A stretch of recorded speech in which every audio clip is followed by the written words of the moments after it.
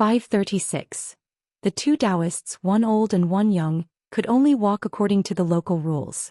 The old Daoist was no exception as he walked along the river with his disciple. The young Daoist Zhang Xianfeng had an eye-opening experience. The Xianxia clan was worthy of being called a refined scholar. It was worthy of being called the master of the world's monumental archways. This was probably the first-class scholarly family in the world. Actually, it was not that they could not hire a carriage to go to the ancestral hall of the Qin family. It was just that they did not have enough money. Even if Zhang Xianfeng agreed, they would not have enough money. Luckily, Zhang Xianfeng was used to the mountains and rivers of Jianghu. He felt a little guilty for making his master suffer along with him. Although his master's cultivation was not high, he had already abstained from eating. Actually, the journey of a few hundred miles was not that difficult. However, his disciple had to be filial. However, every time Zhang Xianfeng turned back, his master would be walking and dozing off like a chicken pecking rice. Zhang Xianfeng was impressed that his master could sleep while walking. As they passed by a green stone cliff, Zhang Xianfeng saw a young man in a scholarly robe. His back was facing the both of them as he sat there in a daze. Venerable Fiery Dragon opened his eyes and smiled. He also likes to sleep. He will definitely have a bright future. Zhang Xianfeng felt wronged and said, "When I was on the mountain I was young and loved to sleep. Why didn't you say that? Why did senior brother always use a chicken feather as an order to get me to cultivate? Senior apprentice brother Xianxia always said that my aptitude was as good as his, and that if I didn't cultivate diligently, it would be too much of a pity. So even though master didn't care as his senior apprentice brother, he couldn't just watch me waste the opportunity to cultivate the Tao on the mountain. Well, in the end I found out that senior apprentice brother Xianxia was actually only at the Immortal cave realm. But senior apprentice brother's tone was always so arrogant that I always thought he was a Jindan Earth Immortal. Hence when senior brother died of old age I cried so miserably. I could not bear to part with senior brother Xianxia. Actually, I was also a little disappointed. I always felt that I was stupid and lazy and could not even cultivate to the cave realm in this lifetime." Venerable Fiery Dragon laughed. "How did master's order become a chicken feather? What's more, why isn't the cave-dwelling realm high enough?" Outside of Cao Di Peak, there were the four main branches of Taixia Peach Mountain, Baiyun and Xianfinger under Immortal Huolong. Even though Immortal Huolong had never deliberately set any mountain or river rules, it was not taboo for his disciples to wander around Cao Di Peak. However, Taixia progenitor Li Yu and the other great cultivators of Cao Di Peak did not allow their disciples to disturb Immortal Huolong's sleep. Moreover, the cultivators of Cao Di Peak were famous for not going out and their cultivation was not high. Therefore, regardless of their seniority, almost all the cultivators of other branches were like Taixia progenitor's disciple Gumo. Their only impression of Cao Di Peak's martial uncles was that they were of high seniority and low Dao skills. During this period of time among the Daoists on Crouching Ground Peak, there were probably a few mountain peaks that were deceived the most. Perhaps in the eyes of the great cultivators like Yuan Jun and Li Yu, this little junior apprentice brother was so dark that he was beyond redemption. However, seeing that their master and this little junior apprentice brother were getting along quite well, they did not dare to do anything unnecessary. This was nothing. When Zhang Xianfeng announced that he wanted to go down the mountain to slay demons, his master Immortal Huolong tricked him again. He said that since he wanted to go down the mountain to train, he should go further away as there were no demons around Cao Di Peak. In the end, not only did Zhang Xianfeng leave Earth Flat Peak, he even traveled all the way to the Aquarius continent. Other than the Taixia progenitor who was in seclusion, the founding masters of Peach Mountain, White Cloud and Xianfinger were all panicking. They were afraid that something would happen to their junior brother if he was too far away from their mountains. Especially the Jade Pure Realm Daoist from the Xianfinger Peak who had the combat power of an immortal. He hoped that his master would allow him to leave the North Continent and go to the Aquarius Continent to protect Zhang Xianfeng secretly. However, the Fire Dragon Immortal did not agree. The founding masters of the three sects felt that something was not right. However, their master's words were law and they dared not disobey him. However, the founding master of the White Cloud sect and the other two junior brothers discussed in private and felt that their master did not care about their junior brother. As his senior brothers, they had to take up the responsibility of protecting him. Hence, this old Taoist immortal and the two junior brothers found a perfect excuse and went down the mountain. They changed their route and secretly escorted Zhang Shanfeng on his journey. Therefore, the White Cloud sect's founding master knew about Zhang Shanfeng's dangerous experience of slaying demons at the foot of the mountain, as well as the loss of his state of mind. This meant that the other two sects knew about it too.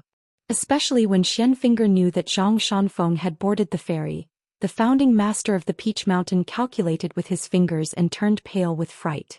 Xianfinger could not take it anymore and planned to let Xianfinger carry his sword down the mountain to protect his junior brother even if his master did not allow him to follow.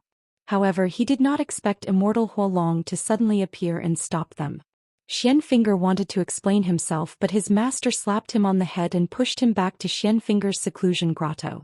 When Immortal Huolong turned around and looked at the direct disciple of the Peach Mountain with a smile, the latter immediately said that he did not need to trouble his master and went back to his mountain for seclusion. Later on, the ancestor of the White Cloud lineage received a flying sword message from the ancestor hall of Lying Ground Peak. He immediately rushed back to Lying Ground Peak obediently and was scolded without any suspense. However, when he left Lying Ground Peak, his face was full of joy. Only then did the two junior brothers, Peach Mountain and Xianxia, know that their master scolded their senior brother and gave him a date to eat. Well, everything was within their master's control. It all depended on who was more courageous and more attentive to their junior brother, who dared to risk being questioned by their master and resolutely went down the mountain to escort him. The two of them were both experts and instantly understood everything. Thus, the ancestor of Lying Ground Peak chased after the senior brother of the White Cloud lineage and said that he wanted to spar. Unfortunately, the senior brother escaped quickly and did not give the junior brother a chance to vent his anger. When they reached the Bluestone Cliff by the river, they were already close to the Chun clan. For cultivators, even if they did not ride the wind, at least in terms of mentality, they were still only a few steps away from the Chun clan. Zhang Shanfeng reminded him, "Master, although we were invited here this time, we still have to follow the etiquette of paying a visit. Don't be like that time at the Central Plains Mirage Swamp. Stomping your feet is considered a greeting to the master, and the master has to show up to see us."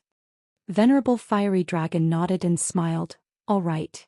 Zhang Shanfeng asked doubtfully, "The few books we bought from the bookstore, will the scholar not think that we are rude?" Venerable Fiery Dragon shook his head. "Giving books to the scholar is the greatest courtesy in the world."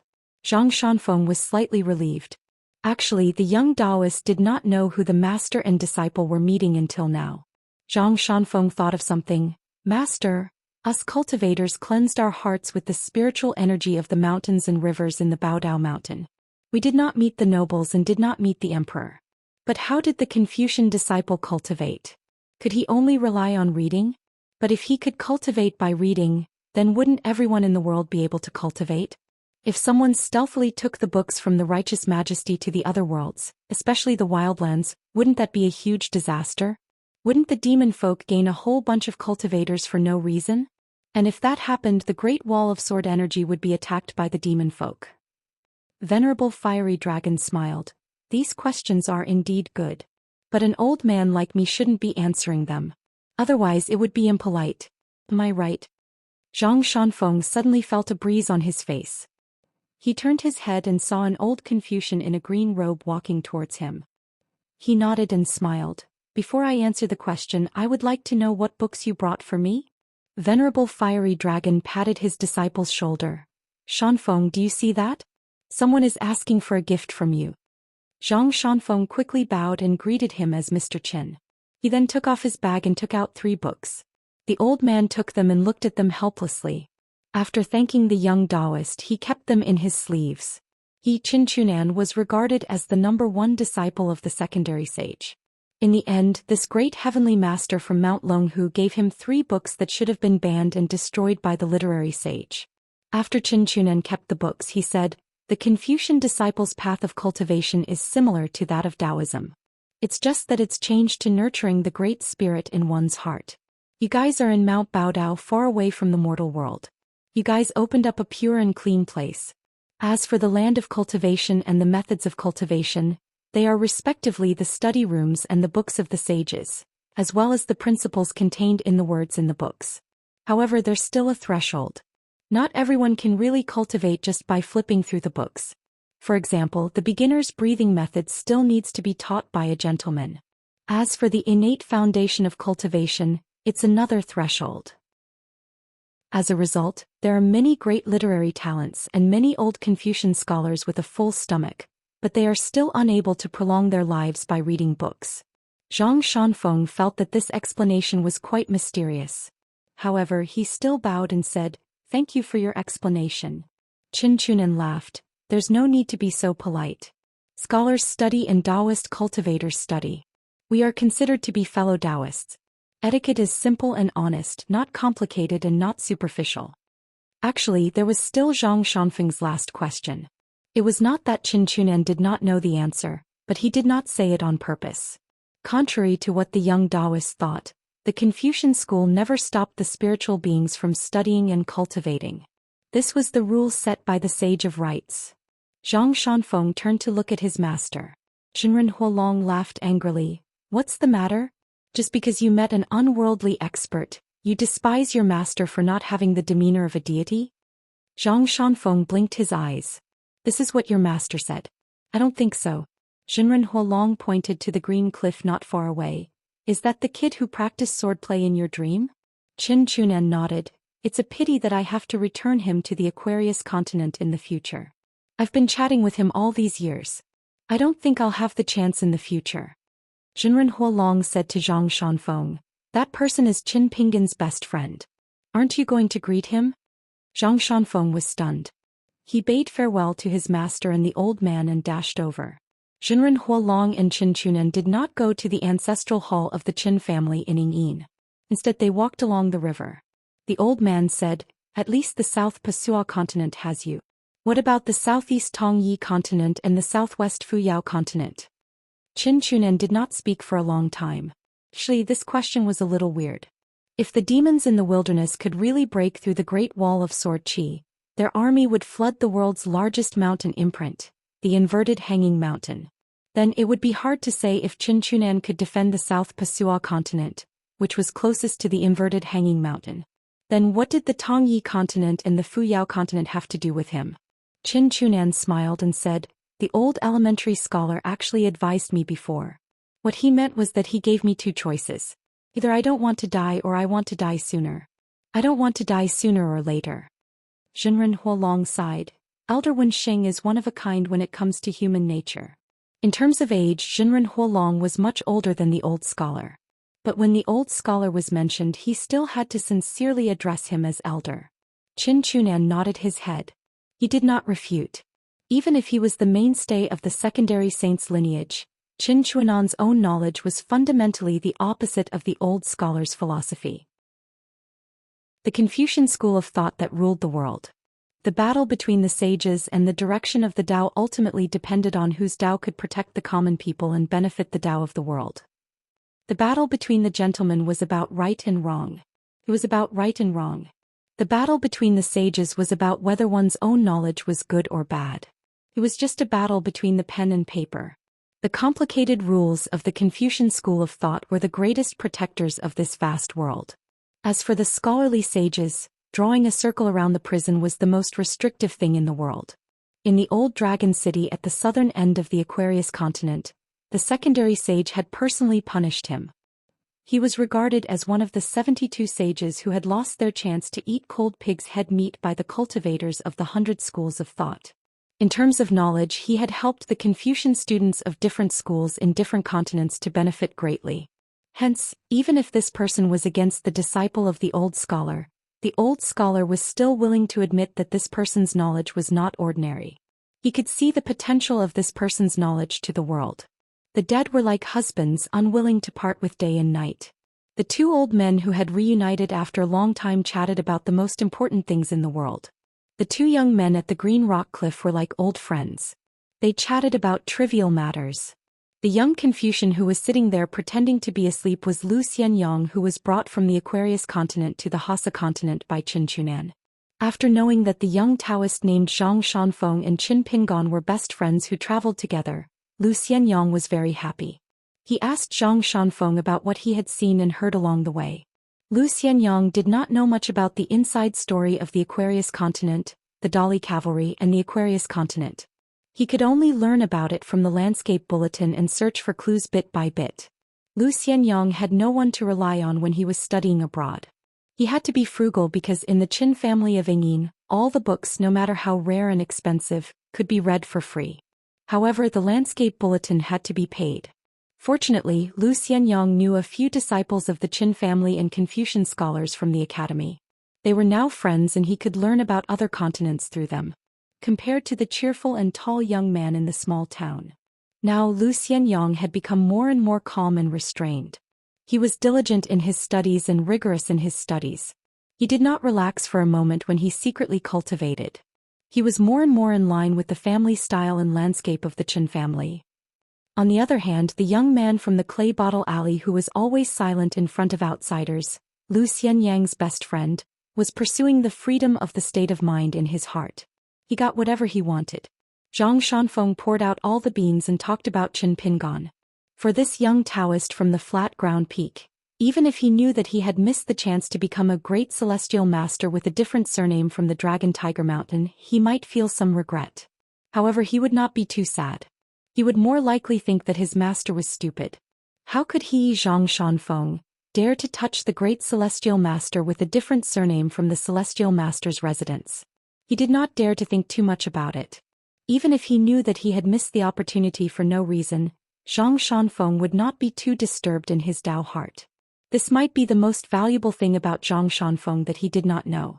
He was even more ignorant than he was that his master's Dao skills were not high. However, when Zhang Shanfeng talked about the 2 times he parted with Qin Pingon, he was really sad.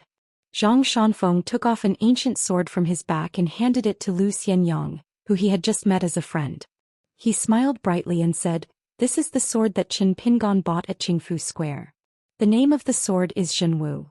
I still owe money for the military school's armor pill that can transform into a sweet dew armor. I owe Qin Pingon a lot more. However, my master helped me to ask for 2 bottles of water pills from an old friend at the Mirage Lake. If I have the chance in the future, I can give them to Qin Pingon as interest." Lu Xianyang slowly unsheathed the sword. It was slightly cracked and rusty. He flicked the sword with his finger and it vibrated slightly. He nodded and said, "It's very heavy." Zhang Shanfeng was puzzled and asked, "This sword is not heavy, is it?" Lu Xianyang squinted and stared at the subtle ripples on the sword. He could see the mystery in it. This had nothing to do with Lu Xianyang's state. In fact, Lu Xianyang had been in many absurd ancient battlefield ruins in his dreams. He had seen countless good swords. Many of them could be pulled out, but many of them could not be picked up. Lu Xianyang still could not pick up a broken sword. However, Lu Xianyang was used to memorizing the ancient seal names of the swords, the style of the scabbard, the patterns of the sword aura, and carefully feeling the differences of the sword wills of each sword. What was even more mysterious was that even though he was an outsider who could ignore the passage of time in his dream, he would still attack like an ancient person, and destroy all of Lu Xianyang's consciousness and thoughts on the spot. Lu Xianyang had no choice but to withdraw from the dream, sweating profusely. What was worse was that Lu Xianyang would vomit blood on the spot and feel dizzy for the next few days. Therefore, for the sword, Lu Xianyang had long been an expert in this field. Not to mention his state of cultivation, just in terms of the height and breadth of his vision, he might even be better than many sword immortals in the North Continent. Lu Xianyang gently sheathed the sword. This sword. He had never seen it with his own eyes in his dreams. However, that feeling seemed to have been clearly felt before in the largest ancient battlefield ruins. Being there, Lu Xianyang's footsteps faltered, and he felt as if the world had become heavier. As for whether this sword was the same one, it was hard to say. Perhaps it was an exquisite imitation that carried a little sword will. Zhang Shanfeng put the true martial ancient sword on his back again. When he turned his head again, he found that the tall young man seemed to be very sad. Zhang Shanfeng was a little puzzled. Why would Lu Xianyang be more sad than happy when he heard that his best friend from his hometown was a good person who had not changed his heart despite being so successful? Lu Xianyang clenched his fists and rested them on his knees. He looked into the distance and said softly, "You met Qin Pingon later than I did, so you might not know. That guy's biggest wish in life is to be safe and sound. It's just that he's the most timid. He's the most afraid of illness and disaster. However, at the very beginning he was the one who was the least afraid of ghosts in the world. Don't you think it's strange?" At that time he seemed to think that he was already trying his best to live. If he still had to die he would have a clear conscience. Anyway, if he died he might reunite with someone somewhere else. Xianxia murmured, "That's why the Qin Pingon you know has become so cautious. He must have found a reason not to die. Do you think there's anything wrong with this change? I also think it's good, but I know that this will be a very tiring life for him. When we met, other than me, no one knew how much he had done, how much effort he had put in, and how much he had suffered for the sake of the mother and daughter of a family in Mud Bottle Alley." Xianxia smiled. "I've only seen him cry twice in my life. The last time was when I was about to die. The first time was very early. It was when I was an apprentice of the dragon kiln with him. I heard some rumors from Apricot Blossom Alley, saying that the woman in Mud Bottle Alley had an inexplicable relationship with him. I woke up in the middle of the night and didn't see him. When I went out I saw him sitting on a bench outside the door, his face full of tears. I squatted beside him. After I found out what had happened I've always been a little careful.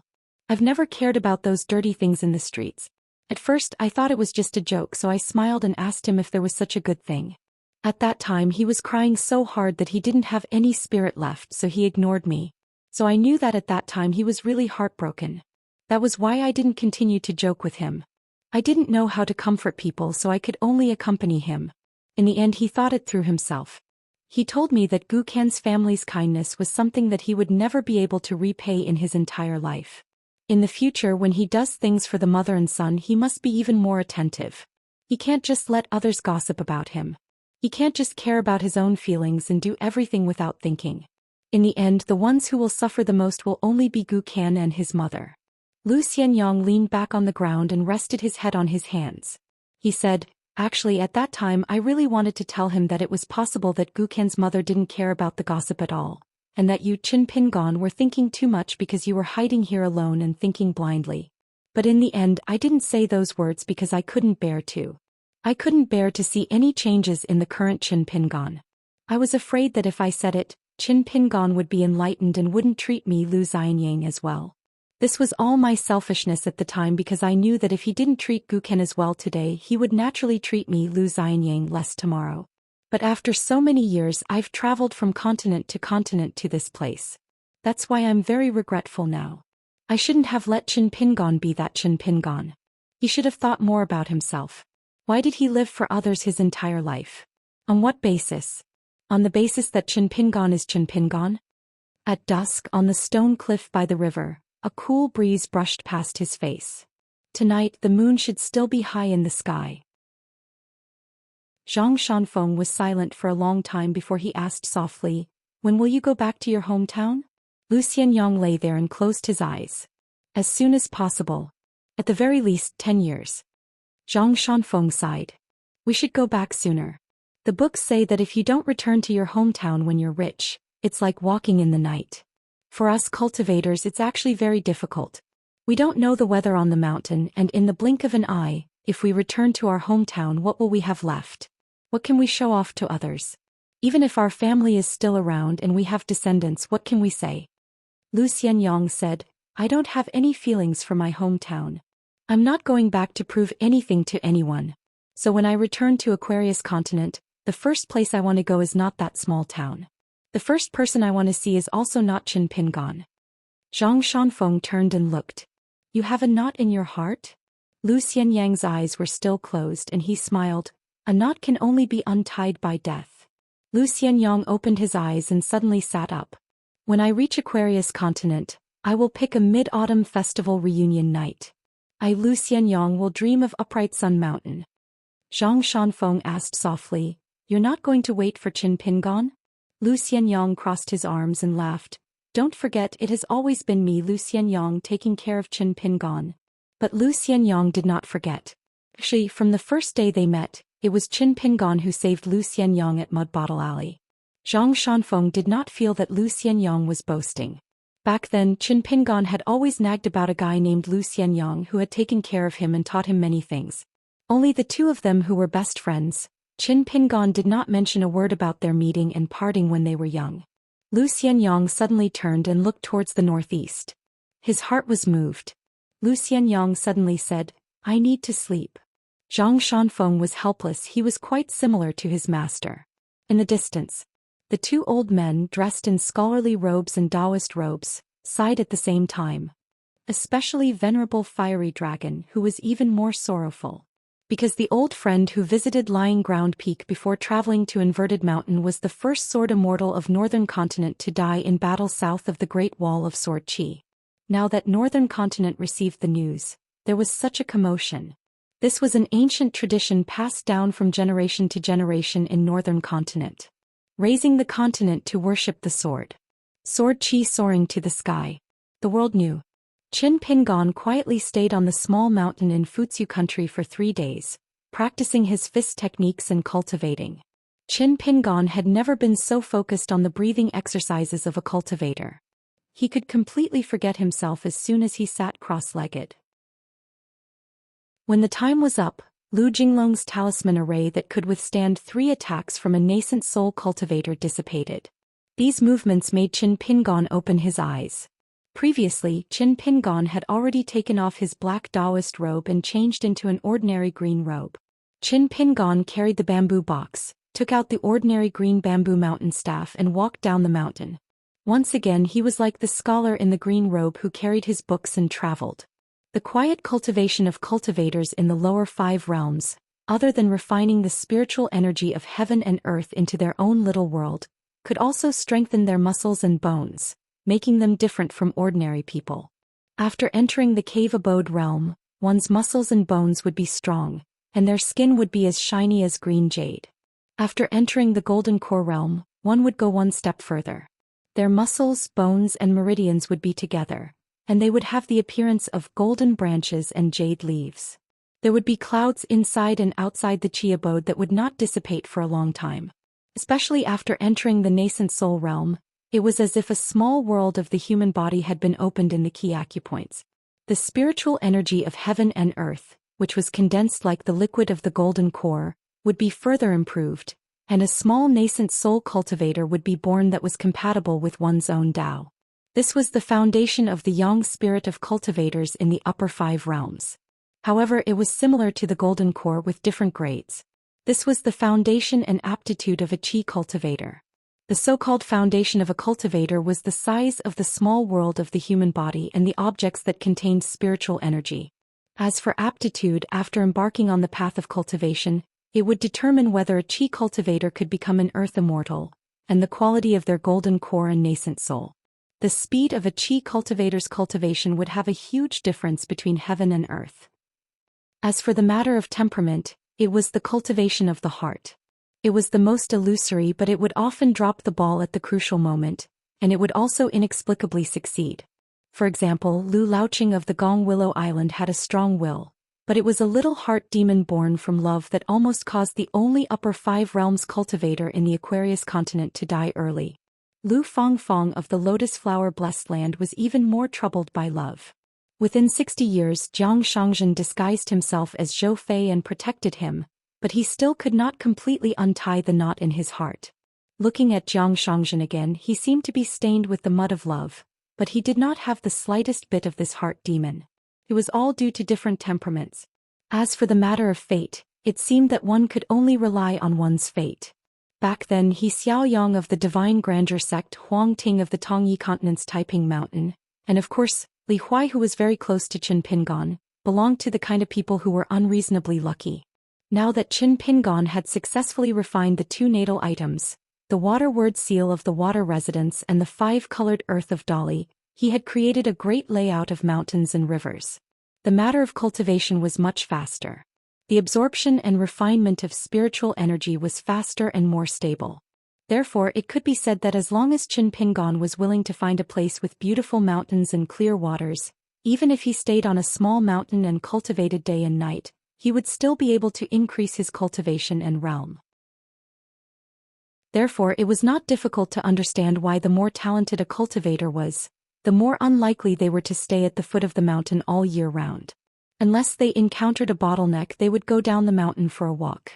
Only when they were very quiet and wanted to move, would they cultivate their mind outside of studying the celestial arts, to sort out the meridians of the mind so as to avoid going astray and hitting a wall without knowing it. Many insurmountable barriers were extremely mysterious. Perhaps if one took a step away there would be a different world. Perhaps one needed to wander between heaven and earth, seemingly taking a detour of thousands of miles, before one could accumulate enough strength to break through the bottleneck in one move, and the barrier would no longer be a barrier. For ordinary cultivators, the third realm was not a big nor small barrier, and it was called the retention realm on the mountain. However, this saying had always been nonsense in the celestial sects that had an orderly inheritance. This was the reason why the celestial sects were so envious of the celestial masters. They might not be able to find the barriers of the three realms even if they knocked their heads until they bled. For the disciples of the great celestial sects, it was simply a matter of raising a hand and looking at the lines on the palm. And Qin Pingan's three realms were the celestial sects' three realms. This was because it seemed that no one had given any specific guidance on cultivation. Previously, it was the longevity bridge that was broken and shattered. It was meaningless to talk about this. Later on, it was carrying a sword on his back and practicing martial arts, focusing on one thing. Previously, at the Longtu Ferry of the Green Oriole Kingdom, at the Immortal Inn named Kingfisher, Lu Jinglong had actually explained in detail the key points of cultivation in the lower five realms. However, after all, they were from different sects and lineages. Due to the rules and taboos on the mountain, Qi Jinglong could not investigate the situation of Qin Pingan's grand abodes and point out the path for Qin Pingan one by one. Therefore, many of Lu Jinglong's teachings and explanations to Qin Pingan, who had just entered the third realm of Qi refinement warrior, were still rough matters of the future and not of the present. But even so, Qi Jinglong's words were still worthy of being called priceless advice, because it was destined to be correct. This required Qi Jinglong to stand at the top of the mountain to be able to explain it clearly. Of course, Qin Pingan would remember it in his heart. Didn't he drink the pot of wine left by Lu Jinglong? He drank it slowly, intending to keep at least half a pot. The 1st and 15th days of the refinement were still difficult to endure. Now that his physical injuries were far from fully recovered, Qin Pingan walked even slower and more carefully. However, when Qin Pingan approached the border of Luzhou County, he sensed something. He just pretended not to know.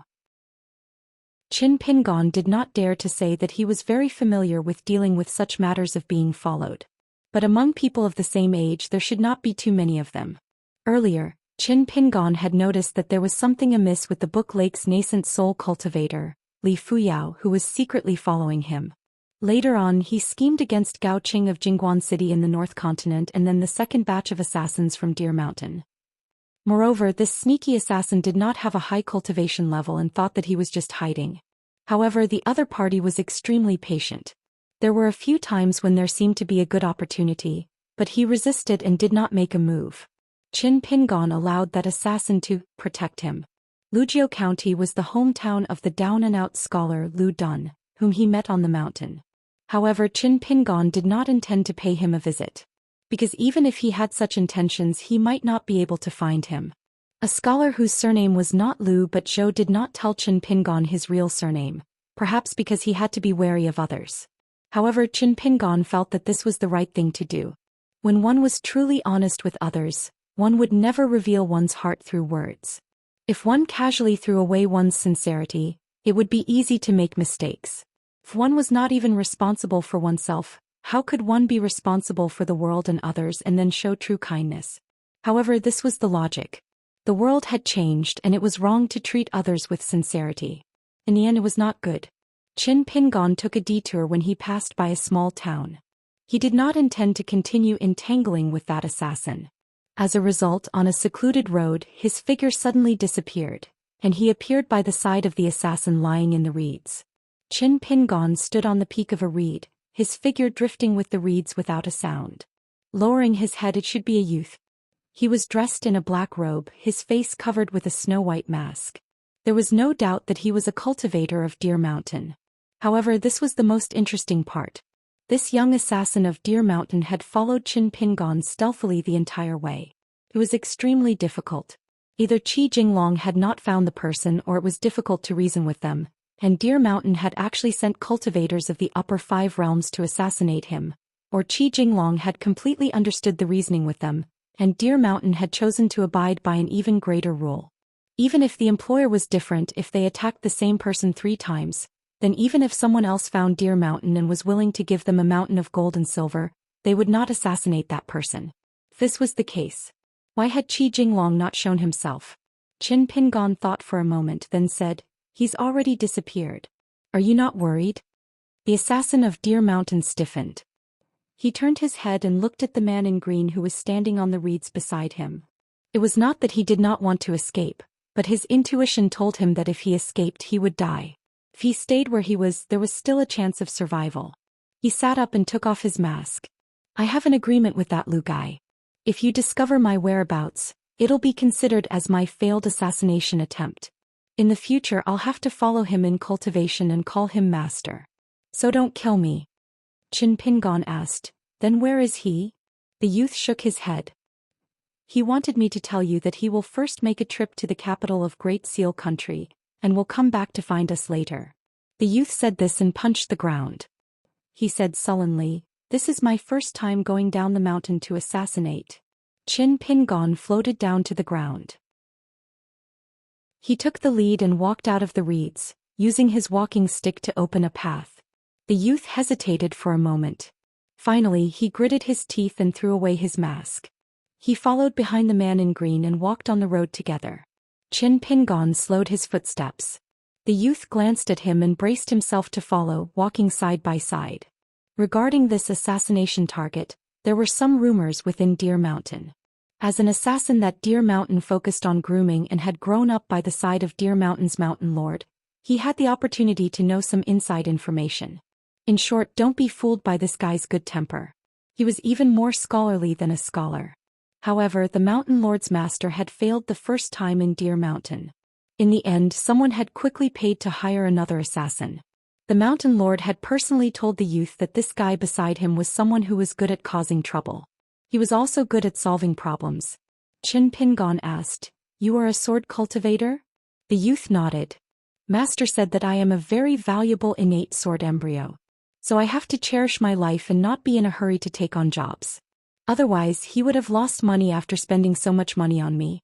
So I have always wanted to take on jobs earlier and help Master and Deer Mountain earn money earlier. Who would have thought that I would meet this kind of person surnamed Lu?" He said that he could stand still and let Master attack as he pleased. Every time he attacked, he had to listen to one of Lu Jinglong's principles. Master attacked twice and then listened to that guy's two principles. At this point, the youth was full of disappointment. In his impression, his master would never return empty-handed. No matter what the opponent's cultivation level was, their heads would roll. The youth heavily exhaled a mouthful of turbid air that had been suppressed in his heart for a long time. He was still gloomy. Deer Mountain has always kept its word.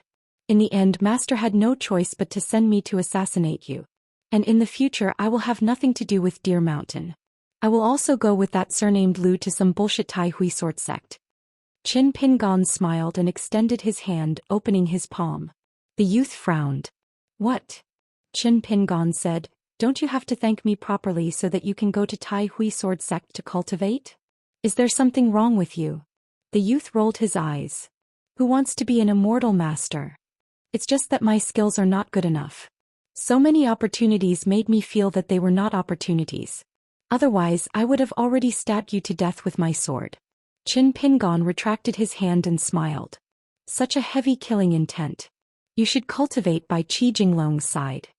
The youth turned his head and spat. "He's surnamed Lu.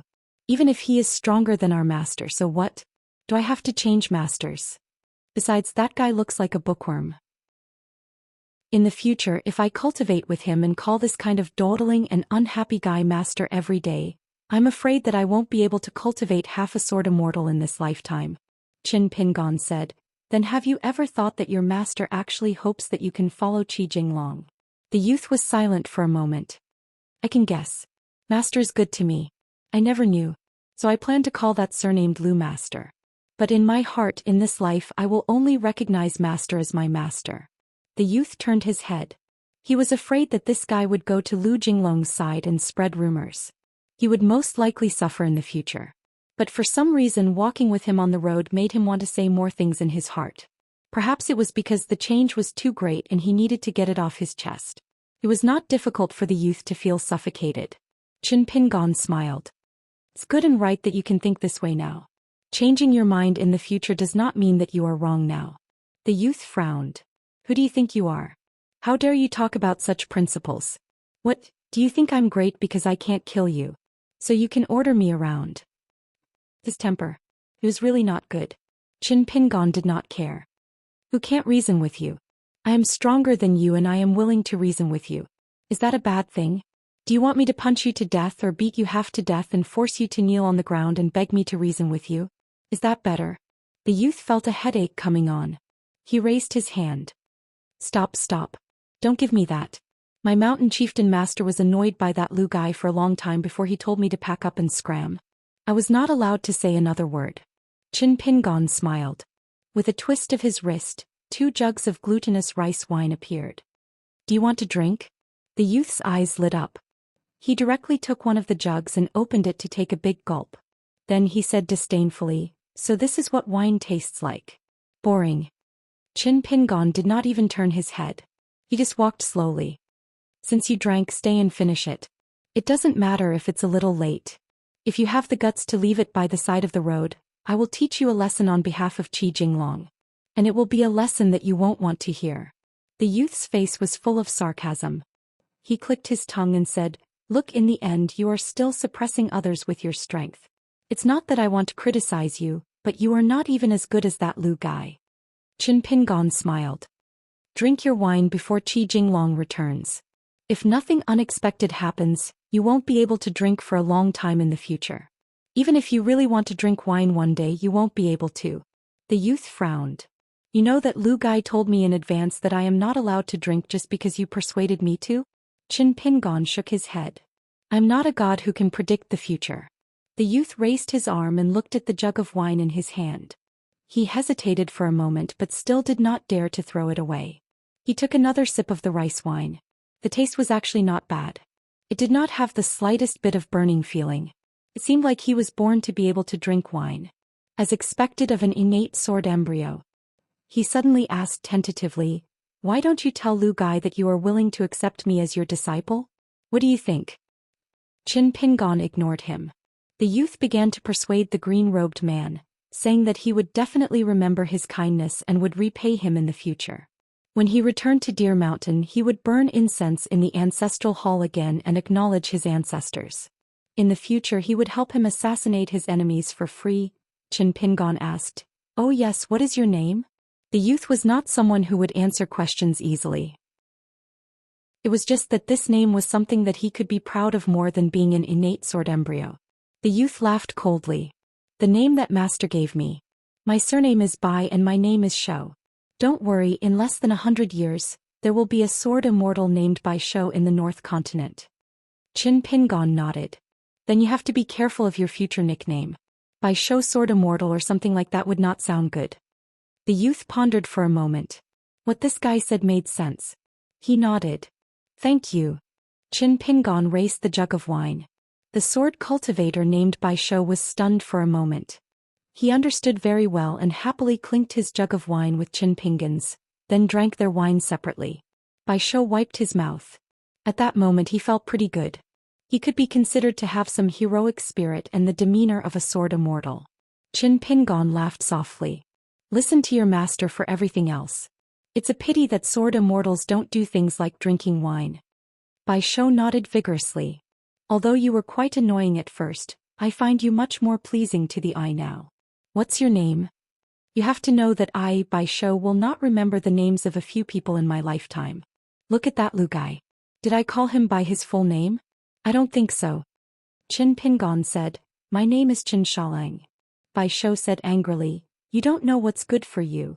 Qin Pingon turned his head and asked, are you going to hit me? Bai Shou rolled his eyes. Do you think I'm stupid? Qin Pingon nodded. That's right. Are you going to hit me? Bai Shou felt aggrieved and took a big gulp of wine. This was the second humiliation he had suffered since he left the mountain. Qin Pingon turned his head. The travel-worn Qi Jinglong should have arrived a long time ago. He had been following the two of them for a long time. Qi Jinglong said helplessly, are you addicted to persuading people to drink wine? Qin Pingon laughed. Every swordsman will probably remember the person who persuaded them to drink wine. Qi Jinglong asked. Then who persuaded you? Qin Pingon said. At first it was a swordsman. Later it was an old gentleman. Bai Shou might have been calling Qin Pingon Lu, but now that Qi Jinglong was really beside him, he kept quiet out of fear and did not say a word. It was as if this guy was standing beside him and he was holding the unfinished bottle of wine. Even if he did not drink anymore, it would be wrong. Lu Jinglong, the land dragon of the North Continent, really stood in place back then and let his master, the Mountain Master, attack twice. A seemingly casually drawn talisman array and a small world without flying swords. After his master attacked twice, he did not even have the courage to attack a third time. Qi Jinglong said, I plan to return to the sect and cultivate in seclusion. Qin Pingon nodded. The sooner you break through the realm, the sooner I can find you. Otherwise, if it's too late, I might have already left the North Continent. I won't turn around and rush back just for you. At this point, Qin Pingon smiled and said, If you're willing to drink wine, I can consider it. Qi Jinglong waved his hand. Don't give me that. Qin Pingon asked. You went to the capital of the Great Xuan dynasty earlier. Qi Jinglong sighed and said, It was a little unexpected. Before Gu Yuren arrived at the capital, he had already sent a message to Yuan Chanting Mountain and Jiyu, telling them not to go through so much trouble and that they could fight to the death at Yushi River. I'm not very interested in this kind of killing, so I didn't stay there. However, Gu Yuren and Jiyu should be fighting soon. Qin Pingon also sighed and began drinking again. Whitehead said, What's so great about a 10th realm martial artist? Jiyu is a great sword immortal. I think it'll be a matter of 2 or 3 strikes. Qin Pingon turned his head and smiled. Don't you think I'm miserable now? Whitehead nodded. You're covered in cuts and bruises. Of course you're miserable. How about it? Don't you have a deep impression of the fierce methods of the cultivators of Deer Reaping Mountain? Qin Pingon and Qi Jinglong looked at each other and smiled. The youth frowned. Was that not the case?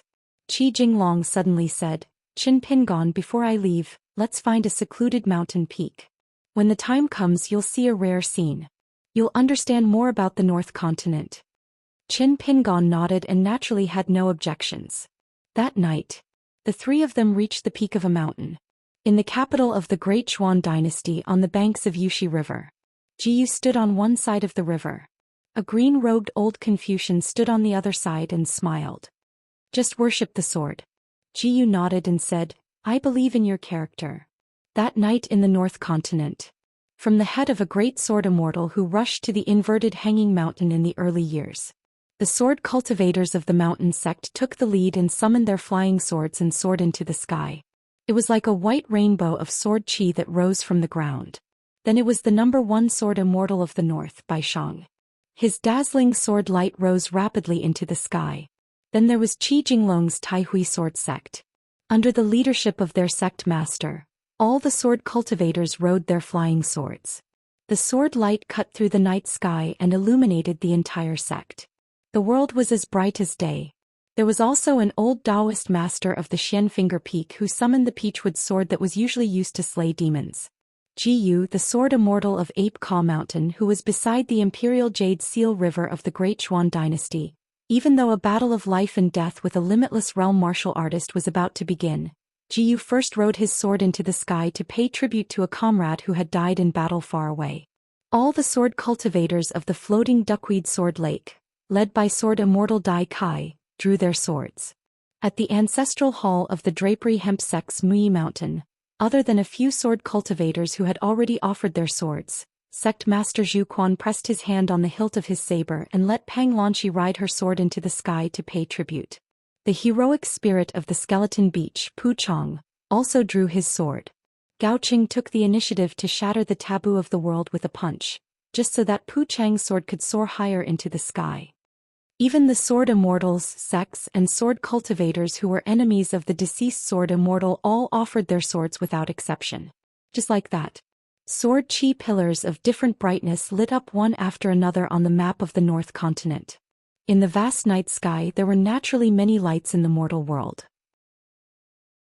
But it had never been like this in the North Continent, where so many sword immortals and sword cultivators drew their swords in unison and lit up the entire continent at the same time. On the peak of a nameless mountain in the Futsiu Kingdom, Qi Jinglong also began to offer his sword. This time he did it with all his strength.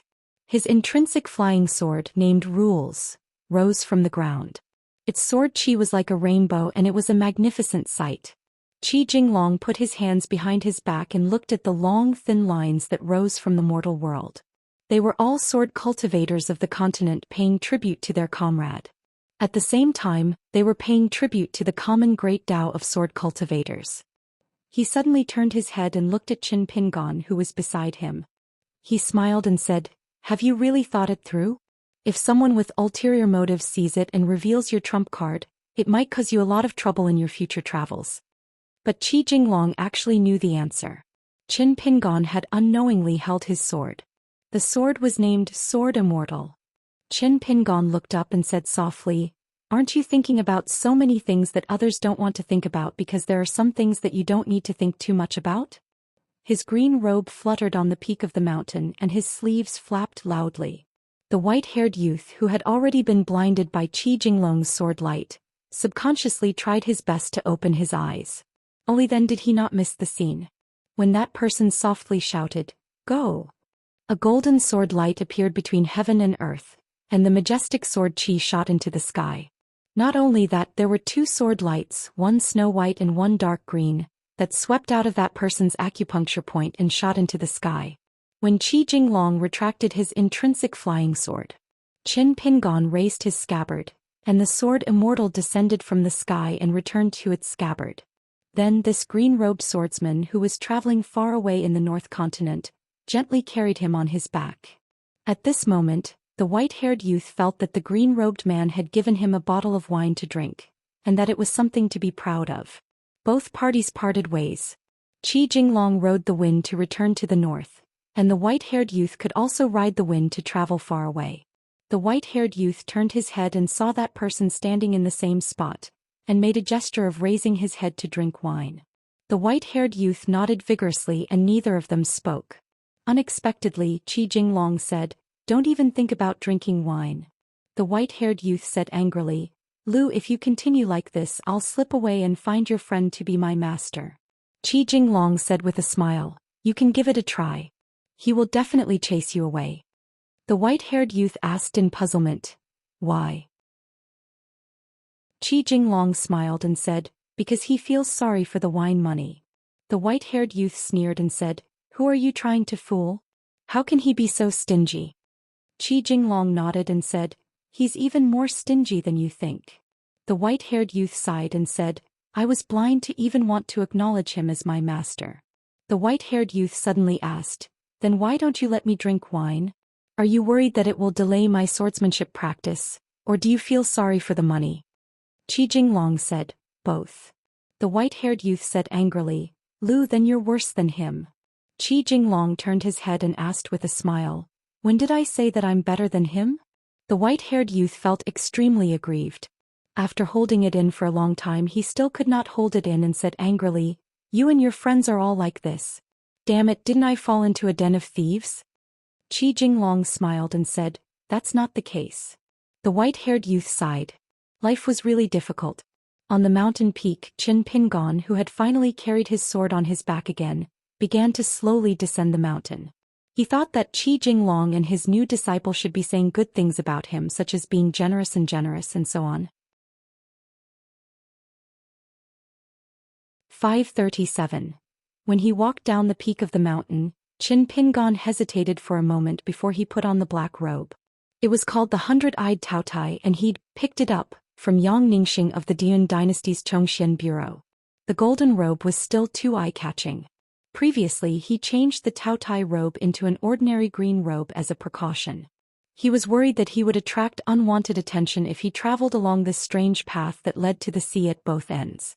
However, after following Qi Jinglong to the sword ceremony on the mountain peak, Qin Pingon changed his mind after some consideration. After all, he was now in the willow tendon realm, which attracted the most attention. Wearing a robe of good quality could help him absorb the spiritual energy of heaven and earth faster, which was beneficial to his cultivation. Lujiao County was one of the largest counties in the Fufu Kingdom. It had a rich literary culture. Qin Pingon bought many books from the bookstore in the county city. Among them, he bought a collection that had been collecting dust in the bookstore for many years. It was a collection that was issued in the early spring of the Fufu Kingdom to encourage farmers. Some of the writings were brilliant while others were plain. Along the way, Qin Pingon carefully flipped through the collection. It was only then that he realized that the similar scenes that he saw every spring in the land of the three continents were actually rules. Officials patrolled the fields and encouraged farmers to cultivate. The good thing about studying and traveling was that one might find a book by chance. It was like the sages of the past helping the future generations to pick up a string of stringing together the affairs of the world into a string of beads. It was a dazzling collection. Qin Pingon roughly toured the scenic spots in Lujiao County. That day he stayed in an old inn in the county city. After entering Lujiao County, he deliberately suppressed the absorption of spiritual energy from his robe. Otherwise, he would attract the attention of the city god pavilion and the civil and martial temple. In reality, every qi refinement warrior, especially those who had entered the middle 5 realms, was like a flood dragon traversing the rivers and mountains of the mortal world. It was not considered small. However, under normal circumstances, they would continue to cultivate after leaving the mountains and absorb the spiritual energy of the mountains and rivers of the world. This was in accordance with the rules. As long as they did not go overboard and show signs of draining the pond to catch fish, the gods of the mountains and rivers of the world would turn a blind eye to it. In the darkness of the night, Qin Pingon lit the lamp on the table in the room of the inn. He once again flipped through the book that recorded the agrarian edicts over the years. After closing the book, he began to immerse himself in it. Qin Pingon did not rely on the Taotai magic robe to absorb the thin spiritual qi in the county city, but it did not mean that he did not practice. Absorbing spiritual qi was never the whole goal of practice. Along the way, in the mini-world of the human body, there were 2 key acupoints like the water mansion and the mountain temple. The accumulation of spiritual qi and the refinement were also the foundation of practice. The 2 natal items were interdependent with each other, so he needed to cultivate a phenomenon similar to the mountain root and the water flow. In short, it required Qin Pingon to refine spiritual qi and stabilize the foundation of the water mansion and the mountain temple. However, Qin Pingon's current spiritual qi accumulation was far from reaching the realm of overflowing. Therefore, the most important thing now was to find an ownerless place with good feng shui. However, this was not easy, so he could settle for the next best thing, which was to practice in seclusion in an immortal inn like the Longdu of the Green Oriole Kingdom for a few days. In fact, he could also use the fairy money that contained spiritual qi to directly refine it into spiritual qi and store it in the qi mansion. However, Qin Pingon had not even finished refining the spiritual qi that he already had. This method was not worth the loss. The lower the realm, the slower the absorption of spiritual qi. However, the spiritual qi of the fairy money was extremely pure and dissipated too quickly. This was like many precious talisman after opening the mountain. If the mountain could not be sealed, then one could only watch a priceless talisman turn into a worthless piece of waste paper. Even if the fairy money could be temporarily absorbed by the magic robe after being crushed and refined, this would imperceptibly clash with the camouflage method applied to the magic robe and become more conspicuous. Every person who practiced Taoism was actually the god of each mini-world of their own. They relied on their own skills to be their own saint. The key was the size of the territory of one side of the world, as well as the degree of control of each god. The road of cultivation was actually tantamount to the expansion of territory by a cavalry on the battlefield. In the end, the level of the realm and the size of the Taoist skills depended on the number of mansions that were opened up. There were thousands of kinds of houses in the world, and there were also differences in quality. It was the same for the cave mansion. The best quality was naturally the cave mansion. After Qin Pingon held his breath and focused his mind, he took the lead to come to the door of the underwater mansion. With a thought, he could naturally pass through the wall as if the rules of heaven and earth were unrestrained, because he was the rules and the rules were him. However, Qin Pingon still stood outside the door for a moment. 2 green-robed children quickly opened the door and bowed to the master. The children's faces were full of joy. Qin Pingon's underwater mansion was now based on a suspended water character seal and the water fortune mural, one big and one small. Those green-robed children who finally had work to do were obviously in a good mood now. They were very busy and no longer had nothing to do every day. In the past, every time they saw Qin Pingon patrolling the mini-world in their own cave mansion, they liked to squat on the ground neatly in a row. They looked up at Qin Pingon with resentment in their eyes and did not speak. They were very diligent little people and never slacked off. It was just that they had encountered a master like Qin Pingon who was extremely uninterested in cultivation. It was really difficult for a clever woman to cook without rice. How could they not be sad? Now the scene was completely different. The underwater mansion was in full swing everywhere. The little guys were running around happily. They worked hard without complaint and enjoyed it. From a small pond, that was like a narrow well, Qin Pingon stretched out his hand and scooped up water. Ever since the Zhongyun Lake, Qin Pingon had gained a lot. In addition to the few streams of water that were rather pure and dense, he had also obtained a bottle of water pills from the Lake Lord of the Zhongyun Lake. The green-clothed boys in the water manor were divided into two groups. One group used their innate ability to continuously send strands of dark green water into the slowly spinning water word seal. Another group of children, on the other hand, were holding tiny brushes that had appeared out of nowhere. They dipped the brushes in the pool of water and dashed toward the mural. They carefully painted and added color to the water transportation diagram on the wall that seemed to be drawn with fine brushes. On the enormous mural, there were already water deities the size of rice grains and slightly larger ancestral temples. Qin Pingon recognized that they were all the water deities of various sizes that he had personally traveled to. Among them was the Azure Manor where the goddess of the river was buried in the Tongyi continent. However, it should be called the Azure Palace now. However, the water gods did not have eyes, and the water god temple did not have the lively scene of incense. For the time being it was still a dead object. It was not as vivid as the surging river on the mural. Qin Pingon stood beside the small pond and looked down with rapt attention. Inside there was the water dragon that was carried into Zhongyun Lake by the green-clothed children. It swam slowly and was not directly killed, and refined into water luck by the green-clothed children. Other than that, there was also a strange phenomenon.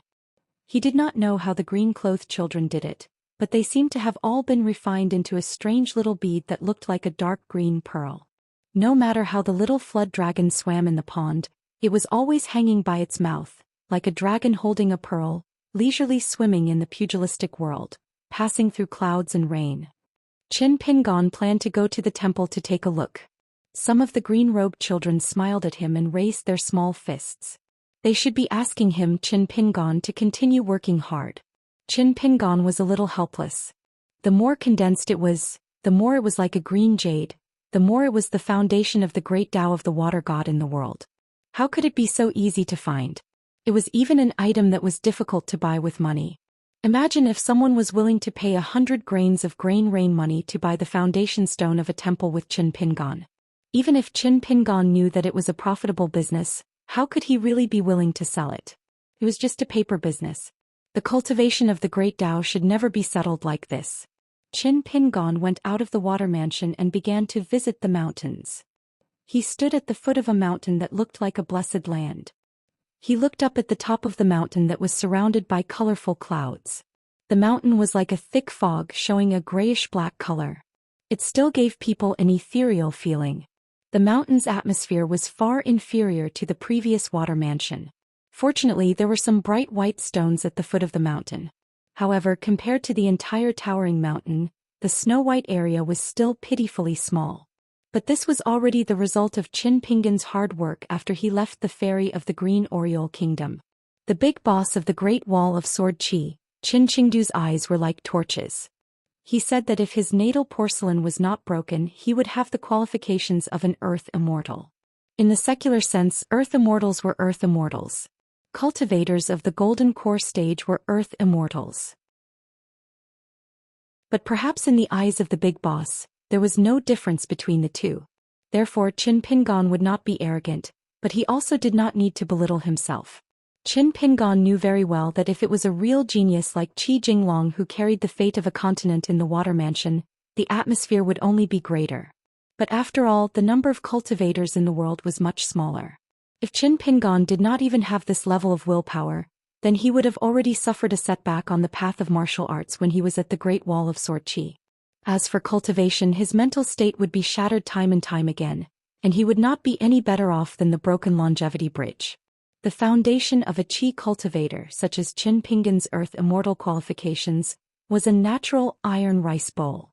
But it was also about qualifications. There were thousands of kinds of qualifications. It was best to find a cultivation method that was most suitable for oneself.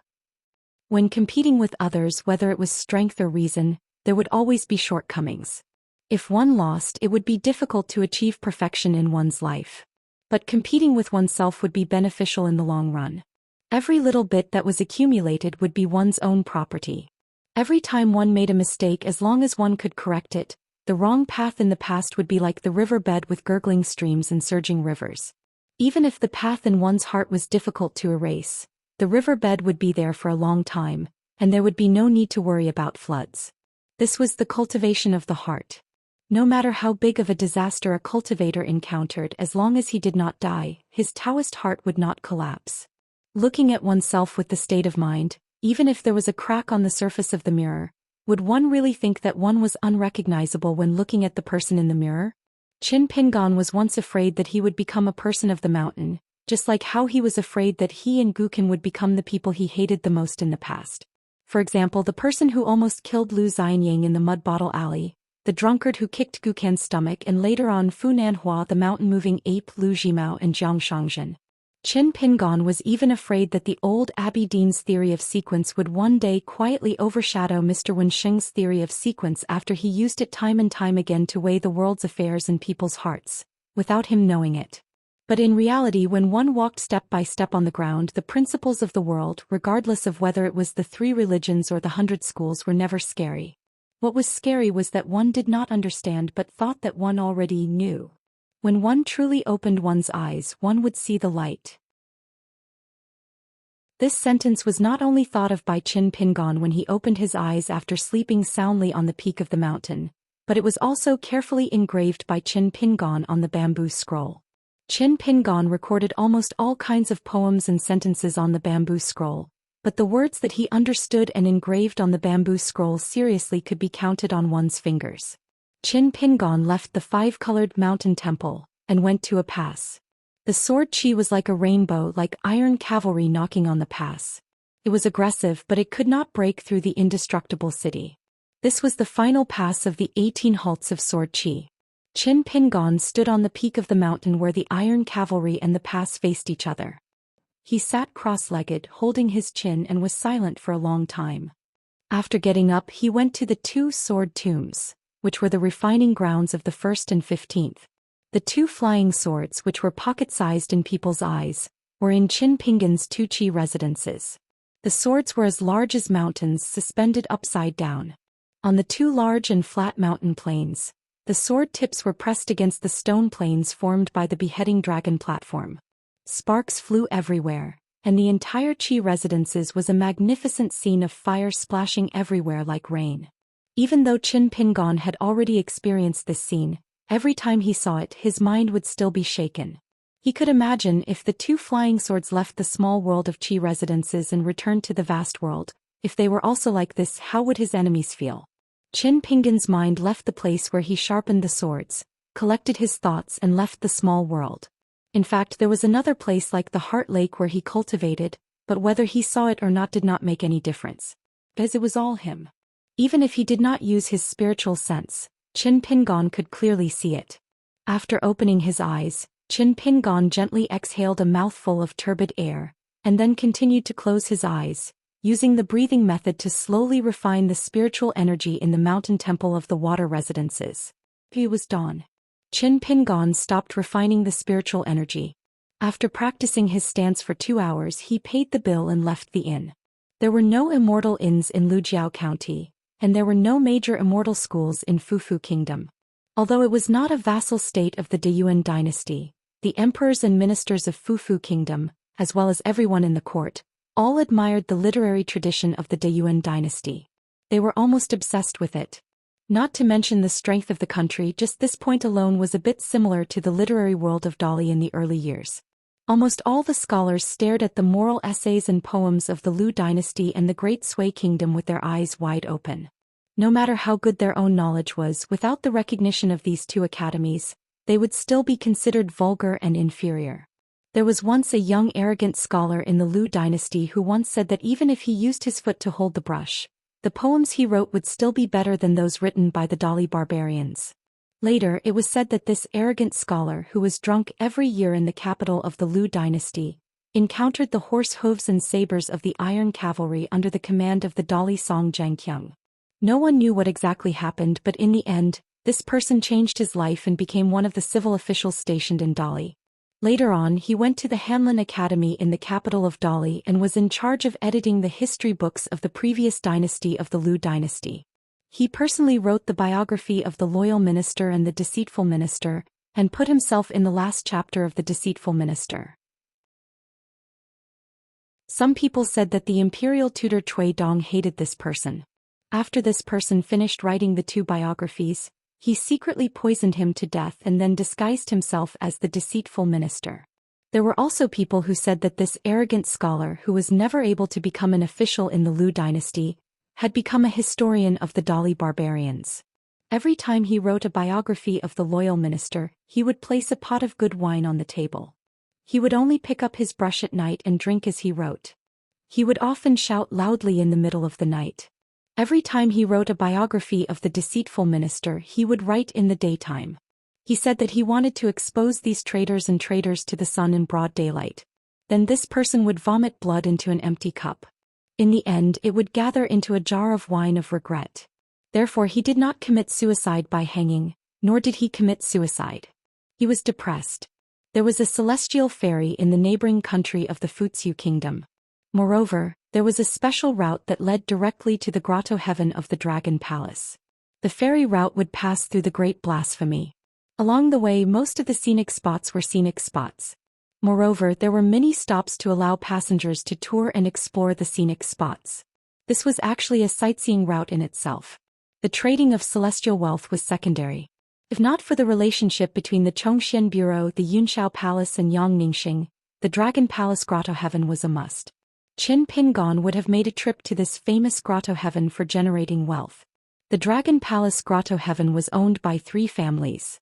Other than the Zhongxian Bureau of the Daoist dynasty and the Yang family, the Fuping Sword Lake of the female sword Immortal Luokai was also one of them. Logically speaking, the Fuping Sword Lake was an important protective talisman for Qin Pingon to explore the Dragon Palace Grotto Heaven. It would definitely prevent many accidents. However, friendship was a matter of incense and incense. If he could save it, he would save it. According to the customs of his hometown, it was better to have leftovers like the New Year's Eve dinner and the first day of the Lunar New Year. Many of the relationships between friends were necessary. However, the prerequisite was that one had to return the favor at any time. Qin Pingon did not feel that he could return the favor of the hemp sex Zhu Quan or the Fuping Sword Lake's Luo Kai. As for Qi Jinglong, he was an exception. Why was he being polite with him? Wasn't this looking down on this land flood dragon's taste in making friends? Qin Pingon left the Lugio city without any wind or waves. With the sword Immortal on his back and the green bamboo staff in his hand, he slowly traveled through mountains and rivers to the neighboring country. In the end, he did not have the chance to meet the scholar from his county who called himself Lu Dun. Life was often like this. Once you met, you parted and you would never see each other again. There was no feeling that even if things remained the same but people had changed, there would still be stories left in one's heart. Qin Pingon walked on the path of cultivation. Everyone was. 538. Water Sky Country was a famous lake country. Most of the cities, including the capital, were built on islands of different sizes.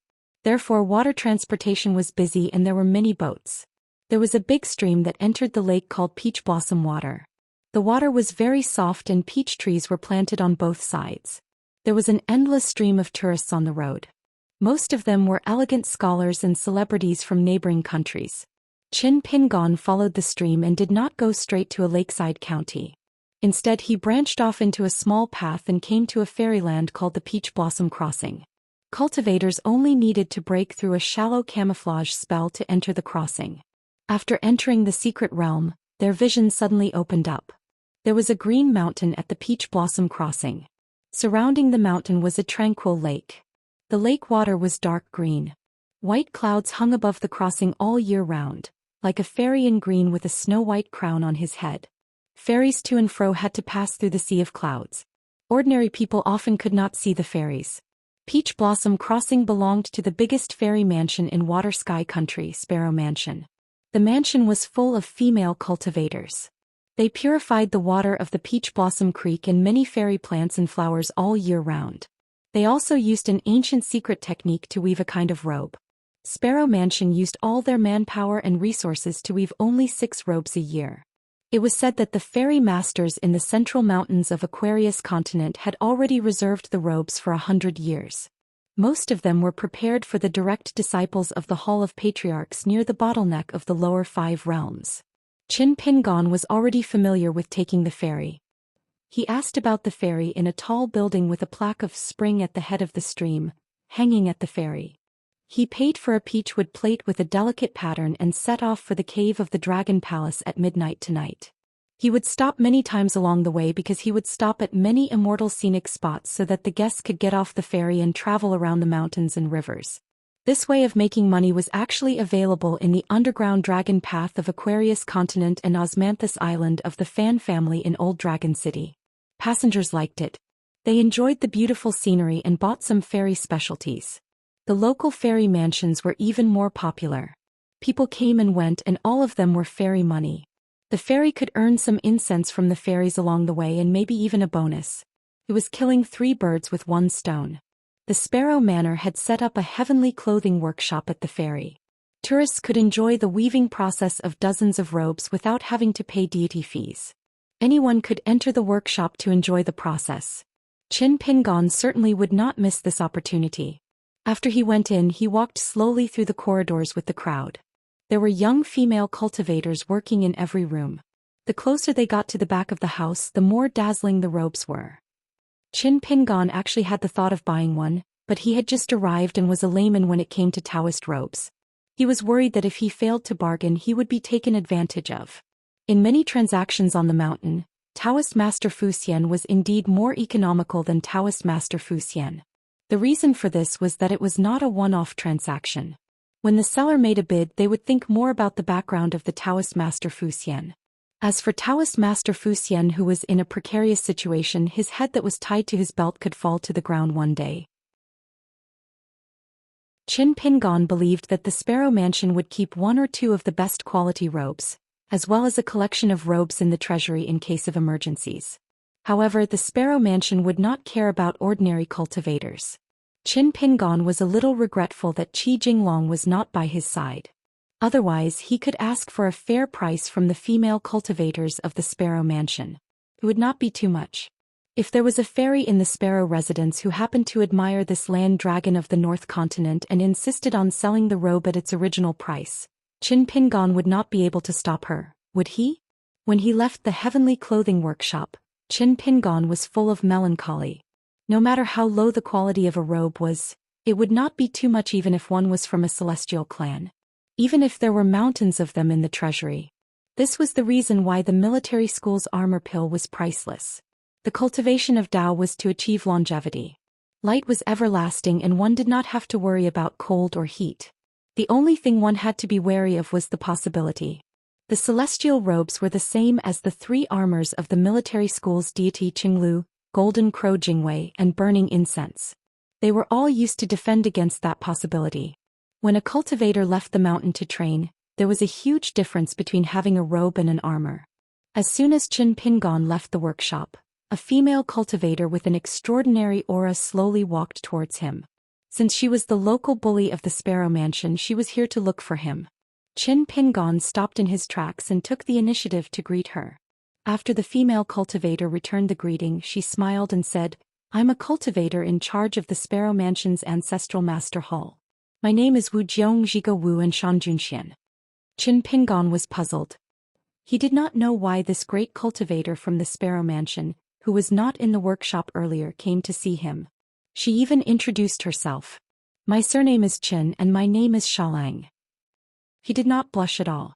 However, this female cultivator's name had a good meaning. It was as good as Qin Shalong's. The female cultivator was used to seeing cultivators hiding their identities. He did not think much of it. After a slight hesitation, she went straight to the point. "Immortal Master Qin, do you know Lu Jinglong of the Tai Hui Sword Sect, Mr. Lu?" Qin Pingon smiled. Who in the North Continent does not know Lu Jinglong? In the North Continent, people were still used to calling him Lu Jinglong by the name recorded in the ancestral hall of the Taihui sword sect, and not Qi Jinglong before they came up the mountain. Qin Pingon did not ask about this secret, and Qi Jinglong did not explain it in detail either. Wu Jiong could not help but laugh. This answer was not sincere, but it seemed that there was nothing wrong with it. Wu Jiong smiled. Our mansion lord is now in seclusion. However, she was fortunate enough to travel with Mr. Lu for a period of time. It benefited her cultivation greatly. She has always admired Mr. Lu's character. However, Mr. Lu has never passed by the mountain all these years. Our mansion lord feels that it is a pity. In fact, Wu Jiong was telling the truth. According to seniority, the young mansion lord of the Sparrow Mansion was Wu Jiong's martial nephew. However, she was much more talented than her martial uncle. On the path of cultivation, those who were more accomplished were the seniors. The cultivators of the North Continent valued strength. Not only did her mansion lord admire Lu Jinglong, but she also adored him. Therefore, she was not in seclusion this time. Instead, she was following the spider silk from the Fuziu kingdom during the sword ceremony. Qin Pingon asked, Senior Wu, may I ask how much are the 2 items? Wu Jiong did not give a direct answer. She smiled and invited, Immortal Master Qin, do you mind chatting while we walk? We have a tea house at Peach Blossom Crossing that uses peach blossom water to brew tea. The tea leaves are also unique to the back mountain of the Sparrow Mansion. There are only 12 old tea trees in total. Before the Ming Dynasty, they are harvested by a rare bird that is reared in the mountain gate. Then they are stir-fried into a ball by a cultivator using a secret method. It was once written by a great writer in a book of poems that has been handed down to the ages. The boiling tea has the wonders of the rising and falling of the tides and the shifting of the stars. This tea house is not open to the public. Qin Pingon of course followed the customs of the place. It would be even better if the tea house and the robe could be sold together. After all, Qin Pingon is still a bag shop that travels everywhere and opens the door to buy and sell. Things are precious when they are rare. 539. 9 o'clock was also known as man's meditation.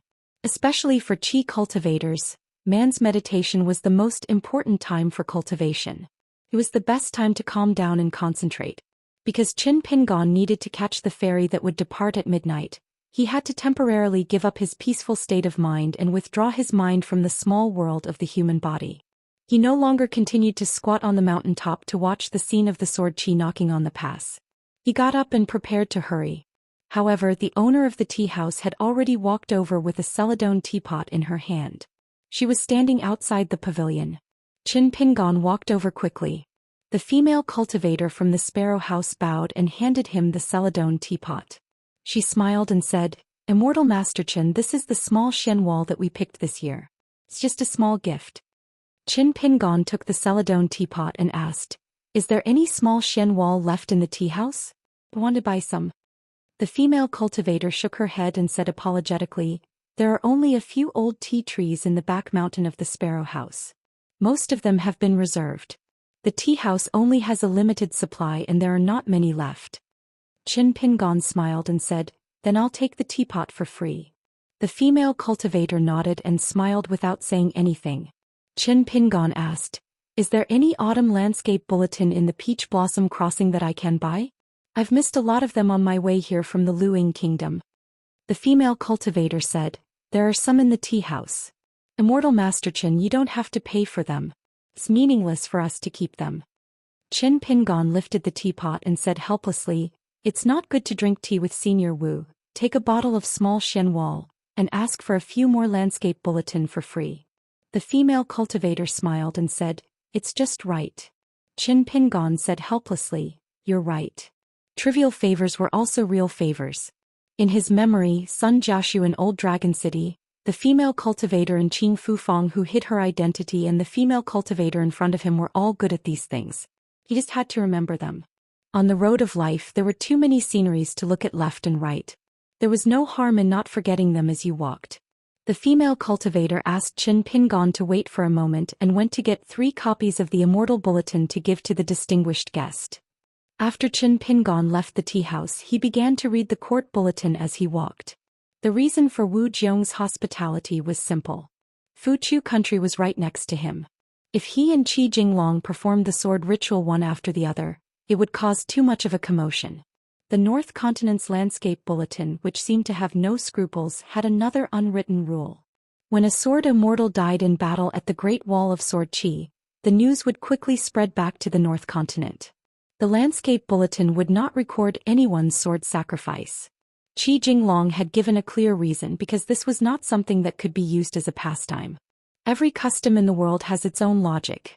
Over at the tea shop's waterside pavilion, the Patriarch of Discipline Wu Jiong was sitting in his original position. However, the person opposite him had already left. Wu Jiong had no intention of drinking tea. He just sat there quietly, admiring the lake water under the moonlight. The female cultivator stood outside the stairs of the waterside pavilion. Wu Jiong asked, "Is there not a single mountain head who knows about the happenings in the capital of Dezhuan and wrote it in the Xianxia Imperial Gazette?" The female cultivator shook her head and said, "It seems that the Emperor of Dezhuan Lu had given a strict order not to leak any information." At that time, there were only a few people watching the battle at the city wall in the Yushi River. The saint of the academy was there personally, so no Earth immortals dared to spy on the battle. Even if they used the divine power of Mountain View to observe from afar, they did not dare to do so. Wu Jiong smiled and said, "That saint has a bad temper." However, after he intervened twice, the situation in the central part of the North Continent has become much more peaceful. The female cultivator asked curiously, "Grandmaster Wu, why didn't you just give Mr. Chen a high-quality Dharma robe?" Wu Jiong gestured for the junior to take a seat. After she sat down, Wu Jiong smiled and said, "Give him what he likes. If he values etiquette, then let's follow the rules and talk about etiquette. If he is greedy and lustful, then we need to do something else." The female cultivator said carefully, "It's just a small jar of dark wall." When Immortal Master Chen accepted it, he was really happy. Wu Jiong glanced at the smart junior who was helping the mountain head greet and send people off. Being the manager of the tea house in the Sparrow Manor, she must have a good heart. However, since she was in this position, it meant that her future in cultivation was bleak. She was in the same awkward position as most of the fairy managers in the world. Wu Jiong did not want to say more. Cultivators had to be mindful of things. Talking about these matters that involved the fundamentals of cultivation with this junior of the sect would be very heart-wrenching. In any case, the other party's way of dealing with people could be said to be watertight, and he never did anything superfluous. That was enough. Wu Jiong sighed. He wondered if his mansion master had met that land dragon. There were too many stories about Lu Jinglong, who was not a Khanate sword embryo from the Taihui sword sect. However, many of the rumors were too far away from a third-rate immortal force like the Sparrow Manor in the North Continent. However, because the Manor Lord had traveled through mountains and rivers with Lu Jinglong in her early years, and she had never concealed her admiration for this Mr. Lu, she openly asked everyone about love and romance. She had even asked for advice from Wu Jiong. Therefore, the female cultivators of the Sparrow Manor were filled with curiosity and longing for this Mr. Lu. Generally speaking, women admired the elegance of sword immortals, while men yearned for fairies. Therefore, Wu Jiong was actually very curious about how those immortal couples on the mountain could be united. If disaster befell them, would they really be able to live and die together? Wu Jiong did not know. She also hoped that she would never know about it and cultivate in peace. Unfortunately, Wu Jiong knew that she was not talented enough. He could only wait for death. Thinking of this, Wu Jiong asked the manager of the tea house to bring 2 jars of wine. The female cultivator was about to hide it. Wu Jiong smiled and said, "What's wrong with drinking in the tea house? Besides, I'm the ancestral master of the Sparrow Manor. Who dares to stop me?" Only then did the female cultivator stand up. Her footsteps became lighter as she went to get the wine. Even the ancestral master Wu Jiong was like this. She was just a cave-dwelling realm cultivator with no hope of achieving the great Tao. She could only guard this tea house for years. How could she not secretly drown her sorrows in wine? A colorful rainbow light descended from the sky and landed on the lake. She flew into the pavilion. She was extremely beautiful. She sat opposite Wu Jiong and said in a muffled voice, "Drinking is good. Count me in." Wu Jiong smiled and said, "Not very good?" That Mr. Lu or the blockhead that the manor had mentioned. The person opposite Wu Jiong was the earth fairy cultivator of the young manor head of the Sparrow Manor. She was the famous female cultivator Sun Qing. According to seniority, she was lower than Wu Jiong. Sun Qing shook her head. Mr. Lu has changed a lot. When we met this time, he said some straightforward things to me. I understand that Mr. Lu is doing it for my own good, but I still feel a little unhappy. Wu Jiong was puzzled. What did he say? The young manor head waved her hand and said, "Let's not talk about this. It's a little embarrassing." Wu Jiong was speechless. You're already blocking the way and you're still talking about being embarrassed? However, Wu Jiong was really puzzled. Although his manor head was not considered a heavenly favored one, he had reached the Oris core bottleneck in less than 100 years. He was also one of the 10 fairies of the North Continent. To put it bluntly, no one would find it strange if an upper 5 realm sword immortal took the initiative to ask to become immortal Dao companions with this promising manor head. But then again, if this was a utilitarian calculation, to be fair, his manor head really could not compare to the water classic mountain fairy Lu Sui. Not only was she in the 10 fairies of the North Continent with Lu Jinglong, but she was also more beautiful than Sun Qing. Wu Jiong asked softly, "Have you completely given up on Mr. Lu?" Sun Qing laughed loudly and said, "How can that be? I like him even more." Wu Jiong facepalmed and was speechless. Why was Mr. Lu, who loved to reason the most, so unreasonable? The three of them drank together. The female cultivator in charge was still a little reserved. However, when the 3 female cultivators of the same sect, whose seniority and status differed greatly, deliberately gave up on the abhijna of cultivators, they would get drunk and their faces would become as beautiful as peach blossoms. In the end, the 3 of them were just women. When a woman spoke dirty words, it was true that nothing was taboo. She had a unique charm that was especially moving. The adult and the child rode the wind north to the Taihui sword sect. As Qi Jinglong had to take care of the new disciple, Whitehead, whose cultivation level was not high, he did not travel quickly. Then he bumped into the manor head of Sparrow Manor, Sun Qing, on the way. Qi Jinglong was now quite confident. It was nothing more than applying what he had learned and talking to Fairy Sun step by step. The extremely beautiful Sun Qing did not act strangely from the beginning to the end. However, when she left and her graceful figure disappeared, the white-haired young man shook his head and clicked his tongue. "Surnamed Lu, such a beautiful fairy sister actually likes you. You must be blind. If I remember correctly, Manor Head Sun is one of the 10 fairies of the North Continent. Mr. Lu, it's not that I want to criticize you, but so what if you don't become Dao companions? I think that Sun Qing will still agree to you. How can you bear to reject such a good thing?" Qi Jinglong, who was somewhat relieved, continued to ride the wind north with the youth beside him. He said with a smile, "Reasoning with you, especially about the love between a man and a woman, is like playing the lute to a cow." Whitehead said angrily, "Then why did you take me in as your disciple? Why didn't you let me return to Deer Mountain?" Qi Jinglong said slowly, "Compared to the North Continent having another sword cultivator who kills for money, I would still prefer to see a young sword immortal who has truly achieved the Dao." Qi Jinglong said again, "Don't worry.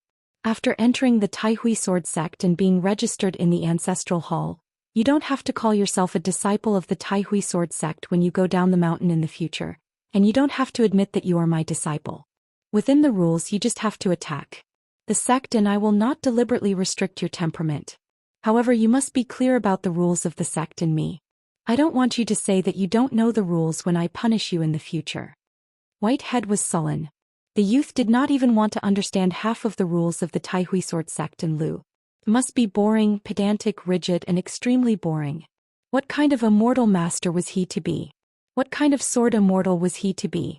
How could it be as satisfying as being an assassin of Deer Mountain? The people of the Jianghu also cared about heroism and gratification. The assassins of Deer Mountain did not care about these. After receiving money, they killed for others. They were responsible for their own life and death. That was true freedom. Qi Jinglong was silent for a moment.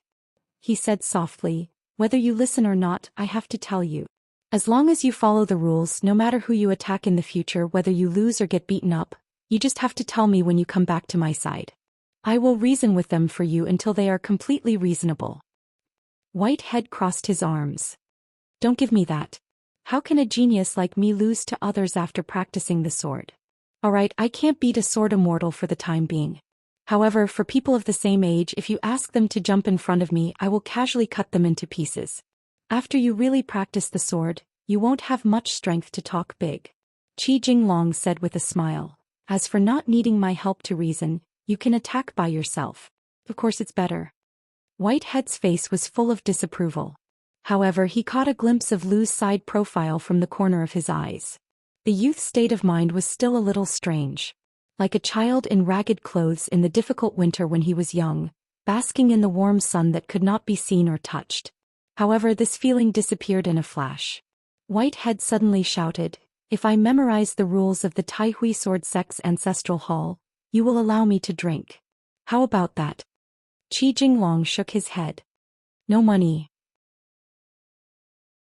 Whitehead said angrily, "If you have no money in your pocket, don't you know you have to pay on credit with that Qinhaoren?" Qi Jinglong thought for a moment. "I'm afraid of being persuaded to drink. It's not worth it." The money for the pot of wine was borrowed from Gu Mo of the Taixia lineage. Every time Qi Jinglong left the sect to travel, he did not bring any money or other things. Eating clouds and drinking dew, the essence of the sun and moon, the spiritual energy of heaven and earth, these were the 5 grains of cultivators. As the sword cultivator with the greatest killing power in the world, he did not need any robes or any offensive treasures. When he borrowed money from her, luckily he did not blurt it out. Otherwise it would be even more troublesome. Qi Jinglong originally wanted to say that he would return the money when he passed by Taixia Mountain. However, in a flash he understood that if he said such words, she would definitely misunderstand that he had bad intentions and wanted to use the opportunity to get close to her Guemo. He might as well not say it and just remember it in his heart. After Qi Jinglong thought about it, he increasingly felt that he could be considered to have comprehended the side path by analogy. Once he opened one orifice, he would be able to open all the other orifices. Whitehead asked, "Surnamed Lu, is there a particularly beautiful girl in your Taihui sword sect?" "A pretty girl around my age." Qi Jinglong asked doubtfully, "What's wrong?" Whitehead sighed. "They are really pitiful to meet me. They are destined to be obsessed with a man who will not like them." Qi Jinglong smiled and said, "Who taught you these words?" Whitehead said firmly, "That guy who calls himself Qinhaoren." Qi Jinglong shook his head and then he was a little uncertain. In order to persuade people to drink, that guy would do anything. He could really put a lot of luck into a wine pot and drink it all in one gulp. So he asked, "Did he really tell you that?" Whitehead began to exaggerate. Qi Jinglong smiled. Seemed like it was not. Whitehead was a little puzzled. How did Lu know that it was not that guy who taught him? Qi Jinglong looked into the distance. "Come with me to see the 2 gentlemen later. Remember to speak less and listen more." Whitehead slapped his head. Now that he heard the word gentleman, he felt a headache. Above a golden sea of clouds, 2 cultivators stood side by side. One of them was a middle-aged man with a slender figure. He wore a scholarly robe and had a jade token at his waist. The other was an old cultivator with a hunched back and a long sword on his back. The former was the sage of the academy, and he was the most famous one in the North Continent. His name was Zhou Mi, and he came from the Central Divine Continent's Li Ji Academy. It was said that the Academy's Grand Chancellor gave this disciple the word, anger control. It was also this person who, after leaving the Academy, still beat up the 2 big cultivators who did not know what to do. He shouted angrily, "Did you pass?" What else could the 2 big cultivators do? They could only try to convince him. In the end they were beaten up again and said, "What bullsh** *t did you pass?" But of course Qi Jinglong knew that the sage of the academy was very knowledgeable. Not only was he specialized in his field, but he was also proficient in Buddhism. He was once praised by someone as rigorous in his knowledge, impenetrable, gentle, kind, respectful and prudent, a pillar of the academy. In fact, if there were only 12 words in the 16-word evaluation, no one would question it. Unfortunately, because of the 4 words gentle, kind and prudent, this scholar of the Li Ji Academy was controversial. Think about it, a disciple of the academy who was about to rush to another continent to be the sage of the academy was given the word, anger control, by his own teacher. Was it really related to gentle, kind and prudent? But Zhou himself was the most proud of those 4 words. But he never admitted the other 12 words. The other old cultivator with the sword on his back was called Dongzhu. He was a sword cultivator who had fallen in the Jade Realm. He was a big cultivator who had ascended to the Immortal Realm but did not establish a sect. He had always considered himself as a mountain cultivator. For more than 100 years he had been seriously injured and needed to recuperate in his own mountain. Otherwise he would suffer every time he went out, which was why he did not travel to the inverted mountain. There was a rumor that Sword Immortal Dongzhu was actually the disciple of the young rogue cultivator Huangxi. However, both parties never said anything about it, allowing the outside world to speculate. As Huangxi was not a sword cultivator, most of the mountains thought that it was nonsense. During the battle between Qi Jinglong and Huangxi he also thought so. But after the real fight Qi Jinglong was not sure. This was because Huangxi was indeed a sword cultivator and possessed 2 intrinsic flying swords. Huangxi was willing to reveal his identity as a sword cultivator and not escape directly because his opponent was called Lu Jinglong. In fact, for so many years Qi Jinglong had never mentioned it to anyone. Qi Jinglong brought the young man and landed in front of the 2 seniors. Qi Jinglong bowed to both sides. Dongzhu did not think much of it. A good young sword cultivator who had a chance to reach the top of a continent. Why did he have to learn to be a scholar? He really did not like it. If the academy had not discovered Qi Jinglong's whereabouts and wanted to talk, Dongzhu would not have bothered to talk nonsense with this land dragon. If they really wanted to talk he would wait until Qi Jinglong broke through the realm and ascended to the pure Jade Realm. Then he, Dongzhu, would go to the Taihui sword sect to ask. The white-haired youth hated these complicated formalities and messy politeness the most. The young man simply hid behind Qi Jinglong and acted like a wooden man. You don't know me and I don't know you. Why are you being so polite? Qi Jinglong did not deliberately force the young man. Everything would wait until they reached the Taihui sword sect. The saint of the academy was Zhou. At first glance he was actually an ordinary scholar with an elegant appearance. Zhou said straightforwardly, "Now that the 2 sword celestials of the Taihui sword sect are not on the mountain and you are about to break through the realm, when the 3 of them fight, do you need me to help you hold the line? In case someone uses this custom to deliberately suppress you and the Taihui sword sect." Qi Jinglong bowed again and stood up with a smile. "There's no need for Mountain Lord Zhou to hold the line. 3 swords it is. Even if there are senior sword celestials with selfish motives, I can't block them. I won't complain." Zhou turned his head and smiled. "Old Dong, how about it?" Dongzhu bared his teeth and said, "All right, count me in." Together with Li Kai of the floating duckweed sword lake, the last one is the most dangerous. Dongzhu said to the young man in green, "Don't thank me. I'm asking the sword. I won't lose weight. Kid, don't cry for your father and mother when the time comes. I don't have an illegitimate child outside." Qi Jinglong nodded and said, "It's better to accept. Then I won't thank you." Zhou smiled knowingly. Dongzhu reached out and rubbed his chin. "Why are you so annoying?" Qi Jinglong smiled and said, "Senior, let me break through first." The young man who pricked up his ears hid behind Qi Jinglong and muttered in his heart, "Cut him, cut him, cut him. Don't waste time. Cut Lu and I'll run away." Zhou smiled and said, "Why did you take in such a disciple?" Qi Jinglong said, "His heart isn't bad but he's hard to teach. He needs to be taught well." Zhou nodded. "That's not bad." The white-haired old man sighed. Dongzhu also felt bored. Actually, with the old and the young together it would probably be easy to talk. Zhou said, "Qi Jinglong, I came to see you this time to hold the line. Since you don't need it, I can save some effort." Qi Jinglong hesitated and asked, "Mountain Lord Zhou, can I ask about the result?" Zhou smiled and said, "Kid, you also care about this? Why, do you have some relationship with those 2? Qi Jinglong thought of the guy who took 3 punches from Guyu and smiled. "Somewhat." Zhou said, "Let's talk as we walk. I'll tell you some of my reading experience and make old Dong feel disgusted. It's not a wasted trip." Dongzhu was helpless. Zhou's bad temper was to Dongzhu's taste. He asked for it. Dongzhu didn't want to talk about knowledge with these 2 guys who read a lot. He squinted at the young man. The young man squinted at him. Dongzhu stared and said, "Hey kid, haven't you heard of the great sword Immortal Dong?" The young man stared and said, "So what if I know? I have a father, mother and ancestors. I'm not related to you." Dong Zhu clicked his tongue and said, "Little bastard, you're quite bold." The white-haired old man raised his eyebrows. "When I reach the upper 5 realms, if you have the ability, come and try it. Then you'll know who's the bold one." Dong Zhu slapped the young man's head and the latter fell to the ground. He laughed and said, "Don't you know that when you say these words you're still wearing open crotch pants? You're learning from those old playboys and saying that you're in love? Who taught you that? Your master Lu Jinglong?" The white-haired old man stood up, but he didn't shout at the old man.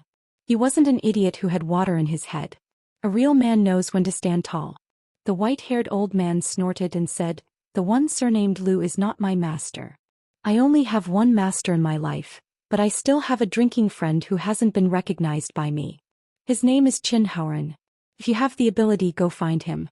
What kind of senior are you bullying me? He can make you cry for your parents and run away with one sword." Qi Jinglong turned his head and frowned. "The white-haired old man." The young man immediately said in a sickly voice, "Well, Qin Haoren is not as good as senior for now." On the ferry, Qin Pingon had already put away the mountain and river court bulletin. He didn't find the result he wanted to know. The latest court bulletin didn't mention anything about the situation in the capital city of Great Seal Country. In the battle between Guyu and Jiyu, the sword immortal of Ape Toot Mountain, it was unknown whether they were dead or alive. Qi Jinglong had mentioned this before, saying that Guyu had always been cautious in his actions. He definitely wouldn't do it purely because of personal feelings, and wouldn't just go to Jade Seal River to throw his life away and wash Jiyu's sword. Qin Pingon stood at the railing of the ferry's bow and flipped through several mountain and river court bulletins. It wasn't that he didn't gain anything. For example, in 10 days at noon, there would be a great battle on Julie Mountain. The two sides who would fight to the death on this mountain had great backgrounds. One was the famous wild cultivator Huang Shi, the other was a female martial artist Xianxia. Both of them were among the top 10 youths of North Continent, and their rankings were close, one fourth and the other fifth. As for the reason for this battle, the two mountain and river court bulletins had different records. One said that Huang Shi returned to his old profession and met that female martial artist with a strange name in Jianghu. Another said that the two of them fought in a broken heavenly abode for the sake of an immortal treasure. They couldn't determine a victor, so they agreed to fight on Julie Mountain. This battle was extremely eye-catching, and would definitely attract the attention of many cultivators of the upper 5 realms. It was completely conceivable that the mountain near Julie Mountain that was bought by the Jade Forest sect and built many immortal residences, would definitely be packed with people. In the Su Hen shop on the cross-continent ferry of the Hemp sect, Qin Pingon had bought a spirit tool that could be used on Julie Mountain's mirror flower, water and moon. It was a glazed, glossy and lustrous porcelain brush washer. However, although it was said that he had bought it, it was only later that he found out that it could be recorded on Julie Mountain. Regarding the Aquarius continent, the mountain and river court bulletins actually had a few pieces of news, and the length was not small. From this, it could be seen. Regarding the small Aquarius continent that no one would pay attention to, after the hooves of the Song clan's cavalry trampled all the way from the northernmost to the southernmost old dragon city, the cultivators of the other continents already had a big change in their perception of the smallest continent under the heavens. The true master of the Dali cavalry, the martial artist Song Zhangqiang. After challenging the heavenly monarch Xianxia, the sword immortal of the Wind Snow Temple Wei Jin, rushed to the Great Wall of Sword Qi. These two of course had the greatest contribution. Then there was that martial mountain's Zhou Xian. In a short half a year he had killed 2 powerful Jindan sword cultivators of the Zhuang dynasty, and was already hailed as the #1 young cultivator of the Aquarius continent by the North Continent's mountain and river court bulletins. Then this person single-handedly destroyed the Ocean Tide cavalry, humiliating the clan that had a grudge against him. A young female cultivator luckily did not die, and instead became Zhou Xian's personal servant. In the eyes of the chief writer of the mountain and river court bulletins, Zhou Xian, a unique existence, should not have been born in the Aquarius continent. He should have been like the female sect leader of the Cool Breeze sect, He Xiaoyang, taking root in the North Continent and establishing his own sect. Since he was destined to be a dragon that could overturn rivers and seas, it would be a pity to shake his head and wag his tail in a small pond like the Aquarius continent. The chief writer also said that he was going to write about the 10 young cultivators of the Aquarius continent, and when the time came he would make a comparison with the 10 new cultivators of the North Continent. The articles written by the North Continent's mountain and river court bulletins, towards the cultivators of the Aquarius continent, inevitably revealed a sense of superiority. But compared to the early years they were too lazy to even look at them and did not even mention them. It was very different. Other than that, there was also the matter of the great god of Dali Wei Pai's breakthrough. Within the jurisdiction, there were auspicious signs everywhere, and there were continuous auspicious signs. It was obvious that he was going to become a mountain god of the upper 5 realms. From this, it could be seen that the prosperity of the Song clan was not to be underestimated. The court bulletins began to remind the many businessmen of the North Continent that they could place their bets on the Dali dynasty early. If they were late, they might not be able to get a share of the pie. Regarding this matter, intentionally or unintentionally, it also mentioned a few words about the hemp sect, and was full of praise for the sect leader Zhu Xian. This was because according to the rumors, the Skeleton Beach and the Wood Clothing Mountain were obviously one step ahead, and the cross-continent ferry should already have some connection with the Dali Northern Peak. Then there was the True Realm sect of the Tong Yi Continent's Jade Grey sect, the location of the Book Slip Lake, and the court bulletins were not stingy with their detailed descriptions. When Qin Pingon saw those words, it was as if he could clearly feel the anger of the person who wrote them. There was no other way. The first sect leader of the True Realm sect was called Xianxia. He was a troublemaker whose cultivation level was not too high, but the North Continent was helpless against him. This guy alone had harmed 3 of the 10 fairies of the North Continent in the early years. It was also rumored that the other 2 female cultivators of the sect, who were outstanding beauties, seemed to have interacted with Xianxia in the past. However, there were no clear clues as to whether or not they had a heart-wrenching love affair. Therefore, at the end of the court bulletins, there was a lot of criticism about the Dali cavalry and the new emperor of the Song clan, because they were simply eating sh*t. They actually watched as the True Realm sect successfully chose a location and took root in the middle of the Aquarius continent. If the Song clan secretly colluded with Xianxia, they would be eating sh*t and drinking piss. They could have plotted with anyone else to achieve great things, but they just had to do business with a sinister villain like Xianxia. What else could it be other than asking a tiger for its skin? From this, it could be seen that the Dali Xiaohu who deceived his master and destroyed his ancestors was not that smart. Even if he was lucky enough to take credit for himself and annexed a continent, he would not be able to protect his country. It would only be a flash in the pan. A mountain and river court bulletins could be said to be strictly worded, reasonable and beautiful.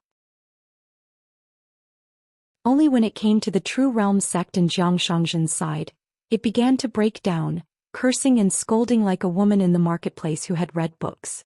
Qin Pingon was actually very curious about the origin of these mountain and river court bulletins. That year at the Book Slip Lake he only knew a little. Earlier, at the Lotus Blossom Blessed Land, there was a venerated pavilion shrouded in clouds and mist, which specialized in collecting the inside stories of the Jianghu. Qin Pingon returned to the fairy house and took out a book written for the fairy. It was a small book that described the scenic spots along the way. After setting off from the Peach Blossom Ferry, the first scenic spot was a celestial sect on the border of the water-sky country called Cloud Above City. The founder of the sect traveled far away to the Liuxia continent by chance and obtained a half-refined cloud sea from a broken blessed land. At first it only had a radius of 10 miles. Later it was established at the border of the water-sky country, which was relatively rich in water luck. After generations of founders' continuous refinement and enhancement, it absorbed the essence of the mist and supplemented by the Cloud Seal talisman to stabilize the Cloud Sea. Now the Cloud Sea had a radius of more than 30 miles. The ferry would stop at Cloud Above City for 12 hours, hovering at the edge of the city. Before dawn, the ferry slowly came to a stop.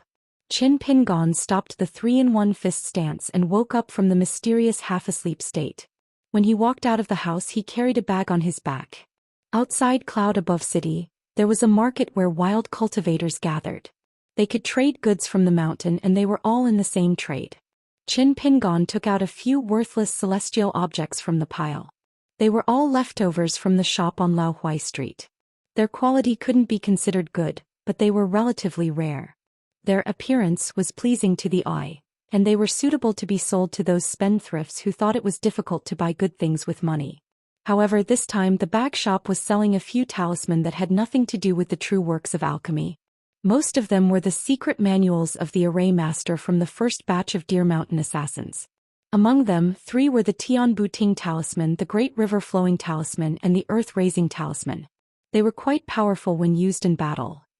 Before Qi Jinglong left, he also taught Qin Pingon 2 heterodox barrier-breaking talismans. They were called the Bays Road Leading Talisman and the Sword Aura Bridge Crossing Talisman. He had learned them himself from ancient books, and they didn't involve any sect secrets.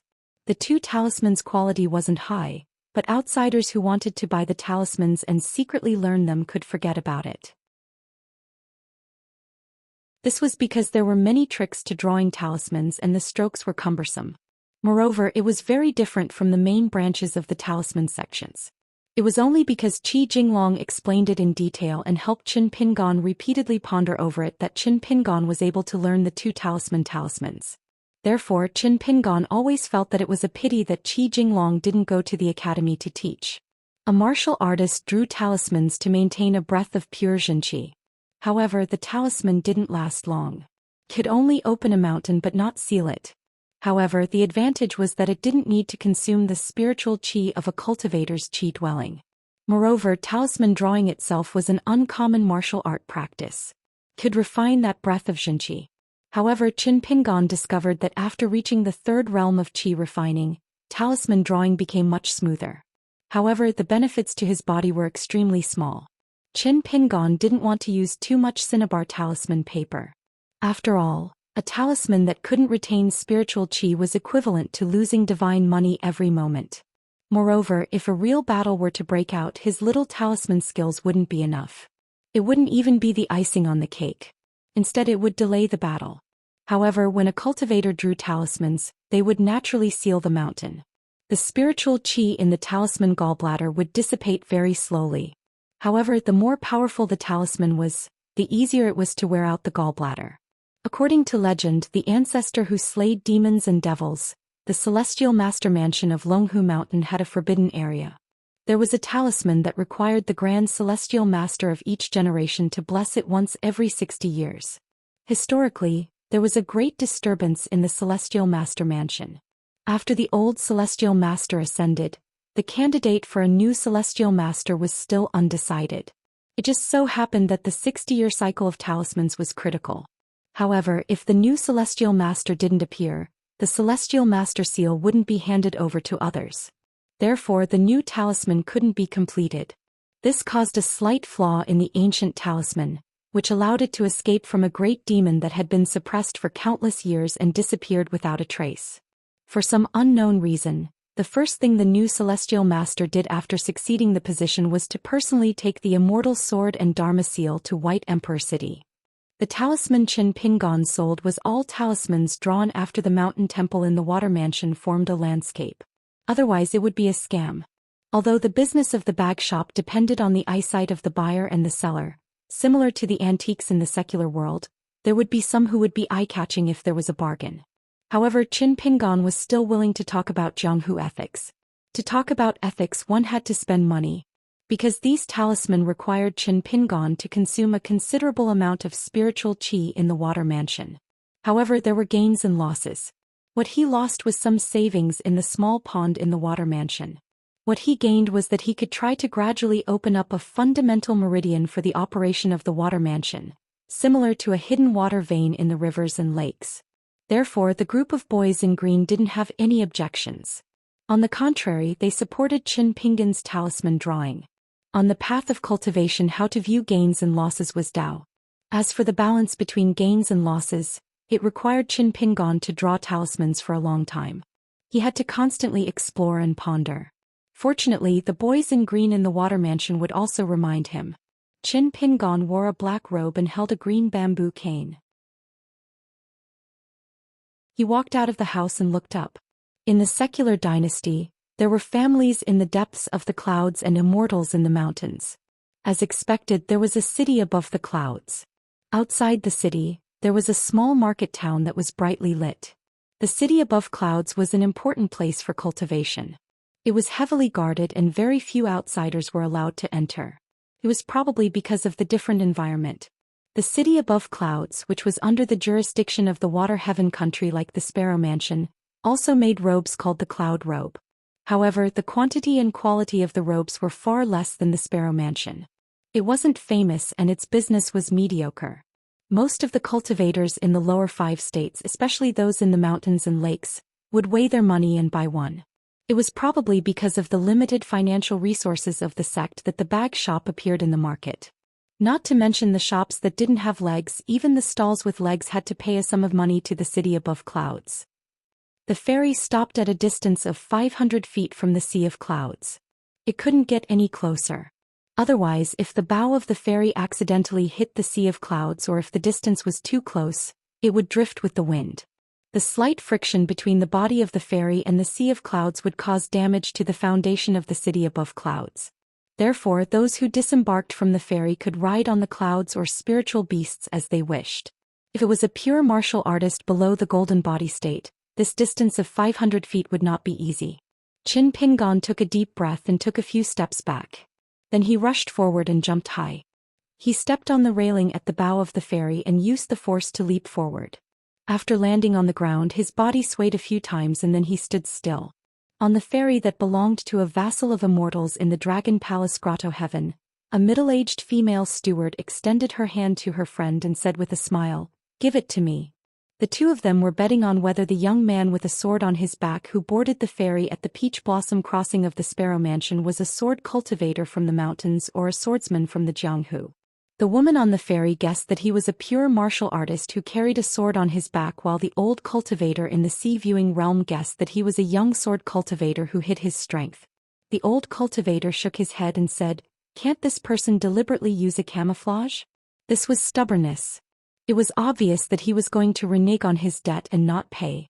The woman sneered and said, "The young sword cultivators of our continent, those sword embryos, which one of them doesn't have the cultivation of the cave state, the demeanor of an earth immortal and the tone of an upper 5 state.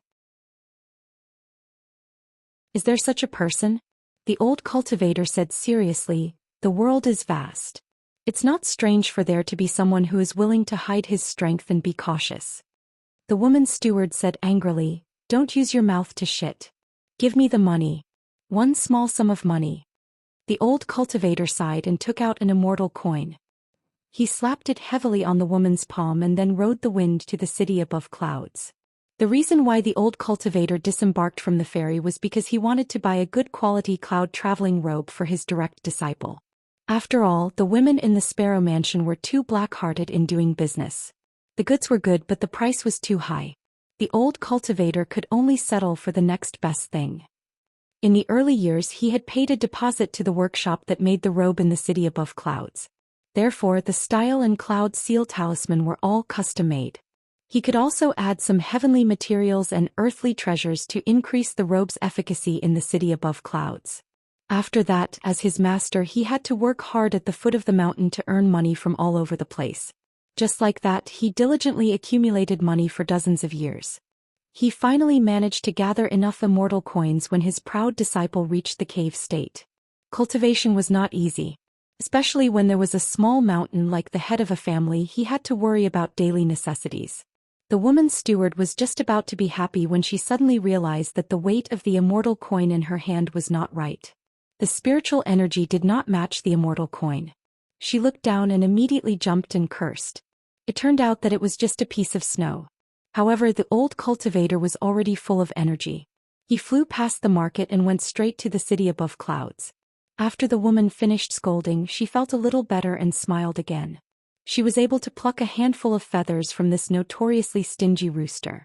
Even if it was only a snowflake, it was still an amazing thing. She was a golden core cultivator, not a cross-continent fairy. A golden core steward was enough. Moreover, a golden core cultivator in the Dragon Palace Grotto Heaven could be treated as a nascent soul cultivator in terms of status. This was because besides her own sect, she was also related to the Cloud Palace of the Great Yuan Dynasty and the floating Duckweed Sword Lake. To the cultivators on the mountain, business relationships that could earn them money were more reliable than the monarch and vassal relationships at the foot of the mountain. As for the old cultivator that she had known for a long time, his future was not good. He was already so old at the sea-viewing realm. One had to know that this person back then was not a miser at all. Instead, he was very carefree, romantic, and heroic. However, after more than 100 years, everything seemed to have been worn away. He was no longer young and handsome. He also did not have the spirit of the past. He had become an old cultivator who spent all his time in the noble mansions at the foot of the mountain and searched for treasures in the Jianghu. However, she still liked him. As for whether she only liked the man back then or the old man now, she could not tell. Qin Pingon entered the market. There was an empty spot on the bustling street with many pedestrians. He had just opened his bag and set up a stall. Inside, he had already prepared a large piece of green cotton cloth. Opposite him and beside him were people of the same trade. Some were yelling with all their might, some were willing to take the bait, and some were yawning listlessly. Soon, a young man and woman wearing snow-white robes came to collect money. A piece of snow a day would cost money. Qin Pingon asked if he would pay half price if he stayed for 4 to 5 hours.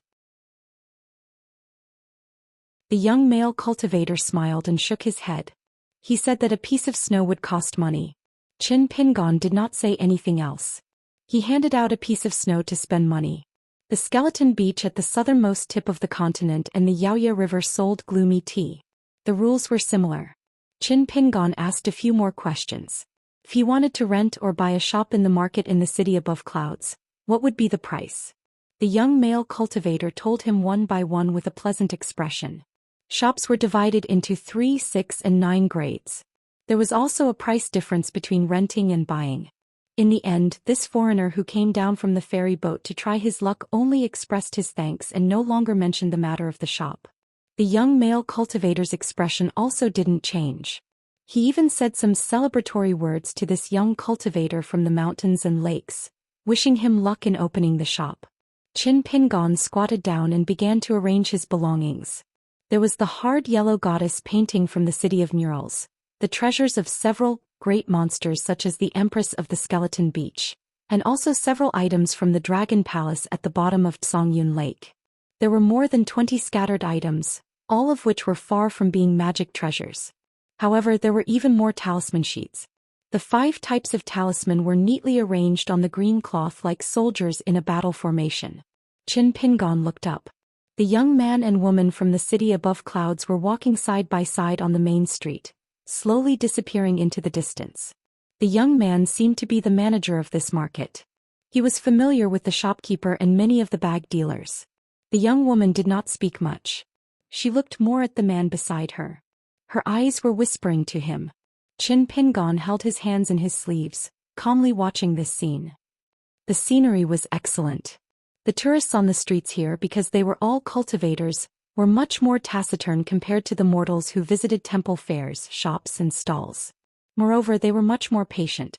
Almost all of them strolled through the various bag dealers, but they did not casually ask about the price. Their footsteps were slow. Occasionally they would come across an item that caught their eye. Only then would they crouch down and carefully examine it. After some inspection, they felt they had a good idea of what was going on, so they silently stood up and walked away. Some would try to haggle. Generally, they would ask for a cut in half when they opened their mouths. The good-tempered stall owners would stubbornly explain the origin of the Immortal artifact, how it was not easy to obtain and how it had a great origin. The bad-tempered stall owners would simply ignore them. Buy it if you want.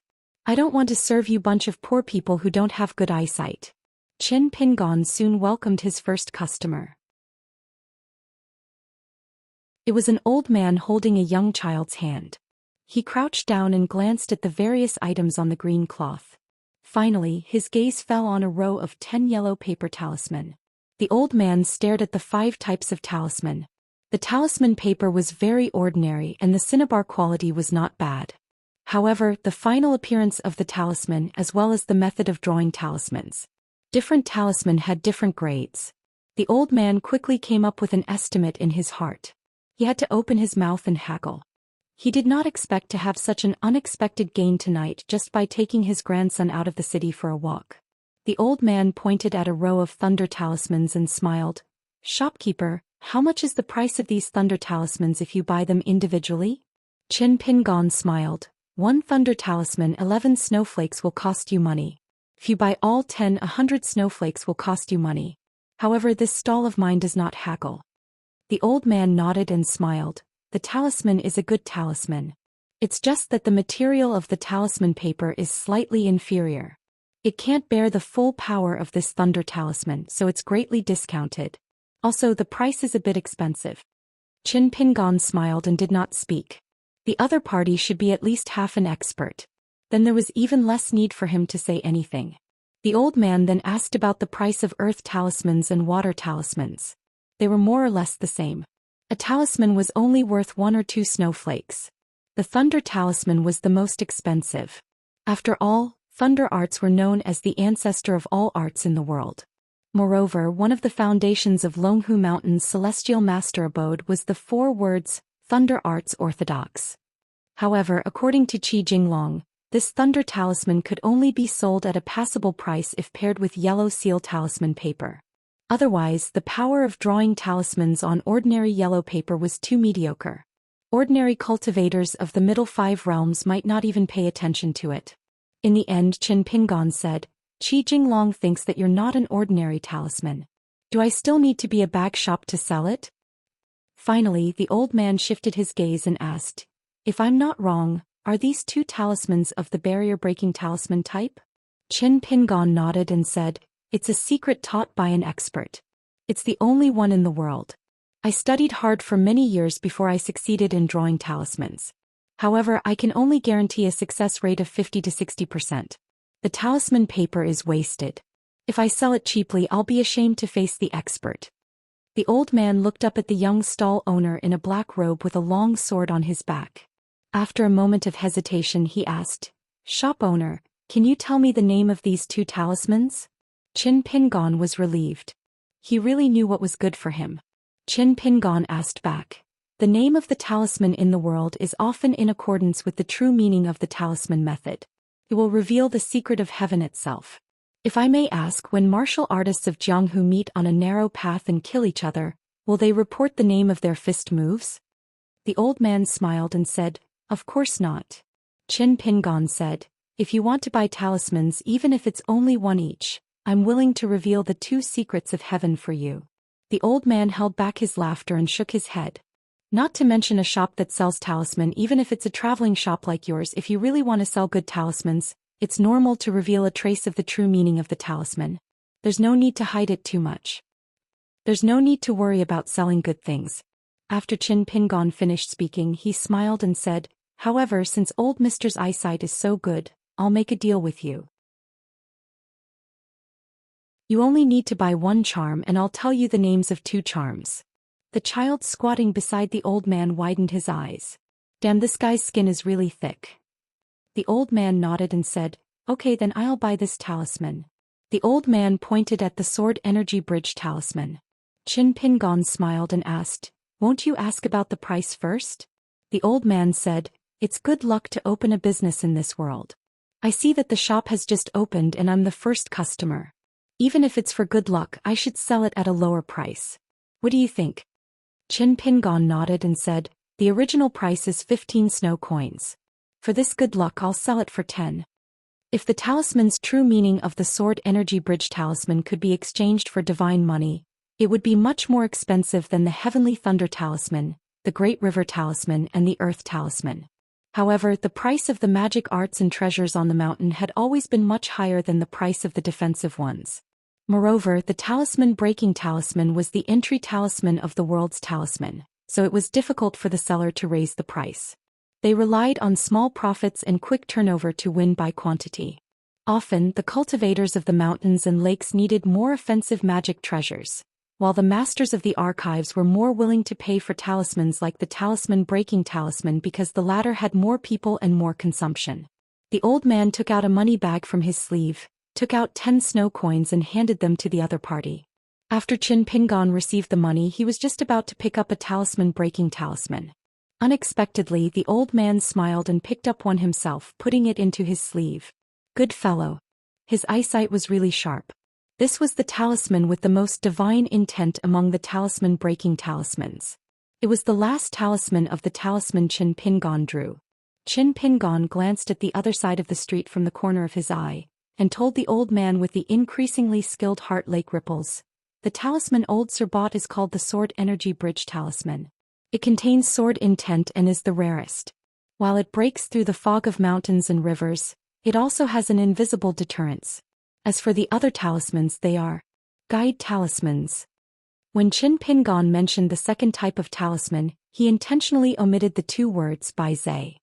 This was because when Qi Jinglong taught this talisman, he did not directly call it Bai Zai.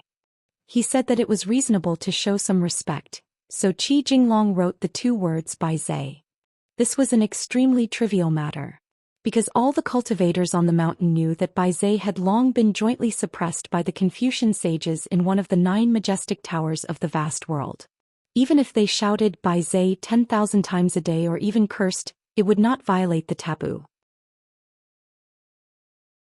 It was completely different from directly calling the name of the Confucian sage. It was just that Qin Pingon was able to become friends with Qi Jinglong. It was on these extremely trivial matters that the knowledge and rules were connected. Qin Pingon used his hand as a pen and wrote the 5 words Bai Zai Guide Talisman in the air. After the old man read it, he nodded. The shopkeeper is honest and did not deceive me. So I plan to buy another guide talisman. Qin Pingon said, the original price is 15 snow coins. Just treat it as Old Sir's business transaction and it's still 10. The old man did not hesitate and handed over 10 snow coins.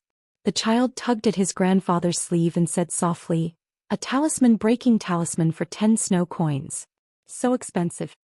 The old man laughed. Even if making money is difficult, snow coins are common and good talismans are hard to find. These 2 talismans breaking talismans are a good thing to keep. Qin Pingon said from the bottom of his heart, Old Sir is wise. Then he changed the topic as he wished, not at all stiff. So, Old Sir might as well buy these 10 thunder talismans together. These thunder talismans can be considered to have met a noble person, so they won't meet a bad person and be wasted. No matter how good the child's upbringing was, he still couldn't help but turn his head and roll his eyes. The old man thought for a moment and laughed. Then, including the talisman-breaking talisman, I will buy 5 of each of the 5 types of talisman. These 2 talismans-breaking talismans are good talismans and I am indeed moved. So 15 snow coins for one, I won't bargain. 150 snow coins. As for the other thunder talismans, water talismans and earth talismans, they are not the best. I am only willing to pay 120 snow coins. Qin Pingon frowned and said, after dividing it evenly, 1 talisman is only 8 snow coins? The old man said, shopkeeper, by selling twice, I have bought 27 talisman in one breath. This is not a small business and everyone on this street is watching. I am helping the stall to attract business, this is the truth, right? Qin Pingon said righteously, don't, I guess most of the customers on the street already believe that we are in the same group. So, it really can't be considered to be soliciting business. Maybe it will leave a bad impression and delay the next business of my stall. Old Sir, to be honest, I am also telling the truth, right? The child only felt that it was an eye-opener. The old man laughed and said, okay, then I will add 10 snow coins for the remaining 3 talismans. Qin Pingon said with emotion, Old Sir, you have such good taste, you should have that kind of magnanimous demeanor of doing business, so that it can match Old Sir's vision and identity. The old man shook his head with a straight face and said, shopkeeper, if you continue to bully honest people like this, I will not buy a single talisman. Qin Pingon smiled and said, good. Old Sir is so kind. My little bag shop, it is rare for me to puff myself up at my own cost, so I will be magnanimous this time. I don't want the 10 snow coins that Old Sir increased the price. 25 talisman, I will only charge Old Sir 270 snow coins.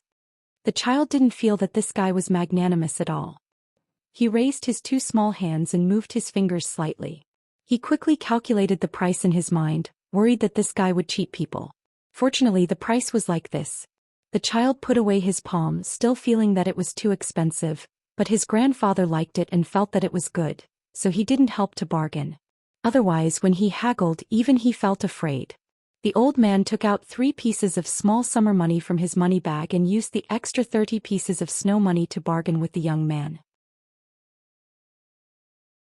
He bought the painting of the goddess, which showed his skill, and the small Xuanbi tea cake.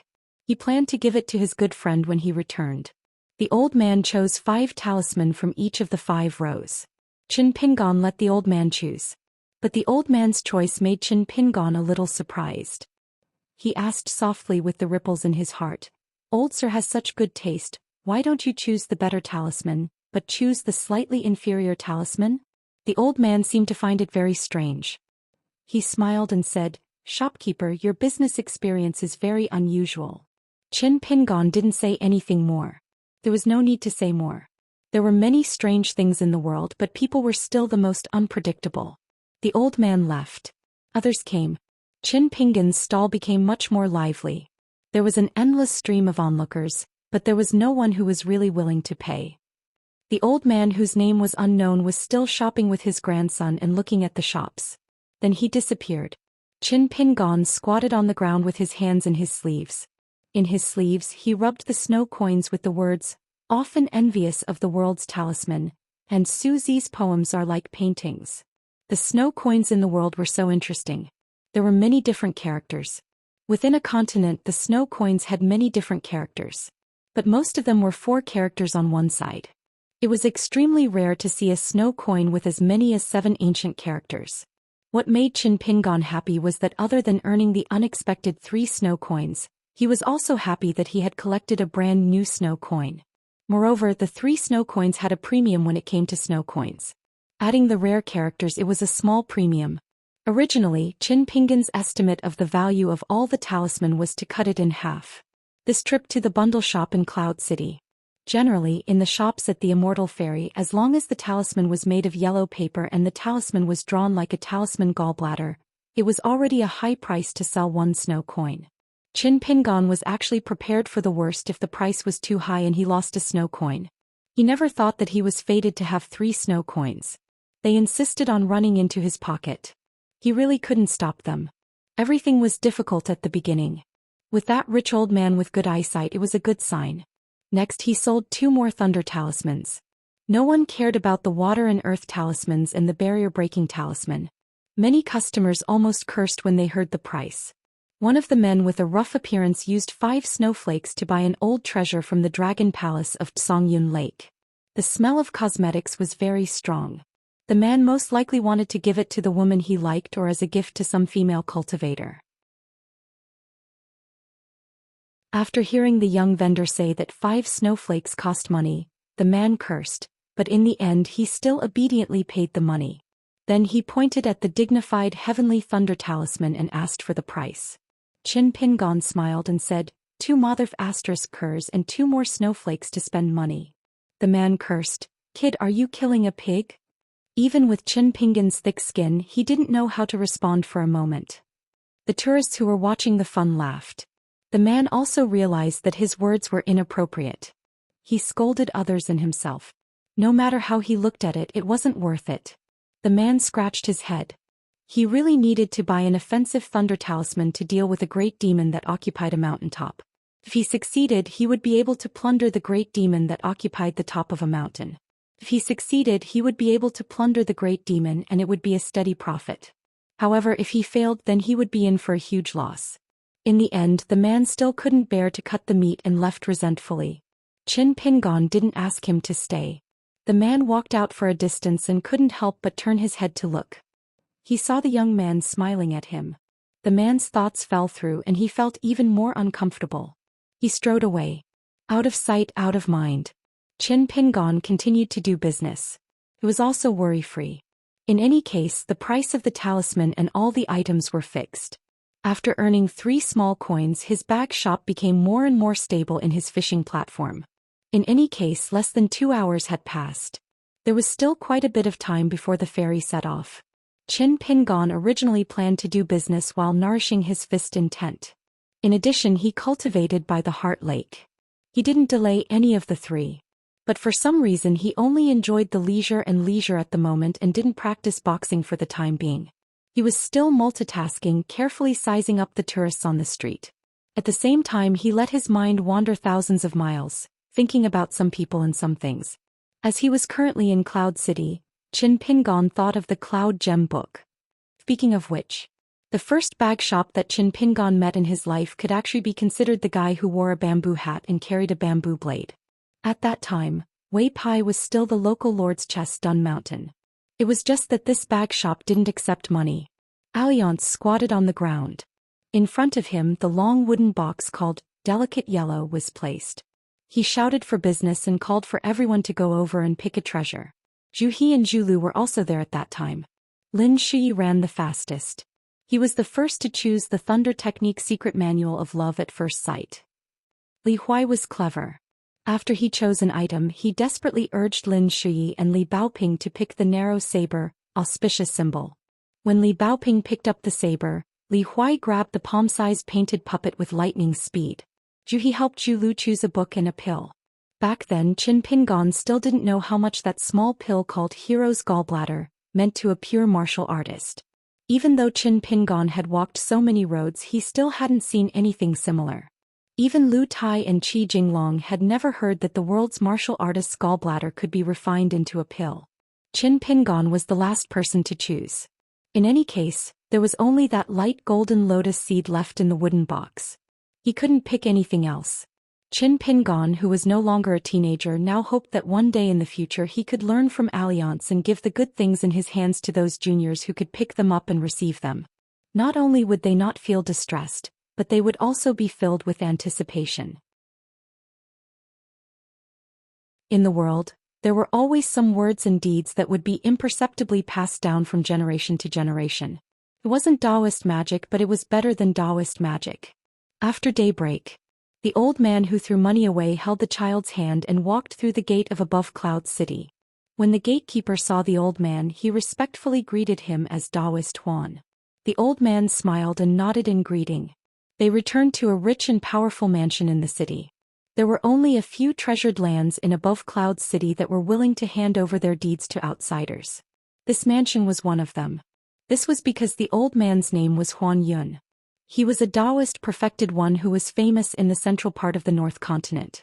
The old perfected one's cultivation and combat strength were not of much use in the North Continent, where sword cultivators were common. He could only be considered an ordinary golden core cultivator who was not good at fighting. However, he was of high seniority, had a wide network of connections, and had many followers.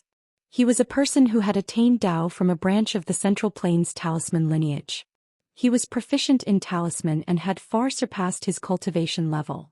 He had a good relationship with the other Daoist lineages, including the Yang family of the Cloud Palace, as well as many great cultivators of the north. He liked to travel around the world as his home. Of course, he would buy a mansion in a place with beautiful scenery. He had already bought a mansion with a wide view at Julie Mountain. It was cheap back then, but now it was unknown how many times the price had increased. The old perfected one had a wide network of friends. His mansion on Julie Mountain was always occupied by people. On the contrary, the old perfected one himself might not even stay there for more than 10 years. The child's name was Huan Bai. He was a potential cultivator. Even the descendants of Earth immortal cultivators might not be able to cultivate. None of the children of the old perfected one could cultivate. Such a good seedling had appeared in such a large family for more than 100 years. Therefore, the old perfected one liked to bring the child with him when he traveled all over the world. When they arrived at the study, the old man carefully took out an exquisite small box made of beautiful wood from the spring dew garden. It was very lively with cloud patterns and water splashes. This box had a great history. It was called Cloud Lock Box. It was the Immortal's cave that was specially used by talisman experts to store precious talisman. The old perfected one's face was full of smiles as he gently placed the 27 talisman that he bought from the stall into the wooden box. Huan Bai was smart since he was young. He immediately knew that his grandfather did not take advantage of the situation. It was even possible that he had picked up a bargain. The old man sat on the chair and carried the child on his knees. He said earnestly, "Every immortal sect on the mountain will have a founder. Then, for the talisman drawing of the talisman in the world, the talisman drawing has reached a higher level but has not reached perfection. Those who first pick up the brush to draw the talisman that looks the most superficial in terms of technique and spirit, are the most precious and rare. Therefore, grandfather purposely chose the talisman with the worst appearance." At that time, that young man was still doubtful and took the initiative to remind grandfather that he is a good young man. He is talented in talisman drawing and his conduct in business is not bad. The old man was in a good mood as he told his grandson the inside story. He pointed to the wooden box that was already closed. As long as these talismans are maintained properly, there will be some mysterious opportunities. Of course, the possibility of that is extremely small. But cultivating on the mountain, the what if, is a bad thing that can cause one's doubt to disappear, but it can also be a good thing that can bring great fortune. Even if we don't mention this accident, these talismans cost grandfather almost 3 small pieces of money. It is not a loss. Huan Yun suddenly smiled. The city lord has arrived. Let's go and welcome him. Huan Yun put down his grandson and walked out of the study to the courtyard. Immortal cultivators who were close to him naturally did not need to knock on the door. They only needed to release some of their qi. The city lord of the city above clouds was called Xianxia. He was a golden core cultivator like Huan Yun. He wore a white robe and looked elegant. He was a middle-aged man and it was obvious that he was a divine immortal. After his grandson bowed, Huan Yun went straight to the point. There is someone selling talisman in your family's market. It is of excellent quality. If you are late, you will miss it. I recognize 3 of the talismans. They are the Heavenly Thunder Talisman, the Great River Talisman, and the Earth Talisman. They are not authentic and thus are not considered rare. But there are 2 barrier-breaking talismans that I have never seen in my life. The Guiding Talisman and the Bridge Crossing Talisman are excellent. The former is not only suitable for cultivators to go up the mountain and into the water, it can also be used to open the way for otherworldly items to go to the underworld. The latter contains a trace of pure sword will. Cultivators of the 5 realms in the city above clouds can use it to intimidate ordinary ghosts and demons. Xianxia was a little shocked. If an ordinary earth immortal cultivator said that a talisman was good, he would not dare to believe it completely. But when this old Daoist perfected said it, there was no doubt about it. Huan Yun continued, "It is a pity that the talisman is of poor quality and the cinnabar used to draw the talisman is also ordinary. Otherwise, a talisman would cost more than a dozen snowflakes." Xianxia was confused. Perfected Huan, a barrier-breaking talisman costs a dozen snowflakes. Is it not a good deal? Huan Yun smiled.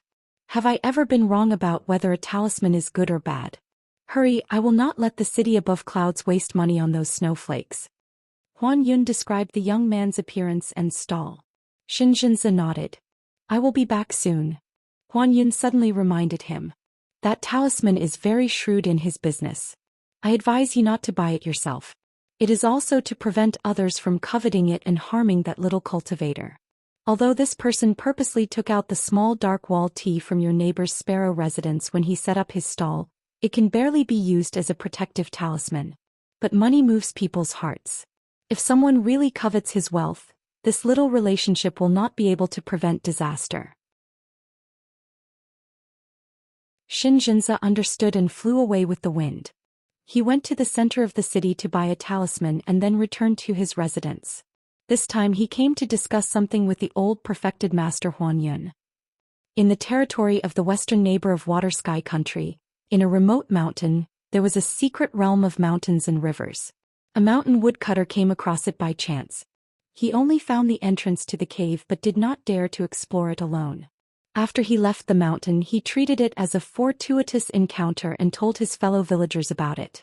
Then a mountain cultivator who was passing by heard about it and went to the local government office. He carefully looked through the local county records and maps. He went to the cave alone but was unable to break the immortal restriction. Then he joined forces with 2 other cultivators. Unexpectedly, the Yin-Yang cultivator broke the restriction in the middle of the night and triggered a mechanism in the cave. 2 cultivators died and only 1 survived. This news spread. After listening to Xianxin's story, Huan Yun smiled and said, if a level 4 Yin-Yang cultivator could break the mountain and rivers restriction in such a short time, it means that the quality of the cave is not high. Why, as a golden core earth immortal, do you want to fight with those mountain cultivators for this fortuitous encounter? Xianxia shook his head and said, I only plan to let a few young disciples of Cloud Above City go and gain experience. Then I will send a Dragon Gate cultivator to secretly escort them. As long as there is no danger to their lives, they will not show themselves. Huan Yun smiled and said, if the fortuitous encounter is not small, Cloud Above City will not fight for it? Xianxia still shook his head. Cloud Above City has suffered greatly. Perfected Huan, please don't make fun of me. Distant relatives were not as good as close neighbors. They were both on the mountain and at the foot of the mountain. However, there were many bad neighbors on the mountain. For example, Cloud Above City and Sparrow Manor, which were both in Water Sky Country. Ever since the battle between the previous city lord and the manor lord, although the two families did not become mortal enemies, the cultivators on both sides no longer interacted with each other. There was no longer any friendship between them. The relationship between the two sects that had been allies for hundreds of years was also broken because of an unexpected fortuitous encounter. At first, the old city lord was the Dao protector of his family's juniors, while his disciples were in charge of searching for treasures. However, in that untraceable broken grotto heaven's secret realm, there was a Daoist book that led directly to the Golden Core realm. Xianxia's father and the previous manor lord of Sparrow Manor could not resist the temptation of the treasure, which they thought was within their reach. They did not expect that in the end, a rogue cultivator who hid extremely well took advantage of the stalemate between the two sides to severely injure the two Golden Core cultivators. He obtained the Daoist book and left. The two Golden Core Earth Immortals of Cloud Above City and Sparrow Manor suffered a misfortune because of their good fortune. They did not manage to reach the nascent soul realm and passed away with regrets. Since then, the two families hated each other and could not become a pair of immortal Daoist companions. Moreover, the most interesting thing was that the two Jindan stage cultivators did not have much hatred for the wild cultivator whose background they could not find out until the end of their lives. They regarded the priceless Daoist book as the Daoist fate that this person deserved. Before that, the two families were actually in-laws, which was rare on the mountain. Because of this, generations of emperors of Water Sky Country had been worried. They had tried many times to help the two families reconcile. However, Cloud Above City and Sparrow Manor did not accept their help. Huan Yun smiled. You want me to take care of them just in case? Why did your direct disciples leave the city for training? Xianxia nodded. Not just one. Both of them are at a bottleneck and have to make this trip. Huan Yun said, at this juncture the sealed grotto abode has reappeared. This is probably the opportunity for your two disciples. They cannot miss it. As the Daoist disciple, you are too involved with your disciples. If you are too close, it will not be good. Xianxia sighed. On the path of cultivation there were not only good things to enjoy. Even the opportunity to break through to the next level would be filled with hidden dangers. It was impossible to guard against. Moreover, there were many experiences and rules that were exchanged with the lives of many seniors and masters. Huan Yun said, all right, I will be the Daoist's protector. Xianxia stood up and bowed. Huan Yun did not avoid him. The child Huan Si was obedient and sensible. He had already run away. Even if it was just a Daoist's protector on the path of cultivation, he was still a Daoist's protector. Xianxia had put in a lot of effort into this. It was natural for him to bow to a Daoist's protector for his two direct disciples. One of Xianxia's confidants rushed to the courtyard. He took out those talismans from his sleeve that couldn't be bought even if he tried to bargain for a single piece of snow. He said, City Lord, that person insisted on keeping the last thunder talisman. Xianxia turned to look at Huan Yun, guessing if there was a secret behind this. Huan Yun smiled. That little cultivator has a strange temper. He left a talisman behind and didn't sell it. I don't think there's much to it. Xianxia took out one of the sword aura bridge talismans. He rubbed it lightly with 2 fingers. It was indeed extraordinary. However, it was expensive. He kept all the talisman in his sleeve. He nodded and smiled. I can give it to my disciples. The city above clouds can still keep 2 of them. Huan Yun smiled. I was just giving some advice. It might be meaningless. However, the city above clouds should use the rest of the talismans sparingly. Don't squander it recklessly. As for the city above clouds spending money to buy another batch of talisman, forget about it. Otherwise they will lose out. Xianxia could not be bothered with the deeper meaning behind this. He had already obtained the results he wanted by visiting Huanzhenren today. Huan Yun smiled and asked, I followed the commotion at the Fuchu Kingdom's sword ceremony. Did you hear anything? Xianxia shook his head. It happened so suddenly. I believe that the Sparrow residence, which is closer to the sword ceremony, can only confirm that one of them is Lu Jinglong. There are no clues about the other sword immortal. Be it the Fuchu country, the north and south countries bordering the Fuchu country or our water sky country, there are no clues. However, the city above clouds is not worthy of such a great sword immortal. Compared to the Sparrow residence, there is a beautiful fairy who is an old acquaintance of Lu Jinglong. Huan Yun joked. You're too jealous. Xianxia was honest too. That's because of residence Lord Sun Qing's ability. Can't the city above clouds be envious? Huan Yun stopped joking with the city lord of the city above clouds.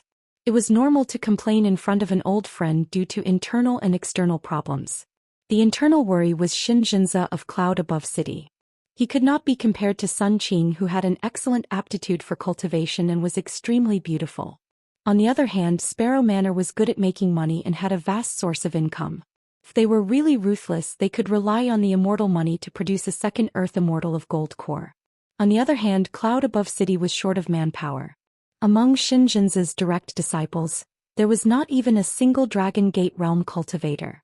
As for external problems, they were neither small nor large. Any mountain that opened its doors for business would have them. Didn't Immortal Huan Yun see through the awkward situation of Cloud City on this trip? That was why he purposely came to stay after 60 years to cheer for Xianxia? Xianxia said self-deprecatingly. If that sword immortal whose name I don't know is on good terms with the city above clouds like perfected Huan, a useless golden core cultivator like me would have nothing to worry about. Huan Yun shook his head. Don't be discouraged. According to the Dao sect, if you beat yourself to death in your own home without knowing it, the great Dao will be truly severed. Xianxia smiled bitterly. He understood the logic, but so what? On the market street, Qin Pingon was still squatting in his sleeves. He looked up at the sky and estimated the time. If that person did not come, he would have to pack up his stall in less than an hour. The fairy waited for no one. On a large piece of green cloth there were 50 talisman. Only a lonely heavenly division thunder talisman was left. As for the other miscellaneous items, most of them were sold. In total they only earned about 70 or so snow coins. The ones who really earned the most money were still those talisman. It was rare for the business of the bag shop in the mountains to be so prosperous. As for the cultivator who came later, it was obvious that he came from the city above clouds. Compared to the first old man, be it in terms of foresight or business methods, his Dao was far inferior. It was only because Qin Pingon was fair in his dealings. Otherwise, it would be easy for him to earn 100 or so snow coins from the other party's pockets. When it came to business, the seller liked it when the other party had no choice but to buy. Although it was clumsy, it could not hide its intentions. This was equivalent to giving money to the seller. Qin Pingon basked in the early winter sun and closed his eyes to take a nap. On the street, the people with ferry passengers had already begun to pack up their stalls. Most of their business was average and there was no joy on their faces. After the time it took for an incense stick to burn, a man pretended to shop around a few bag shops. Then he dawdled over to Qin Pingon's side. He did not squat down and smiled. What, you can't sell these? Qin Pingon raised his head and said unhappily, What, did you pick up money on the road? You want to buy them all? I'll give you a 30% discount including this thunder talisman. How about it? The man was very sullen. Qin Pingon did not speak anymore. The man squatted down and picked up those items. However, he did not look at the thunder talisman. The man occasionally asked about the price of some miscellaneous items. The stall owner would answer all of his questions. However, he did not speak much. It seemed that he was about to pack up and leave. When Qin Pingon stretched his hand out of his sleeve, the man gritted his teeth and asked, Since you can't sell this thunder talisman, how about you sell it to me at a discount? Qin Pingon glanced at the man's boots. They were carefully sewn, but they were very worn out. They could not be considered good craftsmanship and could not be compared to the ones sold in shops. They were only good at heart. He smiled and said, You're a cultivator. Don't you think it's shabby to wear such rags when you're outside? The man was stunned for a moment and subconsciously withdrew his feet. Then he became angry out of humiliation. Why do you care what kind of boots I wear? It's fine as long as the boots can be worn. What else do you want? Qin Pingon also said angrily, Show me some respect. You're just a little cultivator of the fourth realm. How dare you talk to a great cultivator of the cave realm like that? The man was a bit stunned and also a bit guilty. He glanced at the black robe on the other party. If it was really a robe that not even the immortal masters of records on the mountain could afford to wear, then he could not afford to offend him. The man became more and more helpless and decided to give up. If he did not want to buy it, then he did not want to buy it. There was no reason to be humiliated. Unexpectedly, that person suddenly said, "I'm going to close my stall. Today's luck is not bad. I have a good start, so I won't keep this thunder talisman. I want to start well and finish well so as not to ruin my next fortune. That's why the item you bought earlier, if I remember wrongly, cost 5 snowflakes. If you sell it back to me, I'll sell you this priceless thunder talisman that only appears once in 100 years at a 50% discount. How about it?" The man was in a dilemma.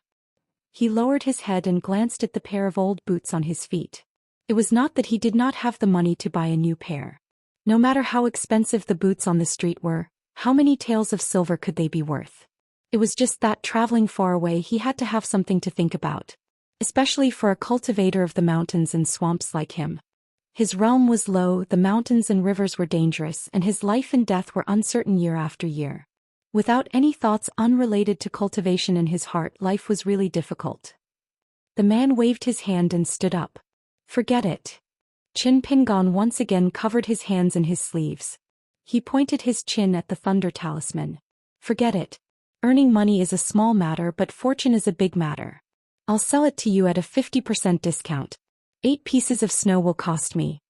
The man asked, "How about 7? Qin Pingon said straightforwardly, "Get lost." The man hurriedly crouched down and grabbed the thunder talisman that he could vaguely sense the flow of spiritual energy. When he was about to take out the money, he suddenly paused and asked, "Could it be that you switched it? Now you're selling me a fake talisman?" Qin Pingon's expression did not change. He added one more word. "Get lost." The man weighed the pros and cons. He opened his eyes wide and repeatedly checked the thunder talisman. Only then did he throw down the 8 pieces of snow to spend money. He got up and left. After walking a dozen steps, he broke into a mad dash. He was probably worried that the bag shop would go back on his word. It was Qin Pingon's turn to be somewhat hesitant. He picked up the snow pieces one by one and carefully weighed them. They were all genuine, not fake money.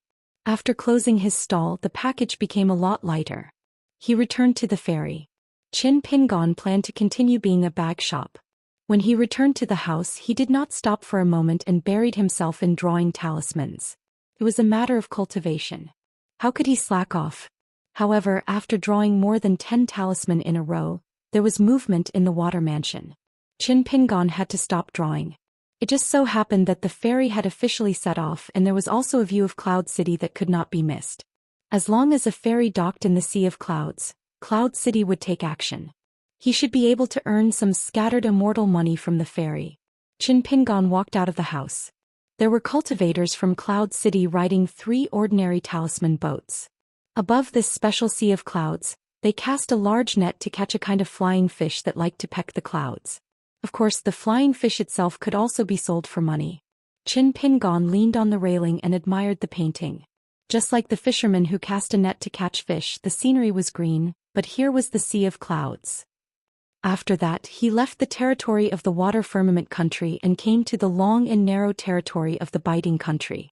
During this time, he passed by a Huanyuan mountain that had incense burning but no Taoist temple.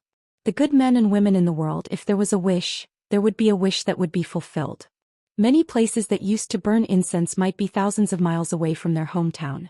Many devout old people who were too old or sick and could not travel far, would entrust the young disciples of their family to make a trip to Huanyuan Mountain, which was not too far away, to burn incense and worship the gods. There was not only one Huanyuan Mountain in the North Continent. On the other hand, there was no such example in the Treasure Vase Continent and the Tongyi Continent. Qin Pingon was not blinded by lard. He did not stay here as a bag shop and went down the boat to burn incense. However, he did not make a wish, nor did he fulfill a wish. He only burned incense to worship the mountain. At the back of Huanyuan Mountain, there was a reverse waterfall. Qin Pingon watched there for a long time but could not figure out the reason. On the other side of the deep pool, there was an unsheathed spring. Every time a sword cultivator or swordsman unsheathed his sword by the water, a mouthful of spring water would shoot up into the sky. Of course, if one was full of energy and shouted at the top of his lungs, the spring water would also fly up. However, it did not have the artistic conception and the spring water was scattered. It was not as wonderful as the unsheathed sword, which seemed to appear out of thin air. When Qin Pingon was looking at the inverted waterfall, he was also looking at the spring water that was forced out by people's roars. The sword Immortal behind him rippled with sword energy in its scabbard. Qin Pingon said telepathically, "Can we not be so childish? You should at least show some demeanor that an immortal weapon should have, right?" Only then did the sword Immortal quiet down. Was it because a semi-immortal weapon was called an immortal weapon? Qin Pingon was a little worried. Was the feng shui of Luopa Mountain really bad because of him? It did not make sense. How could he be compared to Pei Qian and Zhou Lian? Du Yu of the Ghost Hatchet Palace was the only one who was good at this. Qin Pingon burned incense, saw the reverse waterfall and unsheathed spring and returned to the ferry. He was still hesitating about one thing. Should he get off the ferry halfway and take the initiative to search for treasures for the first time in his life? Earlier on the ferry, some cultivators were whispering about the discovery of a new immortal cave in the Biting country. However, those cultivators felt that there was no need to go. Just the city above clouds and Sparrow Palace of the Water Sky country, as well as the many powerful cultivators of the Biting country, as well as the well-informed mountain and lake cultivators, would have already left. Among the cultivators' words, the most taboo for these immortal masters was the group of mountain and lake cultivators who hunted for money without regard for their lives. If there was a conflict, they would either die or be injured. It was not worth it. Moreover, this kind of almost public immortal lucky chance was not a lucky chance at all. Qin Pingon calculated that the ferry to the Dragon Palace Cave Heaven had a fixed route, about once a month. It would pass by the Peach Blossom Ferry of the Sparrow Mansion, the city above clouds and the Hebo Ferry of the Biting Kingdom. Therefore, if he got off the ferry, it would take about a month. Finally, at the Hebo Ferry, Qin Pingon got off the ferry. This trip was to learn from the scholar of Lujiao County, who used the pseudonym of Lu Dun, to explore the immortal world. It was a simple visit without any intention of winning, but Qin Pingon was a little nervous for the first time, because he was used to not asking for help. As for the exact route of the nameless mountain, it was not difficult to know. There were cultivators leading the way. He stuck a steel-carrying talisman of the Ghost Hatchet Palace on his body, and his injuries were almost healed. Although he had not recovered to his peak, he could survive 3 more punches from old Senior Gu. Qin Pingon hid himself and traveled over land and water without making a sound. If Zhou Lian and Pei Qian saw him, they would definitely praise him from the bottom of their hearts for appearing and disappearing unpredictably. On this night, Qin Pingon sat on a high branch and rested. Suddenly, he opened his eyes and received a flying sword message from Lu Jinglong. The content of the letter was still short. It only had 2 sentences. Guyu and Jiyu were dead. Guyu drew an ancient sword sealing talisman on his chest and sealed Jiyu's intrinsic flying sword for a moment, exchanging a life for a life. After Qin Pingon fed an immortal coin to the sword box, the messenger flying sword left instantly. Qin Pingon held the back of his head and looked up at the departing messenger flying sword. When Qi Jinglong returned to the north, the longer the journey, the easier it would be for the messenger flying swords to be lost. Therefore, this was the last messenger flying sword before Qi Jinglong entered seclusion to break through. Qin Pingon sat on the tree branch. Some things were expected, so he was not too sad. However, he was a little disappointed, so he could only stay silent and not drink. End of chapter.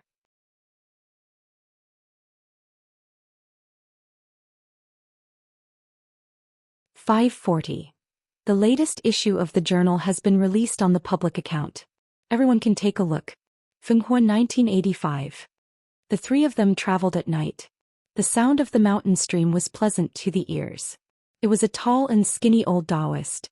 His eyes shone brightly and he wore a loose Daoist robe made of silk. The Daoist robe looked old and was relatively complicated. There were still 12 pieces of embroidery on the robe, which should correspond to the 12th month of the year. He carried a peachwood sword on his back and a string of copper bells on his waist. Walking under the moon, the old Daoist looked like a celestial being. A handsome young master with a bamboo cane and straw shoes was dressed in white. He carried a short saber with a golden scabbard. A sloppy man carried a bag and looked like a young man's follower. The three of them suddenly stopped. They could vaguely see someone sitting on the cliff with his back facing them. He seemed to be looking at something under the moonlight. The man glanced at the bell on the old Daoist's waist. It did not move. The three of them heaved a sigh of relief. This bell was a rare spiritual artifact with a strong foundation. It belonged to the pagoda bell. It was originally an artifact hanging under the eaves of an ancient temple in the Daoist dynasty. Later, in order to increase the scale of the Zhou Xian imperial temple, the emperor of the Great Yuan dynasty demolished several halls of the ancient temple. During this period, the bell of the pagoda was lost among the people. After changing hands several times, it finally disappeared without a trace. By chance, the current owner found it on a skeleton in a deep mountain cave. Together with the bell of the pagoda, he also obtained the corpse of the real body of a python. He earned 200 snow coins and kept the bell of the pagoda. It was not that he was worried about not being able to sell it for a high price, but that he was reluctant to part with it. Truly good things were always priceless. This bell was personally recorded in the Silent Collection by the owner of the Inner Voice House, Yu Yuan. However, this pagoda bell's ranking was rather low in the catalog. But as long as it was a bell recorded in this catalog, there was no need to worry about a lack of buyers. With this bell, cultivators would no longer need to use the necessary talisman, such as the barrier-breaking talisman, fiend observation talisman, heart-cleansing talisman, and so on. It would be obvious once or twice, but when accumulated, these talisman would become a huge expense. Moreover, with the bell in hand, they could sell it at any time. Any immortal shop at the ferry port would be willing to spend a fortune. It was naturally best to directly find the Inner Voice House and sell it to the most knowledgeable nascent soul cultivator, Yu Yuan. The Buddhist bells had the three meanings of alarm, joy, and enlightenment. The baleful qi and the demonic ghost's cultivation. The stronger the filthy baleful qi, the stronger the demonic ghosts. Apart from this, it could also be used to break through barriers. Many of the barriers were similar to the mountains and rivers that made people and ghosts go around walls. With the bell's protection, cultivators could clear their eyes and calm their hearts. They would not be deceived. The young master communicated with his two friends telepathically. The three of us are all experts in close combat. We're still lacking someone with offensive techniques and treasures. Why don't we try our luck? The tall and thin old Daoist felt that it was feasible. Whether it was the Daoist robe on his body or the peachwood sword on his back, they were all camouflage. He was actually a wild cultivator who had stayed in a small Daoist temple for more than 10 years. The biggest regret in his life was not that he could not learn any Taoist spells in that shabby Daoist temple, but that he could not buy a Taoist genealogy certificate from the Daoist temple and the imperial court. According to seniority, it should have been his turn to buy the certificate. He did not expect his master to secretly sell the quota to a rich playboy from an influential family. He told him to wait for another 3 years. In the end, it would be 3 years after 3 years. After his master failed to keep the appointment, he said it would be his turn next time. He did not expect that he would die and pass the position of the Daoist temple to a junior brother from a well-off family. After he left the Daoist temple in anger, he went on the path of a rogue cultivator. He secretly took away the Daoist temple's treasure. It was a secret book that generations of Daoist temple masters had carefully kept, but no one could comprehend the way to immortality. The man felt that it was inappropriate. God knows where that guy came from. It was a temporary team. With a strange guy in the team, it could easily be a disaster. The young man smiled and said, "Let's take one step at a time. It'll be best if we succeed, but we won't lose anything if we don't. Besides, we'll split the loot. It's 3 against 1. Maybe we can get an extra sum of money, right?" The tall and skinny old Daoist smiled while stroking his beard. The man nodded and agreed. The young man smiled and said, "Let me test him. Daoist's son and brother Huang, please wait." The young man walked forward alone. After a few steps, the black-robed man who had his back facing the three still did not move. When the young man slightly increased his pace and walked for more than 10 steps, the black-robed man suddenly turned his head and stood up. He stared at the young man who looked like the Gong son of a rich family. The young man stopped and smiled. "I'm Qin Jian from the Jiao country. The two behind me are my friends. Among them, Daoist Sun's place of cultivation is the Thunder God residence in the infant mountain of East Sea. The person who preaches is one of the immortal masters of the Thunder God residence, the old immortal Daoist master Jingming. Unfortunately, Daoist Sun is still a registered disciple and has not entered the Hall of Patriarchs. Daoist Sun has traveled far to the east, slaying demons and eliminating devils. He has accumulated a lot of merits. After killing demons together, he became good friends with us. This time he heard that an ancient immortal's cave appeared in the Biting Mountain, so he wanted to come with us to see if there's a fated chance. On the other side of the stone cliff by the stream, there was a black-robed old man. His hands were hidden in his sleeves and ripples flowed out of his sleeves. It was obvious that he was very wary of these 3 uninvited guests that he had met in the mountains. The black-robed old man squinted his eyes and asked, "The Thunder God residence in the Infant Mountain? What a coincidence, I've heard of it. It's rumored that the Thunder Talisman in the Infant Mountain can control thunder and lightning and summon wind and rain. It's very powerful. Not only that, I have a talisman of the Thunder God residence's secret technique." The old man took out a thunder talisman from his sleeve and held it high. He sneered and said, "I wonder if Daoist Sun can recognize the evil sun ghost suppressing talisman or the temple exorcism talisman from the Infant Mountain?" The young man stood with his hands behind his back. One of his palms was open and the other was a fist. He signaled for the 2 people behind him to act according to the situation. When he pressed down on the hilt, it meant that they could attack each other in advance. However, this was the worst-case scenario. If the other party's talisman was too good and made people wary, they would temporarily brush past each other. On the surface they would mind their own business. However, the 2 sides had already formed a grudge. As soon as there was a good opportunity, they would cut the weeds and eliminate the roots. The registry master on the mountain naturally didn't need to do this. This young bladesman was a disciple of a noble clan whose clan had declined. However, he was not from the Jiao nation. Qinjian was also a pseudonym. The real Qinjian was someone of the same age who made him suffer a lot in the Jiao nation. His real name was Diyuanfeng. His swordsmanship was wholeheartedly taught by a consecrator of a family born at the border. The sword he carried was an immortal treasure passed down from his ancestors. He had only wandered the Jianghu for a few years, so he couldn't be considered a true rogue cultivator. However, he had already experienced the shrewdness of rogue cultivators below the mountain twice. The first time he met that coarse-looking big brother Huang. The second time he turned from an enemy to a friend and formed an alliance with Daoist Sun. The tall and thin old Daoist took a few steps forward and casually glanced at the talisman in the black-robed cultivator's hand. He smiled and said, "Fellow Daoist doesn't need to test me like this. Although the talisman in your hand is undoubtedly a thunder talisman, it definitely isn't the 2 secret talismans of our Thunder God residence. My baby mountain's thunder talisman is an ancient well. It resonates with heaven and earth and produces a pool of thunder and plasma. The divine firmament brush refined from this has a pure talisman light and a trace of scarlet red. This is something that no other talisman can have.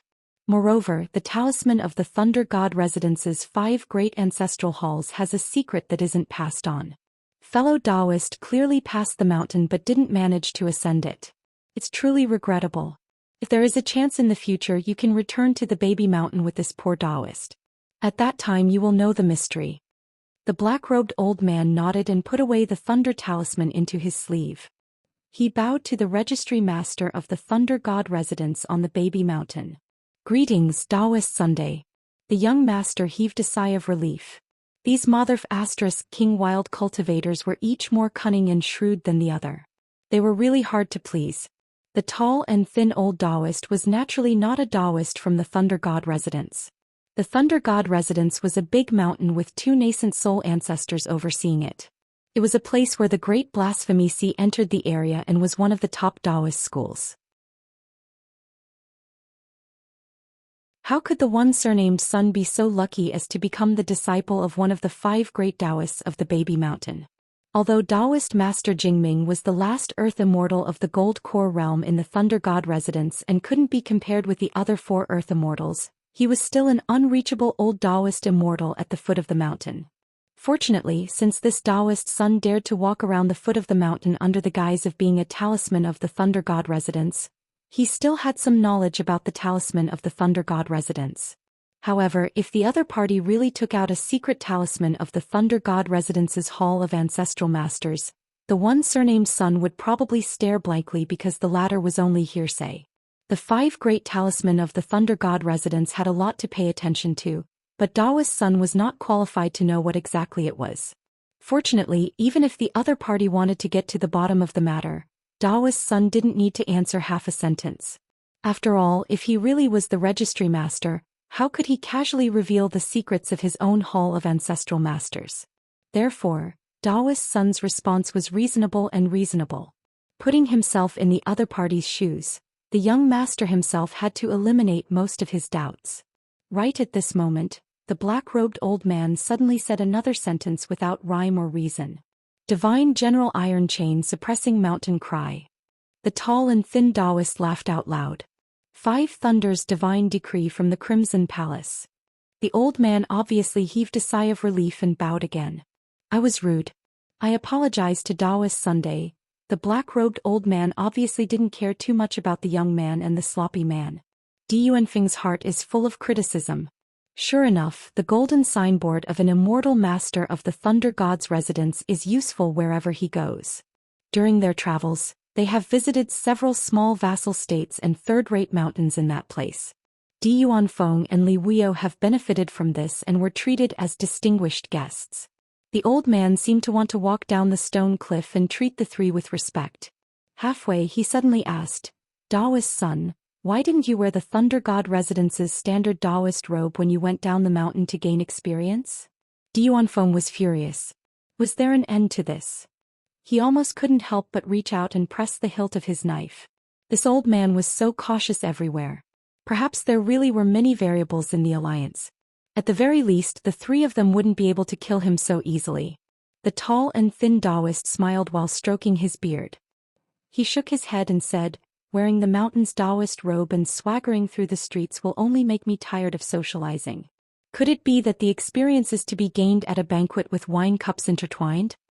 The black-robed old man smiled slightly and finally walked down the stone cliff. He sighed with emotion. Daoist's son, you're indeed a Daoist master of the infant mountain. Your cool heart away from the riches and honor of the mortal world is indeed admirable. Presumably, when you return to the Thunder God Residence's ancestral mountain this time, you'll definitely be able to progress further and become the direct disciple of Daoist Jingming and the Ancestral Hall. Then the old fox wild cultivator in the eyes of the 3 people became a bit more respectful. He still only had Daoist's son in his eyes. He smiled and said, my surname is Qin. I come from Wuling country which is poor in Daoist magic. My cultivation is insignificant and my sect is not worth mentioning. It's just a sad thing. I learned the art of drawing talismans by chance. It's just a small skill that makes me a laughingstock. I don't dare to show it in front of a talisman master like Daoist Sunday. I used the talisman to test you. Now that I think about it, I'm really ashamed. Daoist son is magnanimous. Please don't lower yourself to my level. Daoist's son smiled and said, when we're outside there's nothing wrong with being careful. Brother Chen doesn't need to feel guilty. Daoist's son took the lead and walked towards the black-robed old man. Yuanfeng and the sloppy man naturally followed behind. In fact, among the 3 of them, Yuanfeng had always been the leader. Therefore he could take 40% of the loot and the other 2 would take 30%. The black-robed old man gave way to the stone cliff path. When Daoist's son was climbing the mountain, he stepped in and followed behind Daoist Sunday. He did not give Yuanfeng and the sloppy man any face. Yuanfeng and the man carrying the luggage quickly looked at each other and smiled. This style was very similar to a wild cultivator. After being cautious, he became familiar with how to steer the rudder according to the wind. He should be a fellow Daoist. It's a good thing. The 4 of them sat together on the stone cliff. Daoist's son smiled and asked, fellow Daoist also came for the abode in the mountain? This black-robed old man who was wrapped in a green cloth probably believed that Sun Daozhong was the immortal master of the infant mountain register. After probing him 3 times he no longer had any doubts. At this moment he revealed a helpless expression and said frankly, of course. It's just that I didn't get the local government's map. After entering the mountain, I've been wandering around here for a long time. Otherwise, I would be hundreds of miles away in the deep mountains. If my luck was better, I would be able to find the abode with the abode's restriction broken. Daoist's son looked at the noble young master Di Yuanfeng with the bamboo cane and straw shoes. The latter smiled slightly and took out a neatly folded map of the county. It was a copy. The map of the various regions had always been a taboo item in the imperial court of each country. It must not be leaked to outsiders. Di Yuanfeng and the other two could successfully copy it. Of course, it was because of Daoist's son's identity. However, the county governor was not someone easy to deal with. He made Daoist's son reveal his celestial spells and dozens of Daoist talisman that could be posted in the government office. The tall and skinny Daoist talisman drawing was actually clumsy. He had only seen a few beginner talisman from the infant mountain, and his drawing was 70 to 80% similar. The secret manual that he stole from the Daoist temple did not have any records of talisman. However, the old Daoist talisman gallbladder did have a trace of spiritual energy. It could be used to resist the qi of evil that was not dense in the marketplace. Of course, those talisman would not be posted on the government office's door. Instead, it would be taken by the county governor to be sold to those local tyrants who were afraid of death and did not lack money. The black-robed old man expressed his gratitude and reached out to take the map. He looked at it carefully, as expected of Daoist's son to be able to copy this item. The tall and skinny Daoist stroked his beard and smiled. He did not say anything. The sloppy man called himself Great Teacher Huang and continued to remain silent. The black-robed old man wanted to say something but stopped. Di Yuanfeng knew that this person had finally taken the bait. Unfortunately, whether it was him or Daoist's son, neither of them took the initiative to speak a word. The other party had to show some sincerity and capital. This black-robed old man who was in a dilemma was of course Qin Pingon, who was wearing a mask. His face was old and he carried a long sword on his back. He looked dispirited and his eyes were cloudy. Qin Pingon did not believe that he was the unofficial disciple of the Thunder God Residence's Daoist Jingming from the Infant Mountain. Otherwise, he would not have used such a shallow method to test the other party's authenticity. Since the Infant Mountain was an important mountain gate at the western estuary of the Great Blasphemy Continent, he knew about it before coming to the North Continent. Later on, he asked Qi Jinglong about the Thunder God Residence's talisman mission in detail. Although Qi Jinglong was from the Taihui sword sect, everyone in the continent knew that this land dragon talisman's realm was very high. Qin Pingon even knew that the real key of the Thunder God Residence's Ancestral Hall's Thunder Technique 5 talismans was to seal the 5 ancestral seals, including Jade Mansion Governor, 5 inspectors, and Main Hall Leader. Not only that, Qi Jinglong also personally drew talismans and showed Qin Pingon the 5 thunder techniques. Naturally, its power was not as good as the Thunder God Residence's Earth Immortal's work. After all, it lacked the vital 5 Thunder Sect Dharma seals. However, Qin Pingon believed that other than the 5 palmprint masters, there was no other Ancestral Hall's direct disciple in the Infant Mountain who could compare with an outsider like Qi Jinglong. Comparisons were odious. Moreover, it was useless to be angry.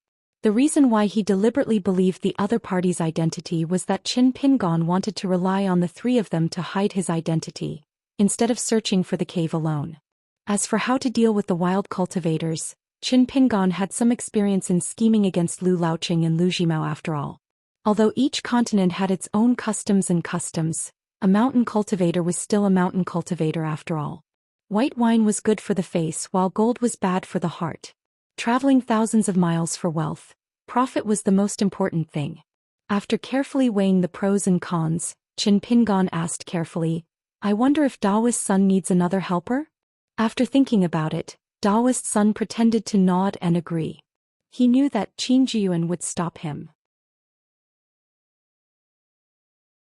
As expected, there was no need for the 2 of them to communicate telepathically.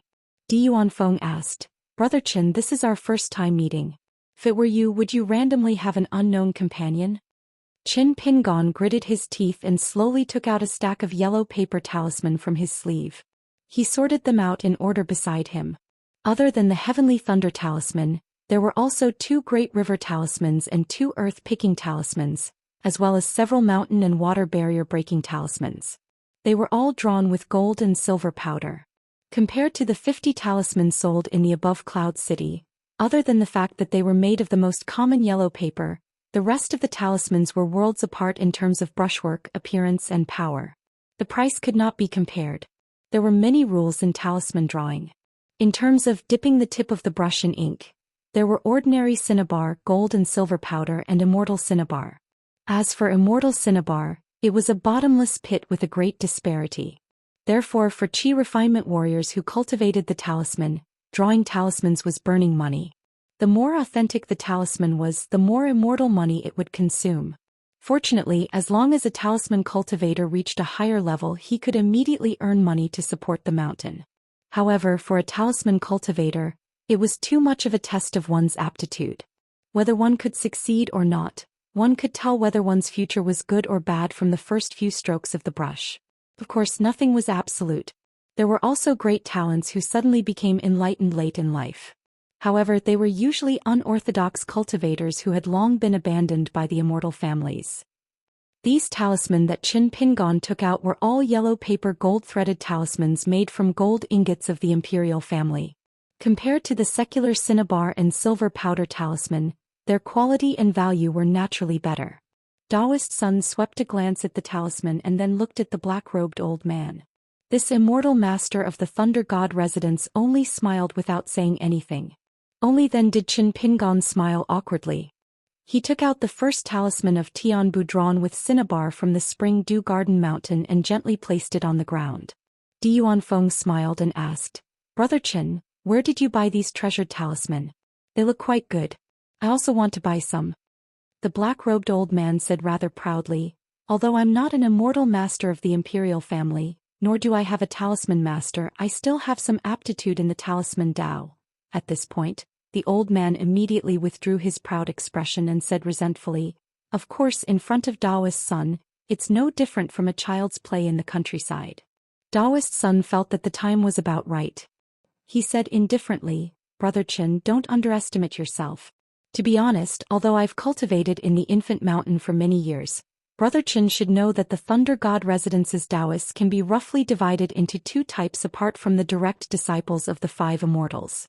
One is to focus on cultivating the 5 Thunders Dharma, and the other is to study the talisman, hoping to be bestowed a secret method of the direct talisman from the ancestral hall. I'm the former. Therefore, if Brother Qin is really an expert proficient in the talisman, we're actually willing to invite you to visit the mountain." The sloppy man who called himself Master Huang said, "I wonder how powerful the talisman that Brother Qin painstakingly drew is?" Qin Pingon hesitated for a moment. He picked up a great river-traversing talisman and formed a seal with one hand. He seemed to be chanting something, and after a moment he threw it into the stream.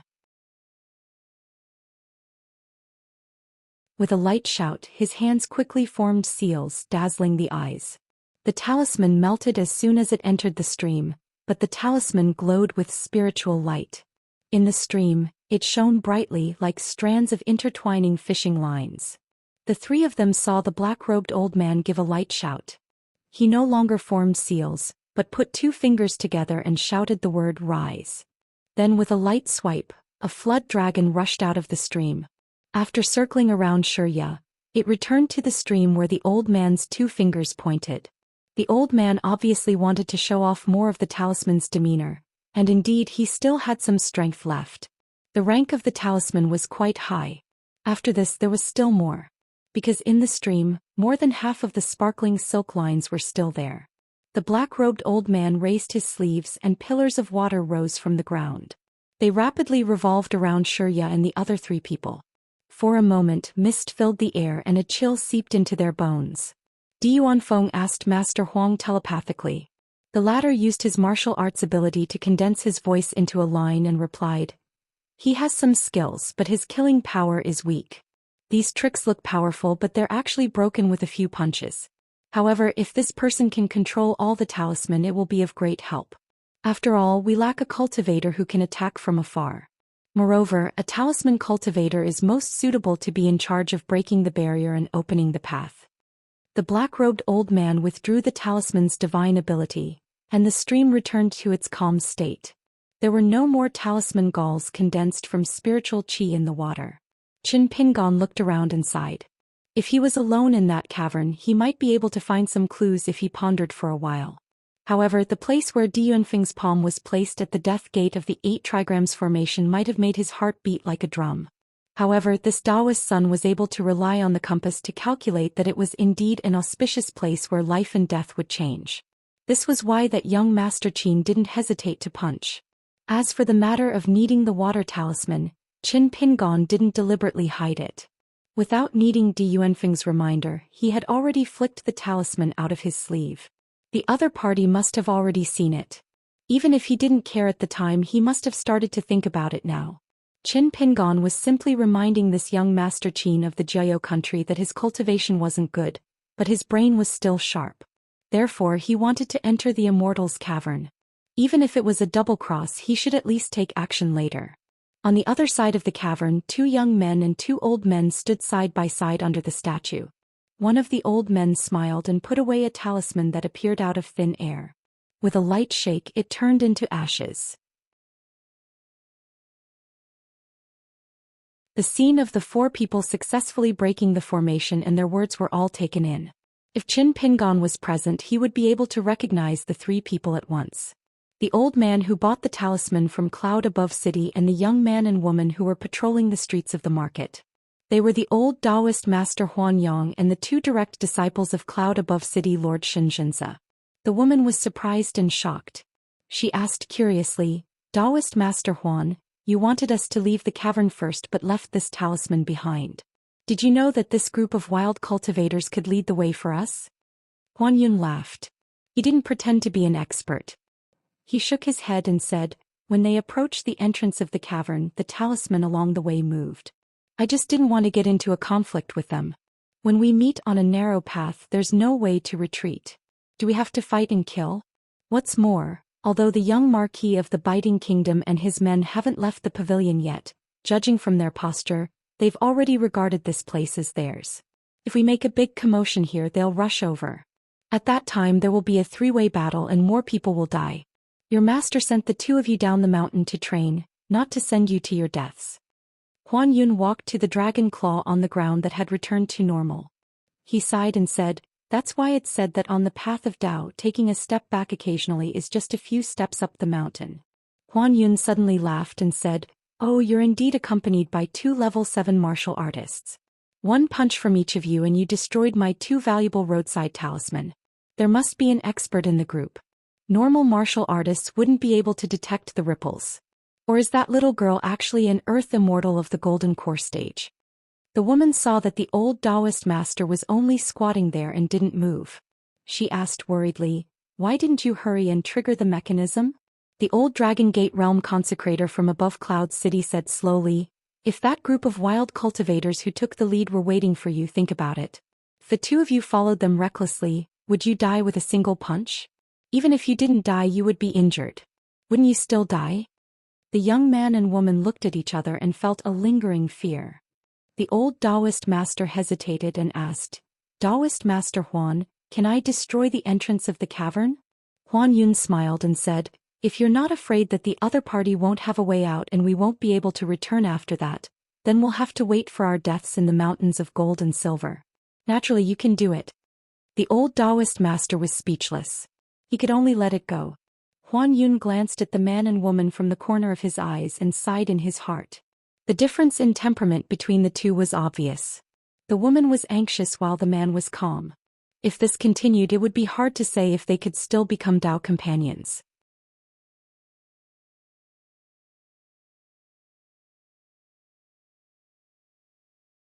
"541.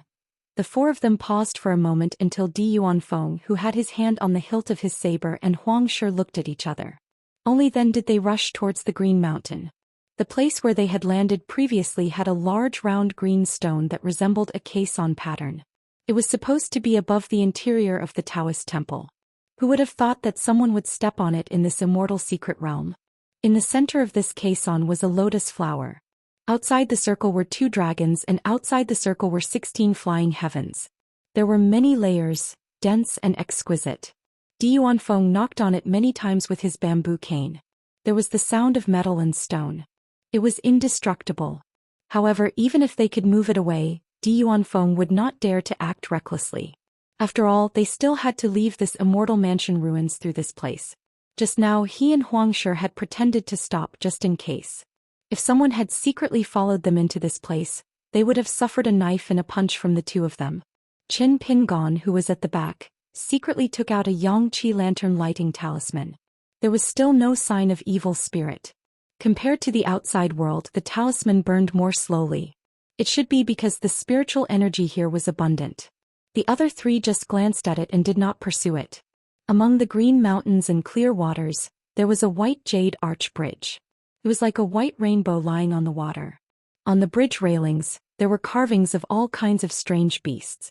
None of them were the same. They were ingenious like sleeping creatures. Under the bridge there was a large stone pier near the water surface. It was carved with one of the legendary dragon species. It had 2 horns on its head and dragon scales all over its body. It was sculpted to lie on the ground and look at the water. Qin Pingon fell into deep thought. The object under the bridge was not a rare sculpture of a strange beast. However, the name of this dragon species was very strange. In Hao Ran world it was commonly known as Wuxia or Baxia. However, in Lotus Blossom Blessed Land, Qin Pingon had seen this creature when he visited all the rivers and bridges in Nanyuan Kingdom. The only difference was that its style was slightly different from Hao Ran world. Moreover, according to the books that the imperial tutor Zhongqiu had brought back from the Ministry of Works, the book that Qin Pingon had read the most, Construction Methods, recorded this creature as a water-repellent beast that could swallow river water. It was reared by the master of Jianghu in ancient times. According to legend, it was disliked by the god of fire, who used the method of boiling the lake and burning the sea to kill it. However, in the vast world there were no such strange records. There were only vague records of one of the 9 sons of the dragon, and they were mostly the same. There was absolutely no such thing as the master of Jianghu. Qin Pingon suppressed the thoughts in his mind. He took out a sword chi bridge amulet and hesitated for a moment. In the end he didn't pass it to Huangshi and the others. Instead he walked onto the bridge. There was no wind, no waves, no shock, no danger. Qin Pingon walked across the white jade bridge just like that. He looked back and waved his hand, indicating that there were no traps and that they could cross the bridge without worry. The other 3 had different thoughts. Daoist Sun thought that this fellow Daoist Qin was probably trying to show off since they were about to enter the treasure mountain. It was futile. This fellow Daoist would still die if he deserved it. He shouldn't have agreed to go along with them when they were at the cliff by the stream. He shouldn't have entered the ruins of this immortal mansion filled with treasures. Just thinking about it made the tall and skinny Daoist feel frightened. Could it be that he would also meet with misfortune? The young immortal master of archives left the mountain to experience the world. He was here to search for treasures and also to cultivate. As long as he didn't meet with an enemy sect, he would usually be harmonious. Even if he met with strangers by chance, he would reveal his identity. It would be a form of fate and friendship. However, most of the mountain cultivators were in groups of 3 or 4. If there were too few people, they wouldn't be able to do anything. If there were too many people, there would be trouble. If there was even the slightest disturbance, they might not be able to survive until the time when the spoils were unevenly divided. Fighting with the immortal master of archives for opportunities was as difficult as ascending to heaven. Therefore, in the process of fighting, they were often more willing to risk their lives than the former. Once they were in a desperate situation, the rogue cultivators would even unite against a common enemy and be reluctant to give up their capital. However, after the spoils were divided, what was so difficult about it? As a mountain cultivator, after the situation was settled, if he didn't have the thought of taking all the benefits for himself, what kind of rogue cultivator was he?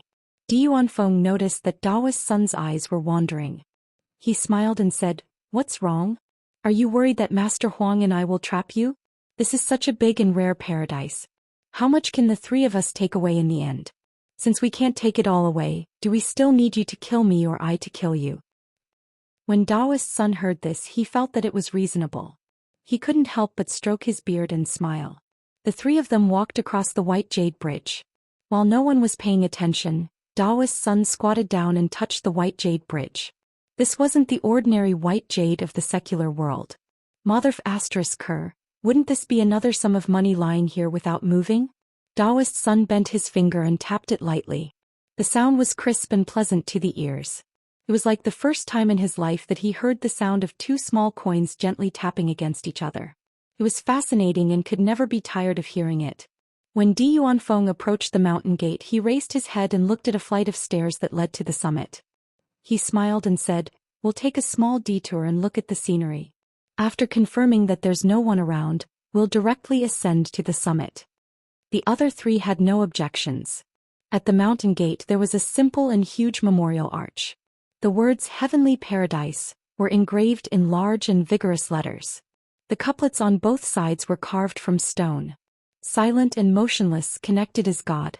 Those who obtain beauty on earth are the most spiritual. Qin Pingon stared at the couplets for a long time. In fact, it was not the least bit neat. However, the tone was big, the meaning was big. Huang Shi was the first to stop looking at the plaque and couplets. His gaze had long shifted to the distance and higher ground. Di Yuanfeng looked at the back of the memorial arch. There were 36 stone tablets of different heights on both sides. However, for some reason the words carved on them had been smoothed out. It seemed that the only thing that could tell the later generations about the origin of this place was the 4 words, "Heavenly Paradise." As for the 2 couplets, they were even more inexplicable. Daoist Sun raised his head and looked at the ancient plaque. He clicked his tongue and said, "What kind of nonsense is this? It deserves to be destroyed." Throughout history, the Heavenly Paradise had undergone many changes. It was not always the same. Either it was destroyed by great cultivators, disappeared mysteriously, or fell to the ground and became a paradise. However, Daoist Sun believed that there was absolutely no such thing as a heavenly paradise. Moreover, although the spiritual energy here was abundant, there should still be some distance between it and the legendary heavenly paradise. This was because there were many similar records on the mountain. When the heavenly paradise was mentioned, it was usually related to this spiritual energy as thick as water. The water fate here was rich, but it was still very far from this saying. Compared to the 3 beside him, Qin Pingon knew more about the heavenly paradise. However, he had also never heard of the heavenly paradise. As for deducing the age of the heavenly paradise based on the architectural style, it was also futile. After all, Qin Pingon's understanding of the North Continent was still very shallow. Every time this happened, Qin Pingon would have a deeper understanding of the immortal master of records who came from a sect. The heritage of a mountain indeed needed to be accumulated by generations of disciples of the Hall of Ancestral Masters. He could only memorize it first. If there was a chance, he would go back and sketch the main buildings. In the future, he would pass the drawing paper to Cui Dongshan to take a look. Di Yuanfeng retracted his gaze and nodded with a smile. "It is indeed strange." After that, the 4 of them hurried on their journey. Their footsteps were not slow. They passed by many grand halls, beautiful houses, pavilions, corridors, and vermilion railings. The 4 of them could see skeletons and corpses from time to time. Looking at the position of the corpses, they had all died suddenly. No one pushed the door open and entered. They still wanted to go to the Daoist temple on the mountain to investigate. Generally speaking, the treasures of a mountain gate would be at a high place. There were fine scratches everywhere in this unknown immortal residence, but they were not deep. It was as if a majestic storm of sword chi had come without warning. It came so suddenly that no one was prepared for it. This sword. It was undoubtedly the work of a sword immortal, but it was unknown whether it was a jade unpolished realm or an immortal realm sword cultivator. As for why there was such a strange sword attack, the sword chi covered the sky and earth. Moreover, it seemed to be able to accurately find a person to be the place where the sword landed. Qin Pingon looked up. Only God knows. In short, such a huge immortal sect collapsed and dissipated in an instant. Along the way they gradually climbed higher. It was deathly silent.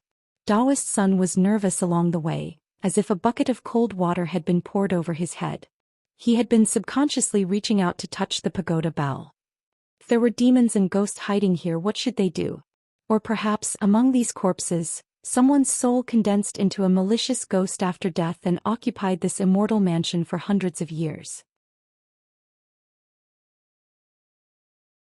Even if he was an idiot when he was alive, he should have cultivated an earth immortal ghost, right? Therefore, Daoist's son had to touch the pagoda bell more to be at ease. In truth, the bell had other wonderful uses. The lower the realm of the filthy existence, the more rapid and dense the bell would ring.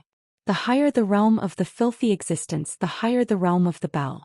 When it reached the Dragon Gate realm, the bell would be so noisy that it would annoy the owner of the pendant. However, once the golden core demon was nearby, the bell would not shake violently. To an outsider it would appear to be silent, but in truth, it would ring in the heart of the owner who refined it.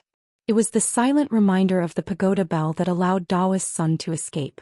Daoist's son only prayed that the bell would not ring in his heart lake this time. The three allies had discussed before.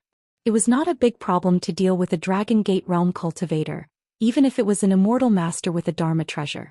Therefore, Daoist's son hoped that no matter how violently the pagoda bell at his waist shook, it would not be a problem. When the four of them passed by the corpses, Yuanfeng would wave his sleeve and the clothes on the corpses would be destroyed by his aura qi. Not only that, many of the cultivator's accessories that should have contained spiritual qi also could not escape the fate of being turned into ashes. Only the corpses remained unscathed when the aura of his fist brushed past them. It was another strange thing. After a dozen or so attacks, Yuanfeng did not gain anything. The tall and thin old man began to act first, imitating him. Unfortunately, his luck was not good and he still did not encounter a magical robe. Yuanfeng then turned his head to look at Huang Shi. "Brother Huang, why don't you try your luck?" Perhaps it was really feng shui. Huang Shi really did go up the stairs. After waving his arm, the clothes on the corpses were still intact. Daoist's son immediately ran over to take off the clothes. To hell with the Thunder God Residence's expert demeanor. I am a mountain cultivator who has never touched a single grain rain coin in my life. However, after he succeeded, Daoist's son still reluctantly handed it over to Huang Shi. This was the rule of mountain cultivators. Of course, there was an even greater rule waiting for the four of them. However, it seemed that they were waiting for that fellow Daoist Qin alone. Daoist's son had a rare moment of reluctance. Could it be that he had to be kind for once and persuade Yuanfeng and Huang Shi? If everyone returned with a full load and was unable to empty the storehouse, there was no need to kill and rob, right? However, Daoist's son was somewhat hesitant. He felt that there was no hurry and that he should look at the harvest first before discussing anything else. Otherwise, if in the end they could not even fill 1 or 2 bags, his indecisiveness and soft-heartedness would only cause those two fellows to feel disgusted. They might even kill him as well. Qin Pingon had been following behind the three of them all along. After reaching the last step of the stairs on the white jade square in front of the temple, there were 2 smaller corpses on the ground. After Yuanfeng waved his sleeve, their clothes were completely gone, but each of them left behind a relic. However, the 2 treasures on the mountain had many cracks and were damaged. Yuanfeng crouched down and carefully kept them in his sleeve. Huang Shi said, "It seems that the spiritual treasures here are not too good." Yuanfeng nodded and smiled, "Then let's win with quantity." Daoist's son was overjoyed. Huang Shi also revealed a rare smile. Qin Pingon still did not participate. He was still used to thinking of a way out first before talking about treasure hunting. Standing at the top of the mountain and looking into the distance, Qin Pingon could see everything within 100 li apart from the green mountains and clear waters. However, there was a difference in distance. His vision gradually became blurry, but further away, there seemed to be an incomparably clear line. After crossing the line, everything changed abruptly and became foggy. It gave Qin Pingon an oppressive feeling of emptiness at the end of the road. This was both a good and a bad thing. The good thing was that this immortal cave was a rumored rootless land. It was similar to the broken ancient paradise and was not built in a real mountain. This meant that this immortal ruin had a long history and had a deep origin. Perhaps there really were priceless heavenly treasures and 1 or 2 immortal secret manuals that could lead one to the earth immortal realm. The bad thing was that it was easy to enter but difficult to leave unless someone could break the restrictions of the small world. Qin Pingon had a sword immortal sheath behind him. Of course he could do it. No matter how sturdy the sky was, it could not be compared to the Ghost Valley. However, by then he would become the target of everyone. This was contrary to his original intention of secretly earning some money and leaving quietly without caring about me. Qin Pingon did not want to become the second Jiang Shangzhen and become a rat in the eyes of the North Continent cultivators. The reason why Huang Shi and the other two were so calm was probably because they had not noticed the phenomenon of the mountains and rivers in the distance. It could be seen that Huang Shi, a golden body realm cultivator, was not made of paper. However, he was not too strong either. The existence of that line did not mean much to Qin Pingon at the moment. However, if the worst-case scenario happened, he would be the only one who could see it and walk out of the small world. As for the other three, they were still in the dark. Perhaps they were secretly discussing how to take advantage of this fellow Daoist. The Daoist temple in front of them was not big. The plaque was gone. Before the four of them walked into the temple, they could not help but look at the green glazed roof. There were many buildings on the mountain, but this was the only place with such roof tiles. Time had passed, but the tiles were still shining. Obviously, they were not the ordinary glazed tiles in the palace of the mortal world. They were the real treasures of the mountain used by the immortals. In short, every tile was worth immortal money. This scene made Daoist's son tremble. He estimated that they were worth at least 7 or 8 small summer coins. If they were really made with the immortal's secret technique, it was possible to exchange the small summer coins for Guyu money. Huang Shi and Di Yuanfeng were purely martial artists. The value of these glazed tiles had never crossed paths with the sects on the mountain. Like Daoist's son, they could not accurately estimate the value of these tiles. However, the immortal sects on the mountain had never covered their roofs with such glazed tiles. It was not rare to see such a thing in the mortal world below the mountain. Qin Pingon looked at the direction where the four of them came from. There was still no movement. If he had the chance, he would like to ask the next group of people a question. When did they enter this small world? Actually, Qin Pingon had been calculating the time. Once there was a significant difference between the speed of the river of time and the vast world, Qin Pingon would have 2 plans, the best and the worst. Biting Country's young Marquis Zhang and the rest came to the entrance of the cave. The golden body realm martial artist who was worshipped by the family was investigating the footprints on the ground. Fuyo Country's General Gao Ling said in a deep voice, "Young Marquis, there are many people hiding near the mountain." Zhang Qing smiled and said, "They are just following behind us and eating our dust. Since they have the guts to enter the cave, they should have the guts to reincarnate." He did not have a good impression of the wild cultivators of the mountains and the immortal masters of the archives. Even if he himself was a serious cultivator, perhaps he was still a descendant of a rich family deep down. He was used to seeing emperors, generals, ministers, and marquises' mansions, so he was used to scheming and taking advantage of the situation instead of relying on a pair of fists and a few treasures to kill here and there. Therefore, Zhang Qing was really tired of those high and mighty people of the same kind. However, if it really came to a situation where he needed to use spells to kill people, Zhang Qing would naturally not hesitate. Bai joked, "Are you really not in a hurry at all? Aren't you afraid that those 2 groups of people will beat you to it?" Zhang Qing smiled and said, "If they can refine the immortal treasures and eat the secret manuals in the blink of an eye, then I'll consider myself unlucky and admit defeat. Otherwise, where can people and things escape to?" Gao Ling looked at this person in a new light. Previously, he only thought of the Biting Country's young Marquis as a good-for-nothing who had reincarnated. Now it seemed that in the future, if anyone dared to underestimate this person, there would be a so-called battle of the great Tao on the path of cultivation. The other party would definitely fail miserably. The 2 golden body realm martial artists opened the way and entered the dark cave with candles. Bai was in a relaxed mood. As long as there were no major accidents, there was no need for him to personally come to the mountain to search for treasures. Even if Sun Qing from the Sparrow Manor and Xianxia from the city above clouds came personally, it could only be considered a small accident. The 2 level 7 martial artists in his group were enough to deal with them. The group came to the cave with the 4 painted murals of the heavenly kings. Zhang Qing frowned slightly. She was not good at breaking formations. Her nascent soul realm master, as a wild cultivator of the mountains and lakes, had learned a variety of things. He should be familiar with it. However, he never taught Zhang Qing any ways to search for opportunities in secret realms. He always said that those unorthodox mechanism techniques would delay his cultivation. He would only talk about other things after Zhang Qing entered the Dragon Gate realm. Since the first group of wild cultivators and the cultivators from the city above clouds had disappeared, they must have entered the ruins of the immortal residence. Bai Bai smiled and said, "What do we do next? Are we just going to stand here and stare at each other?" Xianxia said helplessly, "If we know the location of the exit, we can just wait for it. I'm just afraid that we won't be able to discover it from 100 miles away." Bai Bai put his hands behind his back and looked around. "Let's look for clues first. If it doesn't work, you'll owe me a huge favor." Xianxia asked, "Is the price very big?" Bai Bai nodded and said, "It's not small. It will cost me 10 years of cultivation." This direct disciple of the water dragon sect's ancestor carefully took out a natal item. It was an extremely rare green talisman. It was a talisman pattern of flowing water. It was simple yet strange.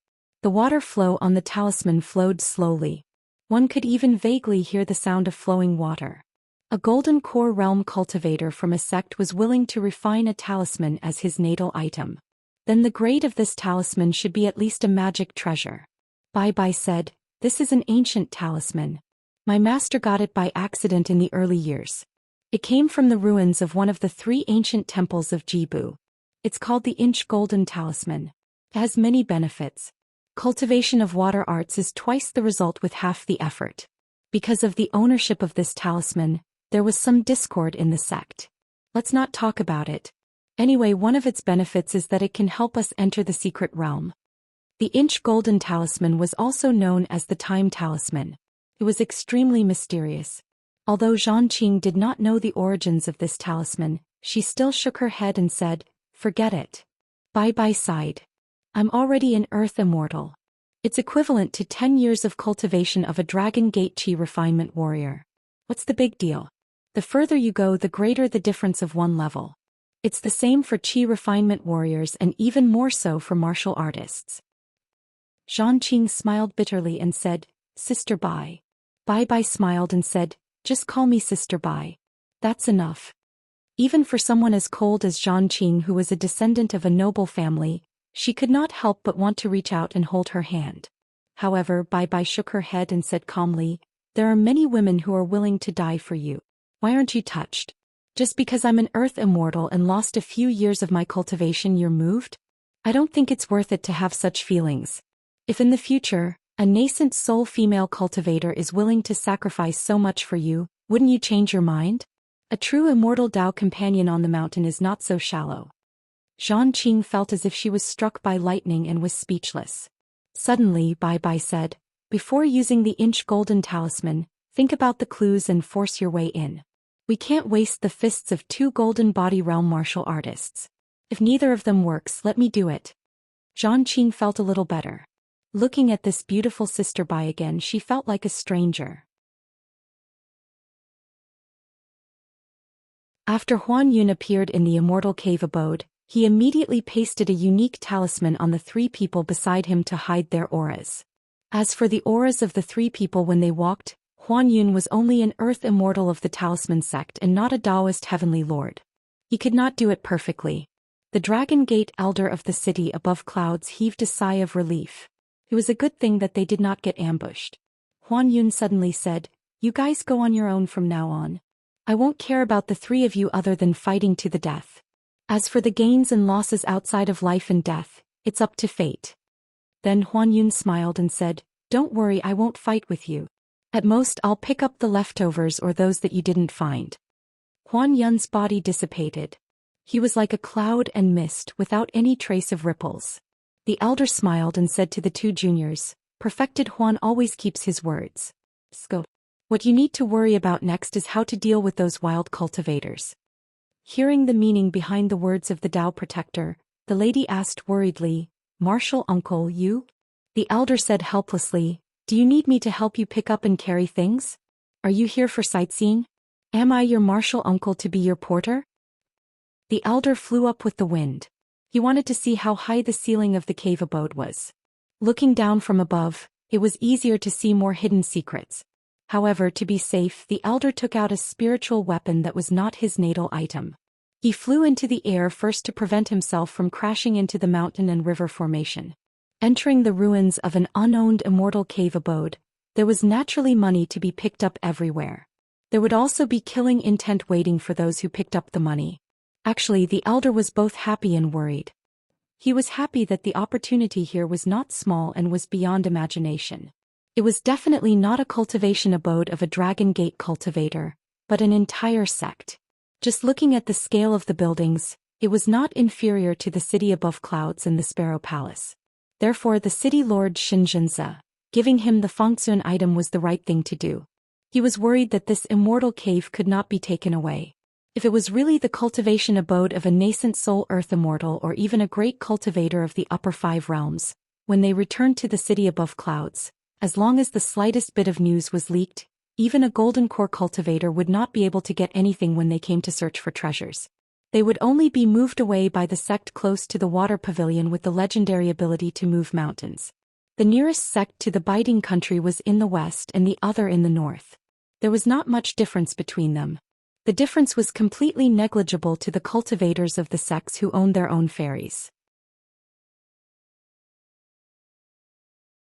The elder only hoped that the previous owner of this place was just a nameless earth immortal and that his realm was not higher. It would be best if he was a golden core cultivator. Nascent soul cultivators would be troublesome and it would be difficult to clean up after the matter. There might even be an immortal master from a sect who came to visit the city above clouds. The city lord could only hand over most of the fat meat and was worried that the other party would not be satisfied. Once it was the ruins of a mountain guarded by a cultivator of the upper 5 realms, there was no need to think about it. It was highly likely that fortune and misfortune came together. After a great fortune came a great disaster. Unless the city above clouds could immediately destroy this small world and destroy all traces in one go. Unfortunately, the city above clouds could not do it. Unless Xianxia made a prompt decision and took the initiative to find one of the sects after the 3 of them returned to the city above clouds with Huan Yun and negotiated a fair share of the profits. As for this treasured land with rich water luck and so many ready-made magnificent buildings, it would naturally be a summer resort for the other sect in the future. The spirit tool used to scout the way flew in all directions without any hindrance. The elder then flew into the sky with the wind at ease. Just when the old consecrator was a few hundred feet above the ground, the spirit weapon shattered with a bang. The old consecrator knew that something was wrong and was suddenly pulled by someone falling to the ground. The elder was shocked and then heaved a sigh of relief. It was the old perfected Master Huan Yun who held his shoulder and brought him down to the ground. Then the elder sensed a wisp of qi above his head. It flashed past and disappeared in an instant. Huan Yun said in a low voice, "I advise you not to go up anymore." Even a golden core earth immortal military cultivator could not withstand that wisp of sword qi. Previously, the old perfected master used a few patrol talismans and threw them in all directions. He realized that every time a talisman went to a higher place, it would turn into dust instantly. The old consecrator raised his head and looked over. That trace of aura from before had already disappeared. The Dragon Gate cultivator of the city above clouds was shocked. Could there be a sword immortal guarding this ruin? Huan Yun, who had secretly circled around the Green Mountain, shook his head. They are all dead. There are no living people or ghosts. Only this wisp of sword qi continues to exist in this small world. Huan Yun's expression was serious. Let me tell you another piece of mixed news. This place is a mysterious area left behind after an ancient blessed land was destroyed. The area is about 100 miles in radius. It is hard to say how old this small world is. Could be 1,000 years old or even older. However, I can roughly estimate when this cave residence on the mountain disappeared quietly. It was about 700 or 800 years ago. But this is not normal. In the history of Biting Country there is no such immortal sect. Huan Yun stopped descending and was about 1,000 feet above the ground. He hovered in the air with the old consecrator and said slowly, "There is only one possibility. After the destruction of the sect here, this small world was brought along by an unknown expert and moved all the way to the Biting Kingdom. But for some reason this immortal did not manage to occupy this secret realm and cultivate smoothly. Then he used this place to establish a sect outside. Either he met with a mishap and carried a treasure of this small world which was not discovered by anyone and fell into the deep mountains of Biting Country. Or this person came to Biting Country and did not travel far. He hid here and cultivated in seclusion. Then he quietly reincarnated." Huan Yun sighed. Life and death are uncertain. The great Tao is unpredictable. Every time he thought about this, he could not help but feel depressed. After a while, Huan Yun woke up. However, after Huan Yun sighed, he immediately woke up. He remembered what he had said to Xianxia in the city above the clouds and instantly returned to normal. There was no more haze in his heart. In Daoist cultivation, self-mistakes were the most harmful. This was why there was the most difficult heart-awakening stage among the 3 sections. The old immortal Huan Yun was actually very talented. It was just that all the Earth Immortals along the way felt that Huan Yun had a bright future on the talisman path and was compatible with his own great Tao. That was why he was so successful today. Actually, Huan Yun knew that this was called suffering in silence. There was once an expert who said that if he, Huan Yun, had entered the Zhong School of Immortals early on and stopped learning those fancy scribbles, he would have been a nascent soul cultivator with a chance to enter the upper 5 realms. Therefore, Huan Yun was very emotional about the gains and losses. When he was really helpless, he could only treat it as a cultivation to train his Daoist heart to relieve his worries. In the Daoist temple at the peak of the mountain, there was a statue of a middle-aged Daoist in a sitting position. He looked forward and his hands were placed in front of him. There was a small brass incense burner on the incense table. There was still half a burner of incense left. Everyone knew that the small incense burner was definitely a Daoist treasure. However, no one dared to touch it. Di Yuanfeng asked softly, "Daoist son, have you seen this person in the book of Daoist statues?" Daoist son shook his head. No. There was something he didn't dare to say out loud. The Taoist in front of him had an ordinary appearance. The whole statue gave people the feeling that it was nothing special. It was not even as shocking as the 4 heavenly king statues in the cavern. Qin Pingon stared at the statue.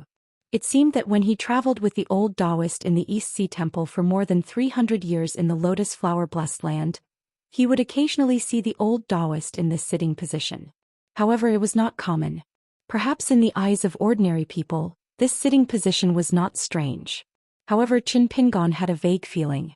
He felt that the true meaning of Daoist cultivation of the old Daoist was similar to that of the middle-aged Daoist statue in front of him. Qin Pingon remembered 4 words in a Daoist scripture. Leaving the state of forgetfulness. Time flies. Cultivators do not know the winter and summer under the mountain. If a dead person leaves an empty statue, what can you do even if you have great Daoist skills when you were alive? You do not know the changes of the 4 seasons. How high will a Daoist reach in the end of his cultivation? Qin Pingon sighed in his heart. He took out 3 Xianxia incense sticks, lit them and inserted them into the small incense burner. Daoist Sun felt that this fellow Daoist was really wishful thinking. Could it be that he was still hoping that the Daoist statue still had some primordial spirit left? Just because he lit the 3 incense sticks, a lucky chance would come?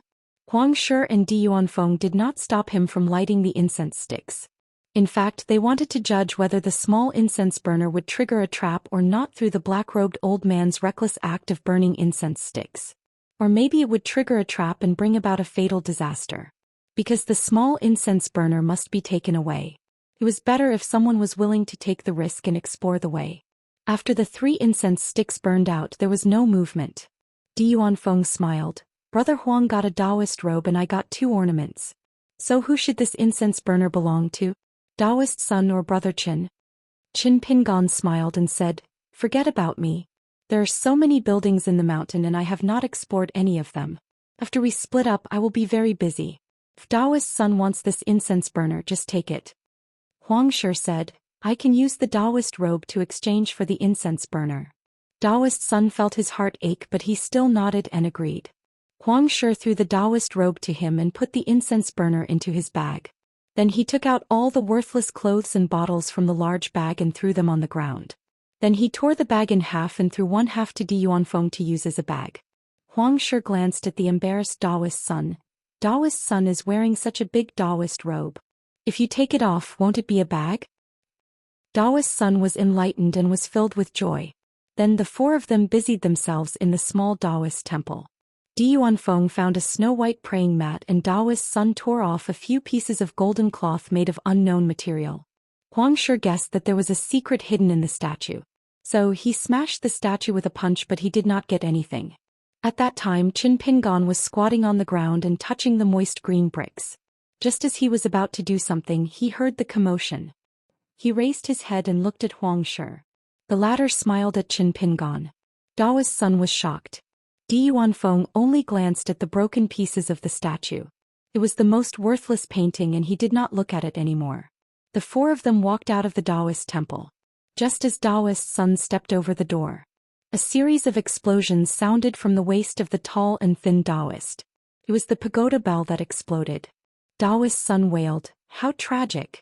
It must be our disrespectful actions that have angered this Daoist immortal." Huang Shi and Di Yuanfeng looked at each other. Without any hesitation they went down the mountain to the other buildings to search for treasures. Daoist's son hesitated for a moment. He did not choose to follow Di Yuanfeng. Instead he followed Huang Shi and shouted, "Wait for me." Soon the small Daoist temple behind the four of them collapsed. Dust flew and covered the sky. Qin Pingan did not rush down the mountain to search for treasures like the other three. Instead he started to pick up the items that the other three were not willing to take. For example, those heavy green glaze tiles that occupied a lot of space. There were also those green bricks that were condensed with dense water fate. Other than the bag on his body, Qin Pingan still had the square-inch item and the foot-in-hand item. It just so happened that there was a lot of space for the Swan and Eye shop that he opened on Spring Dew Gardens Laohui Street. However, what Qin Pingan really wanted to collect was the broken pieces of the statue that Huang Shi destroyed with a punch. In the ruins of the Daoist temple, Qin Pingan's movements were neither fast nor slow. Pieces of glittering glaze tiles were first collected into the foot-in-hand item. At the same time he gently threw the debris in the ruins of the Daoist temple onto the square. He carefully picked up the broken pieces of the statue. As he searched for the broken pieces he loaded them with the glazed tiles. It was said that the glazed tiles of the White Emperor City's glazed pavilion were made of a secret glazed tile. They were layered on top of the roof. It was said that the tiles of the glazed pavilion reflected the sea of clouds like blue waves. After collecting all the broken pieces of the statue, Qin Pingan also loaded 120 glazed tiles. His thoughts were a little strange. When he looked up, it seemed that he had moved the ruins of the Daoist temple from its original location to the White Jade Square. Furthermore, those green bricks that contained strands of water fate and were not ordinary spiritual energy caused Qin Pingan to fall into a dilemma. If he wanted to collect the glazed tiles of the Daoist temple and the green bricks on the ground, Qin Pingan might not be able to do it even if he had a few more foot-in-hand items. However, Qin Pingan did not have the slightest hesitation about this. Instead, among the foot-in-hand items, there were some worthless old objects. Compared to the green bricks that contained strands of water fate, or the other treasures that he would find in the halls and pavilions, the difference was like heaven and earth. Qin Pingan squatted down and covered his sleeves with his hands. Qin Pingan raised his head and touched the stubble on his chin. He stood up and moved as many green bricks and glazed tiles as he could. Among the foot-in-hand items, none of the old objects were lost. Finally, Qin Pingan lit 3 incense sticks and inserted them between 2 green bricks in the ruins of the Daoist temple. When the incense sticks burned out, he gently blew a breath of air and blew away some of the ashes. When Qin Pingan dug up the green bricks, he did it in a neat row.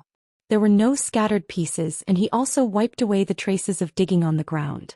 In the end, he did not even let go of the foot-in-hand item. Together with the foot-in-hand item, he filled more than 30 green bricks.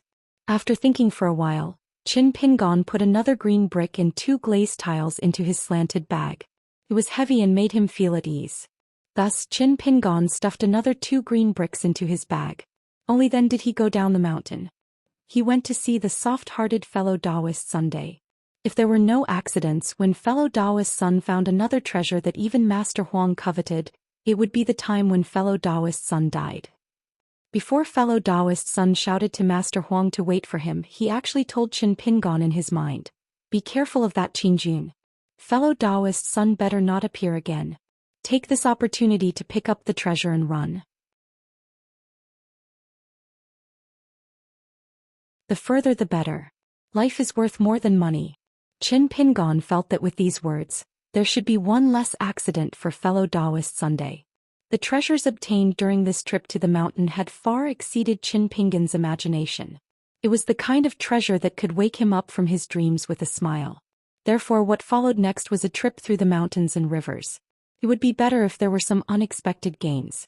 Even if there were no gains, it would not be bad. However, fellow Daoist Sun's pagoda bells shattered for no reason. It was very strange. However, compared to the strangeness of this cave, it was not strange at all.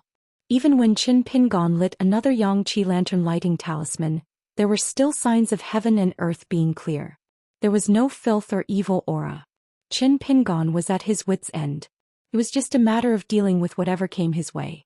Many natural disasters were actually just natural disasters. Qin Pingon went around the ruins of the Daoist temple on the White Jade Square. Qin Pingon was meticulous and skillful in his previous search. He would not have missed anything.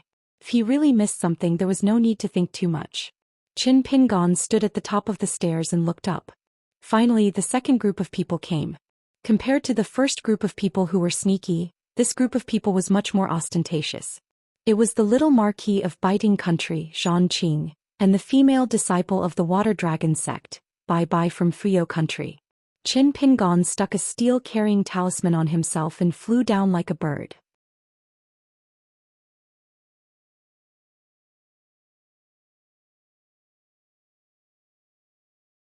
(542).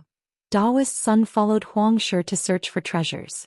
The two of them had a tacit understanding.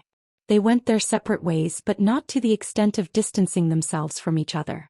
Daoist Sun was afraid of being too far away from Xianxia. If he were to encounter danger, he wouldn't be able to escape with his meager cultivation. On the other hand, Xianxia didn't want this tall and skinny Daoist to slip away after obtaining the treasures. Daoist Sun was in a two-story building. Most of the books in the library had already been reduced to ashes. He found a Daoist book that couldn't be opened. It was still emitting a colorful glow. Even though it was wrapped in a Daoist robe, it still shone brightly. Daoist Sun couldn't recognize a single one of the golden ancient seal scripts. There was nothing he could do about it. Only an immortal master with the word clan would be qualified to come into contact with the long-lost ancient seal scripts. After meeting with Xianxia, Daoist Sun felt a little awkward. It was troublesome if the treasures were too good. Xianxia smiled and pretended not to see anything. Daoist Sun asked, "Brother Huang, did you obtain any treasures?" Xianxia nodded, "Not too bad." The two of them went their separate ways once more, looking for other treasures and immortal artifacts. Xianxia was even later. He glanced at the back of the tall and skinny Daoist and his smile deepened. Previously, Xianxia saw two withered skeletons sitting opposite each other in a pavilion. There was a chessboard carved on the stone table.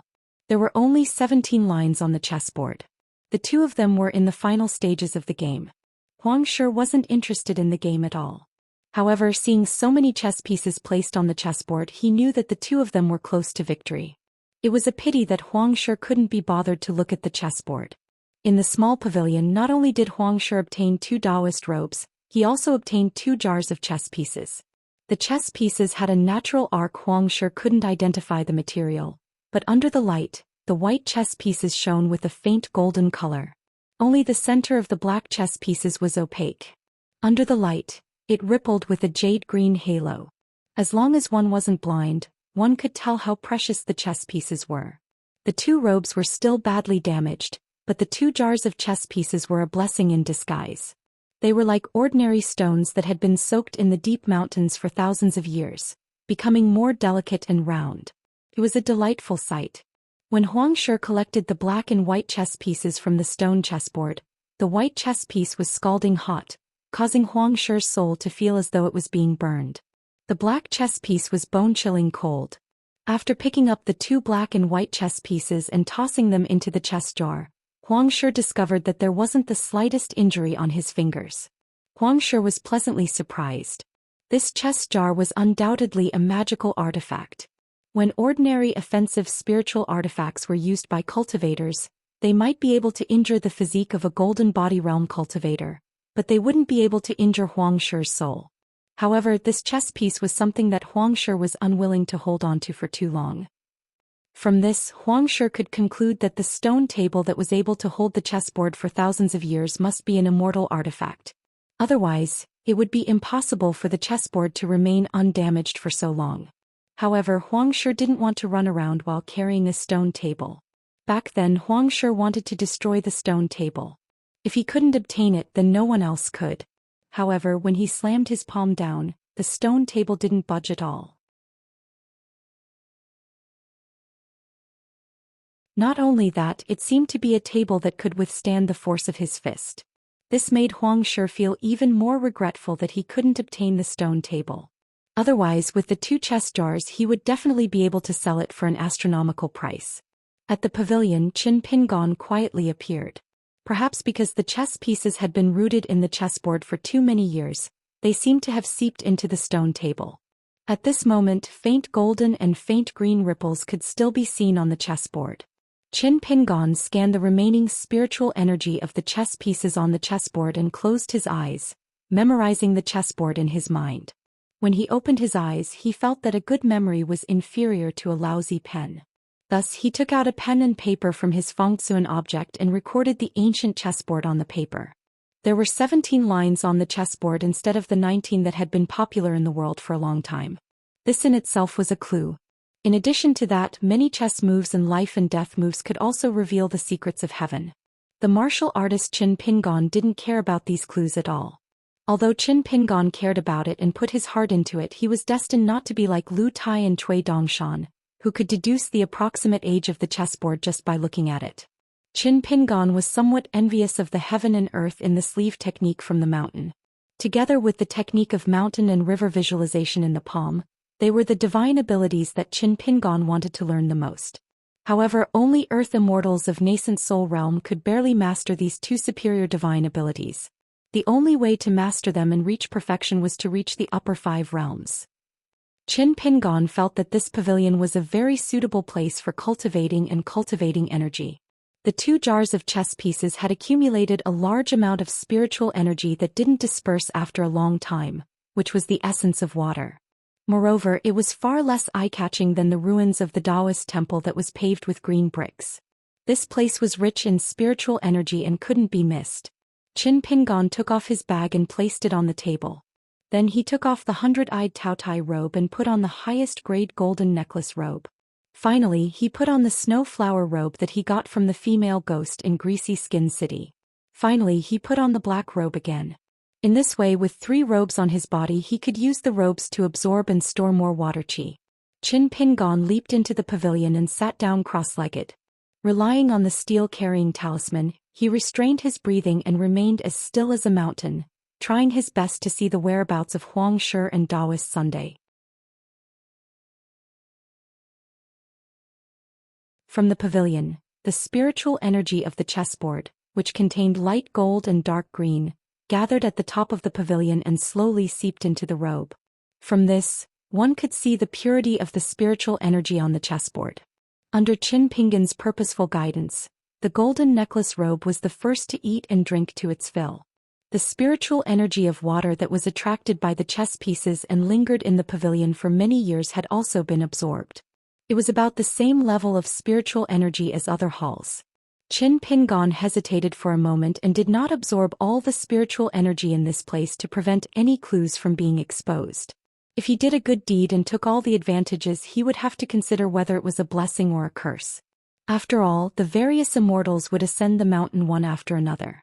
Following that, there would be a series of scheming. This would be the true test. Luck was an item. If he could save some, he should save some. At the end of the day, earning less now was for the sake of earning more in the long run. Only when the overall situation was set could he talk about profit and loss. Qin Pingon then changed his strategy. He no longer kept an eye on Huang Shi and secretly followed Daoist Sunday. If Daoist Sun was wholeheartedly chasing after Huang Shi before obtaining the Daoist book, then even if Daoist Sun wanted to run away, Huang Shi would not let him succeed. As this mountain was not a true temple, the central axis was the white jade stairs that led all the way to the top of the mountain. It was more like an immortal sect without any obvious inclination towards the 3 religions and 100 schools of thought. What made Qin Pingon feel the strangest was that there was no ancestral hall on this mountain. Especially on the mountainside, there were scattered thatched nunneries and majestic halls and mansions. It was messy and without any order. After entering and exiting each building, Daoist Sun intentionally or unintentionally distanced himself from Huang Shi. Every time he passed by the vermilion railings of the winding corridors, he would not swagger. Instead, he would walk quickly and hide his body as much as possible. In the end, he hid in a small and exquisite secluded hall. The inscribed board fell to the ground and was in tatters. One could vaguely make out the two words Water Hall. Inside the hall there was a statue of a female deity. Ribbons fluttered in the wind, giving off a mysterious feeling of ascension. Using his Daoist robe as a bag, Daoist's son walked through the corridors, halls and pavilions again and again. He gained a lot of things. As long as they had not turned into ashes, he put them in his bag and carried them on his back.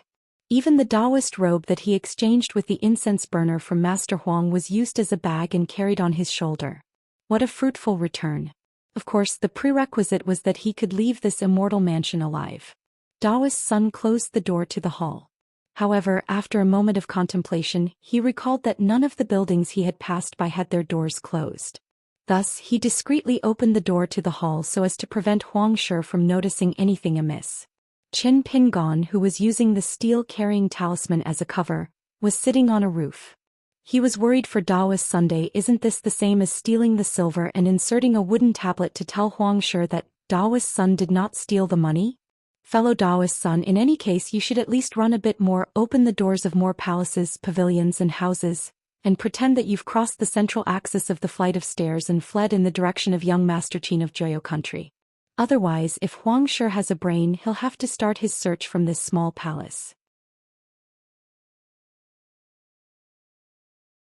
If it was Qin Pingon, he would have to open or close those doors from the beginning. However, along the way, Daoist's son often had to choose between the items in the big and small bags. In any case, the tall and thin Daoist did not know whether the new item was better or the old one was more valuable. In the end, it all depended on fate.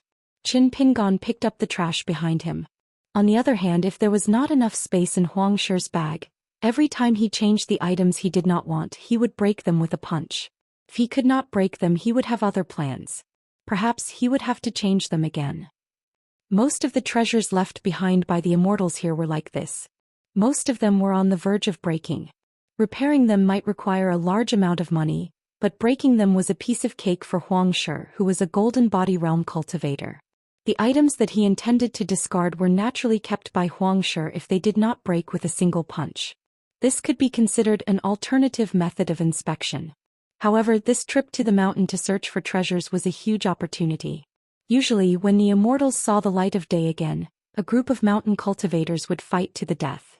After splitting the loot, if each person could obtain 2 or 3 immortal artifacts, it would be enough to make them go wild with joy. However, Huang Shi was still not satisfied. As expected, after suddenly losing track of Daoist's son, Huang Shi began to give up on searching. He followed the path of the door and hurriedly found this small hall. When Huang Shi approached, Qin Pingon no longer sat down. He lay down on the roof and held his breath. There was no sign of breathing at all. Huang Shi glanced at the plaque on the ground and smiled. Daoist son, there are more treasures in the water hall? Why don't I give you a hand? Don't worry, according to the rules we set, whoever opens the door first will have all the treasures in the house, no matter how valuable they are. In the water hall, Daoist's son was trembling in fear. He silently prayed to the 3 pure ones of Taoism to ask Huang Shi to leave quickly. Probably because Daoist's son was not a disciple of the 3 branches of Taoism, praying was useless. Huang Shi directly stepped over the door and smiled. Daoist's son, what's wrong? You want to turn your back on us after obtaining some treasures? You even have to be wary of your allies? Don't we have to be wary of Di Yuanfeng, who is holding a magic saber? I'm just a 5th realm martial artist. Why do you have to be so wary of me? Daoist's son, who had nowhere to hide, could only walk out from behind the statue. He smiled bitterly. Brother Huang, you must be joking. Huang Shi joked.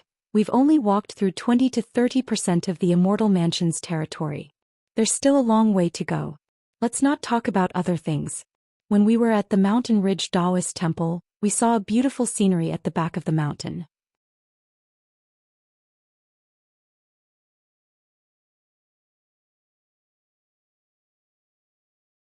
He could not kill the 2 Daoists inside and outside the water hall for now.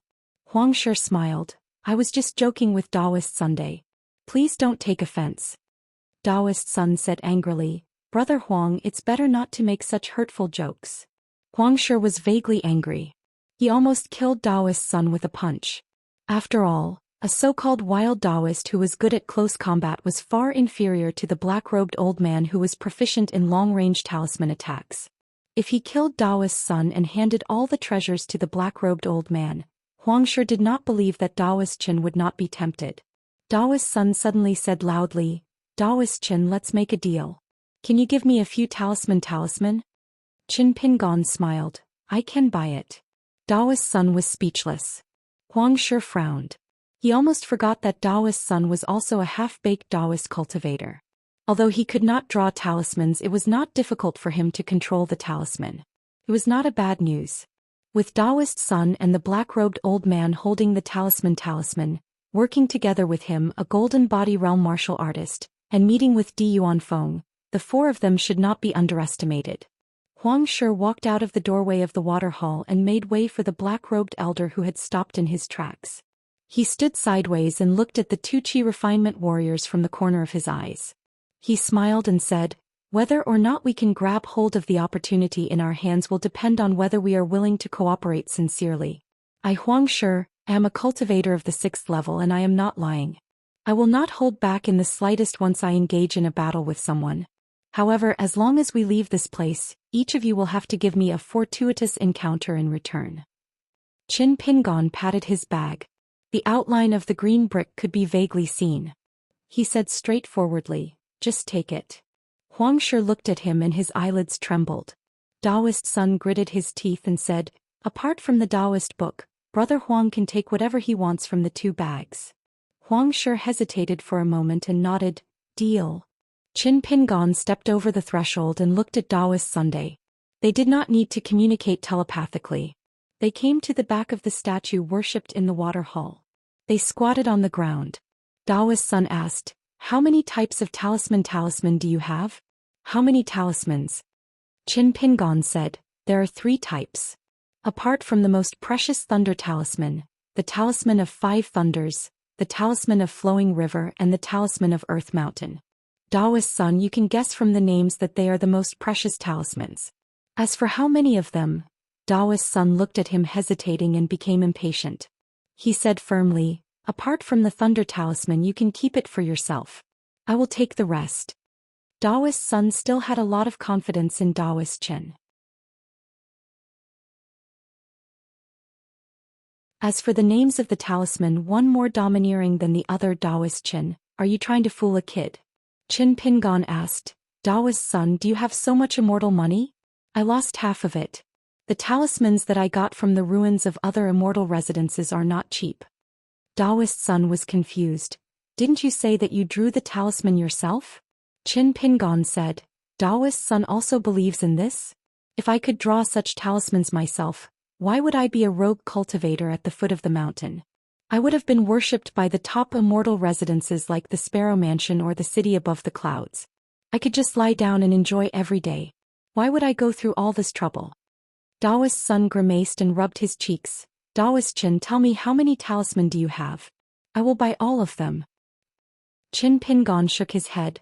"Daoist's son, you are a senior, but business is business. You have to show me the immortal money first. These are precious life-saving talisman. Every time I sell one, my heart will tremble."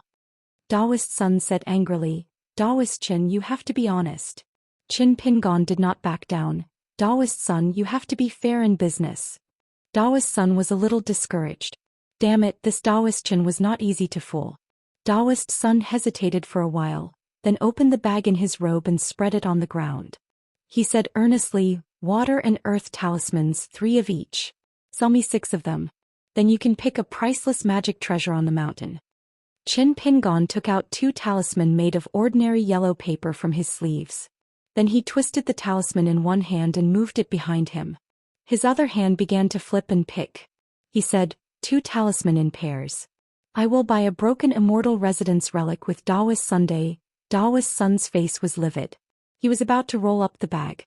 Only then did Qin Pingon put the 2 talisman at the foot of the bag and said, "After I finish picking one, I will give Daoist's son 2 more talisman." Daoist's son finally gave up. "Daoist Qin, I will suffer a great loss in such a transaction. Qin Pingon stared at the 20 or so celestial objects. His eyes wandered as he carefully sized them up. As he looked, he grumbled, Daoist son, since you're from the Thunder God's residence on the Infant Mountain, why didn't you bring a few thunder talismans down the mountain? Daoist son relied on the fact that you're the immortal master of the register and acted carelessly. Only now did Daoist son remember his identity as an immortal master. He stroked his beard and smiled. Traveling down the mountain, there are thousands of accidents. How can everything be calculated with one's fingers? If there really was no room for error, would there still be a need to go down the mountain to train one's Dao heart? Qin Pingon nodded and continued to pick. Qin Pingon saw 2 items at first glance. After rummaging through them, he saw another one. The first 2 items caught his eye the most. One of them was because he felt that it would be best to give it away. As for its quality, Qin Pingon did not care too much. He could give it to Li Huai. It was a wooden statue of a deity with the height of a palm. This statue depicted the figure of a Daoist progenitor. Her face was similar to the female statue in the water hall. Her figure was graceful, slender, and elegant. Her slender fingers were pinching a spell. Her expression was peaceful. She wore a crown on her head. Her robe was exquisite and delicate, like silk and satin in the human world. The hem of her robe hung down on the seat. There were 16 characters of seal script at the base of the robe. It was clear inside and not confused by external demons. Qin Pingon. There was also an antique small round fan. Looked very valuable.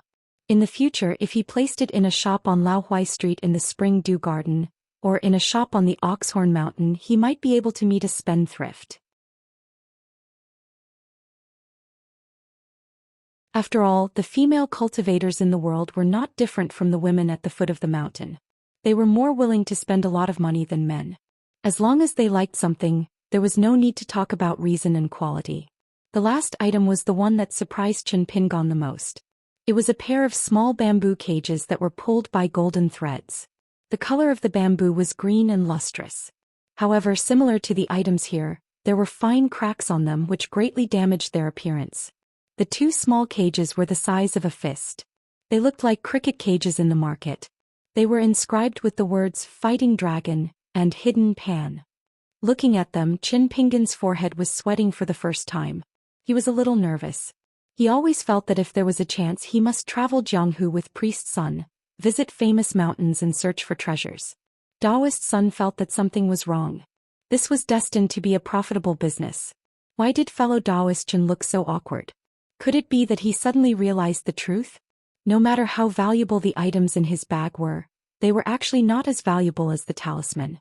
One more talisman meant one more chance of survival. Beads of sweat appeared on Daoist Sun's forehead. He reached out and stealthily grabbed the 2 paper talismans, thinking, fellow Daoist Qin, considering how close we are, there are only 2 paper talismans left. Daoist Sun tucked the paper talismans into his sleeve and let out a sigh of relief. He was just about to say that there was no need for the remaining 2 paper talismans. Unexpectedly, Daoist Qin took the round fan and kept his promise. He took out 2 more water and earth talisman from his sleeve and handed them to Priest Sunday. After that, he took off the slanted bag and took out another folded bag from among the green bricks and green glazed tiles. He gently shook it open and put the round fan into the bag. Priest Sun was surprised and envious. Daoist Qin actually carried so many green cloth bags with him. He was very experienced.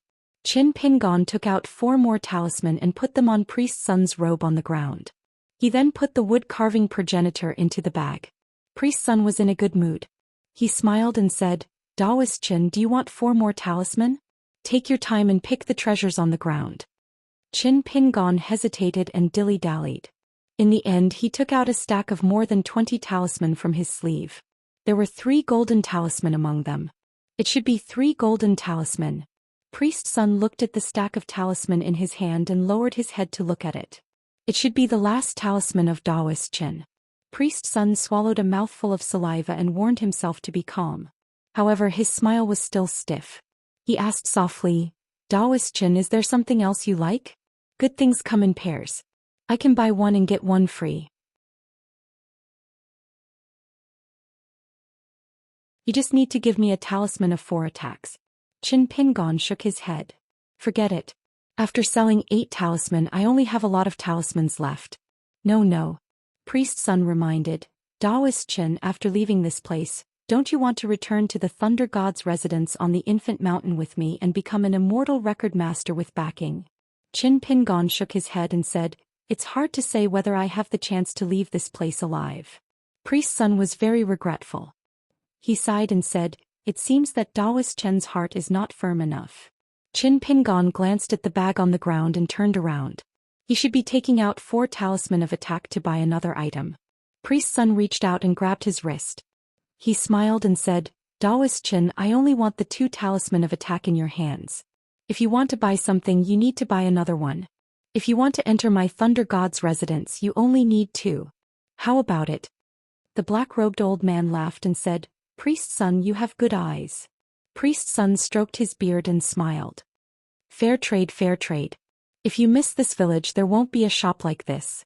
Daoist Chen, you have to be very careful. You have to cherish this hard-won opportunity. The other party was hesitant. Outside the water hall, Master Huang, who had been waiting impatiently, reminded them, brothers, are you planning to stay in this hall for a few days? In the end, the black-robed old man gave Priest's son 2 golden talisman. However, only one was a thunder talisman and the other was a mountain and water barrier breaking talisman. However, Priest's son knew when to stop. He only mocked Daoist Chen for being unkind. In the pile of talisman, there was only 1 golden talisman left. It should be the talisman that Daoist Chen kept for himself. However, Priest's son did not insist. In any case, he should at least leave a life-saving talisman for the other party. However, in this way, Priest's son was even more certain that this Daoist Chen, who claimed to be from a small Daoist temple in the Wuling nation, was not a Daoist cultivator who was proficient in talisman drawing. Qin Pingon took the pair of bamboo fish cages that Daoist's son couldn't even guess the details of. Just when he was about to take another item, Daoist's son had already put away the stall smilingly. 2 small bamboo cages, just 2 items. Without waiting for the other party to bargain, Priest's son had already rolled up the bundle and slung it over his body. Qin Pingon turned around. When his back was facing Priest's son, he first quietly kept the 3 items in his bag. Then he put a few replaced glazed tiles and a green brick into the new bundle. He crossed the 2 bundles over his body. When the 2 of them crossed the threshold and walked out of the water hall, Master Huang's face was displeased. There are sounds of fighting on the other side of the stairs. I wonder who bumped into who. Currently, there were 3 groups of people mixed together on the mountain. The 4 of them should be the first to enter the mansion's secret realm. Huang sure did not know who the second group of immortal masters were. They were most likely cultivators from the city above clouds. After all, there were only female cultivators in the Sparrow Mansion. The third group was the most troublesome. Therefore, the best-case scenario was that the 2 young immortal masters had a conflict with the young Marquis of the Biting Nation. If Di Yuanfeng was the first to fight, it would not be a good thing. Based on Di Yuanfeng's character, if he was really in danger, he would definitely lead the trouble to Huang Shi. Once he was in a desperate situation, Di Yuanfeng's first thought would definitely be to drag the 3 of them down with him so that they could accompany him on the road to hell. Huang Shi suddenly leaped onto the roof ridge and saw that the caisson well was like dumplings in a pot. There were more than 40 people falling down continuously. It seemed that more people would fall down here soon. The commotion was huge, far greater than the intermittent fighting on the other side of the stairs. Huang Shi was a little perplexed. To him, the benefits of such a chaotic situation far outweighed the disadvantages. As long as he could find a way out and snatch the Daoist book from Daoist's son, he could just leave. He was a pure martial artist. He had no desire for the spiritual energy of heaven and earth here. The rest of the people were killing each other like trapped beasts. It had nothing to do with him. Huang Shi said, let's not go up the stairs. We'll take a detour to the back of the mountain. Qin Pingon asked, aren't we going to wait for Mr. Qin? Daoist's son sighed. He was really a Jianghu newbie who did not know how sinister people were. Daoist's son could see that this Daoist friend of his was cautious and frivolous when he was doing business in the water hall. Huang Shi smiled and said, old brother Qin, you can go greet Mr. Qin. Daoist's son and I will wait here. Daoist's son saw that this Daoist friend of his was embarrassed and did not say anything else. Daoist's son told him telepathically, Daoist friend Qin, you must remember that the more you speak, the more likely you will make mistakes.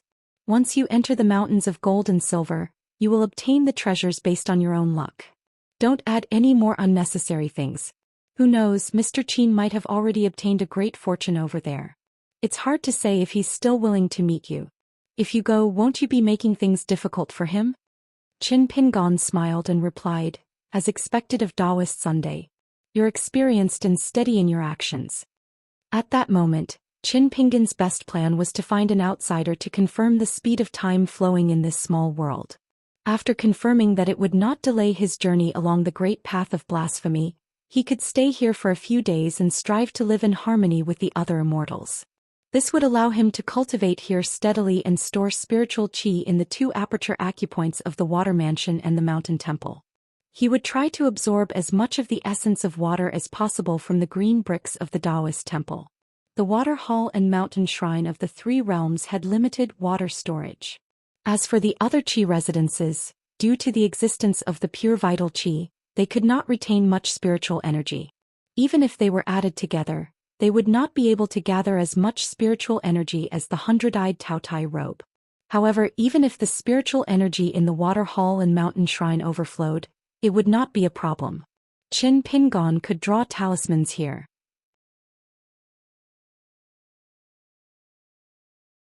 Using the best immortal cinnabar from the Spring Dew Garden to draw talismans on golden talisman paper, the more spiritual energy consumed, the higher the rank of the talisman. Cultivating qi, studying talisman, earning immortal money, killing 3 birds with 1 stone. Qin Pingon even planned to use this spiritual energy to try to open up the 3rd key aperture acupoint to make room for the 3rd life item of the 5 elements in the future. This was because Qin Pingon had an intuition that the wood-type natal item of the 5 elements had already been found. In fact, from another perspective, being in the small world was not entirely a bad thing for Qin Pingon, who was in the North Continent, because this would cut off his connection with He Xiaoyang of the Qingliang sect. She followed him into the Skeleton Beach in the Ghost Valley. She went to the Jingguan city to keep an eye on him. After being implicated by him, she had to take the initiative to cut off the connection between them. She should have hidden in that small cave to avoid being trapped by Qin Pingon again. It was the same reason. Therefore, all the gains and losses in the small world were Qin Pingon's own business. This was actually a good thing. The worst-case scenario, of course, was that Qin Pingon would break the restriction of heaven and earth with 1 sword and escape. Even without talking about the green glazed roof tiles and the green bricks on the ground of the Taoist temple, just the 2 small and exquisite bamboo fish cages surprised Qin Pingon. It was very likely to be the Dragon King basket. Even if the 2 small bamboo cages were seriously damaged and of the lowest quality, it was still worth spending money to repair them and then use them to catch the flood dragon.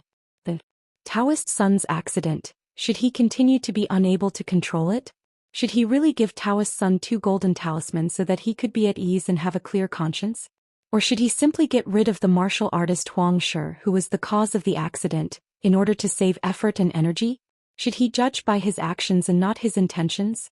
Or should he judge by his intentions and not his actions? Or should he need both? Guqin did not need to do so. Ma Kuxuan did not need to do so. All the wild cultivators in the world may need to do so. As for Cui Dongshan, Lu Tai, Zhong Kue and Qi Jinglong, they might have their own choices. Regardless of whether their choices were the same or different from Qin Pingon's, they shouldn't be in a difficult position like Qin Pingon's. When Qin Pingon really embarked on the path of cultivation and became half a cultivator, he would discover all the principles that had supported him to this day. It would really make him feel like a burden. Just like when he was young and climbing the mountain, the big basket on his back already made him feel heavy even before it was filled with herbs. But the difficult part was that it was precisely these burdens that had brought him all the way to this day. Making things difficult for oneself was the difficulty of cultivating the Tao and climbing the mountain. At this moment, Taoist son told Qin Pingon telepathically, "Fellow Daoist Qin Pingon, be careful. This talisman Huang Shi has hidden his strength and is actually a 6th realm martial artist. Fellow Daoist, you don't have many offensive talisman left. This poor Daoist is good at fighting.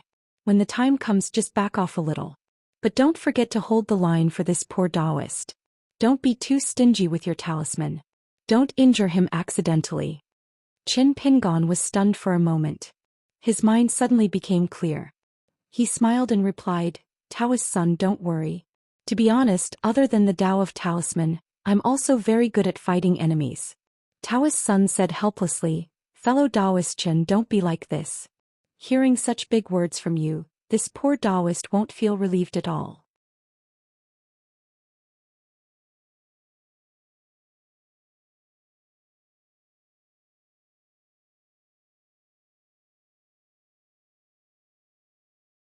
How did so many people get in?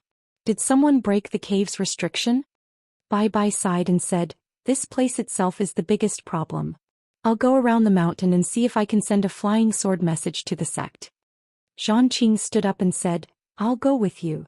Bai shook his head and said, go to the foot of the mountain. Gao Ling knows what's important and will definitely protect your safety. Don't rush to the top of the mountain. There are too many variables there. I won't be able to rest easy and explore the borders of this place. Bai rose into the sky and turned into a rainbow. Zhang was fascinated. This was the elegance of a golden core realm earth immortal. Zhang slowly descended the mountain. A golden body realm martial artist, Gao Ling, might not be able to stop all the treasure hunters. However, as long as the guests who were rushing to the top of the mountain didn't have the ability to gather together, they would be like a plate of loose sand, allowing Zhang to do whatever she wanted. After entering the secret realm and discussing with Sister Bai, Zhang changed her mind. Therefore, Zhang didn't plan to start a massacre. Instead, she planned to make a deal with those cultivators and martial artists who crossed the border.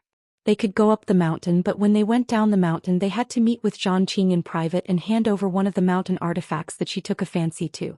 One was enough. As for the other items that were carried by the lucky ones, Sister Bai would of course silently record them and hand them over to the Water Dragon sect's ancestral hall so that those Earth Immortal cultivators could capture these ants one by one and take back the treasures. In this way, Zhang didn't have to kill anyone personally. Harmony breeds wealth. At the moment it could save a lot of trouble and accidents. Mountain cultivators, unless they felt that they were in a situation of certain death, were generally very afraid of death and cherished their lives. Everything was negotiable.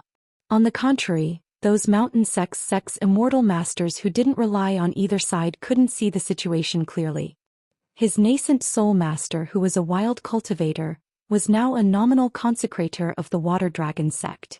Sister Bai was his future immortal Dao companion. No matter how one looked at it, they were family. Therefore, this immortal mansion ruins were in the bag of the Water Dragon sect. Before this, Sister Bai had discussed with him that they would try their best to pick up a few precious treasures, and try their best to ensure that there were no more than 5 treasures. Otherwise, she wouldn't be able to explain it to the sect. Moreover, Zhang and her must be very secretive when picking up the treasures. During this period, the two of them must not touch the treasures that even nascent soul cultivators dreamed of. Otherwise, the several ancestors of a sect were not easy to deal with.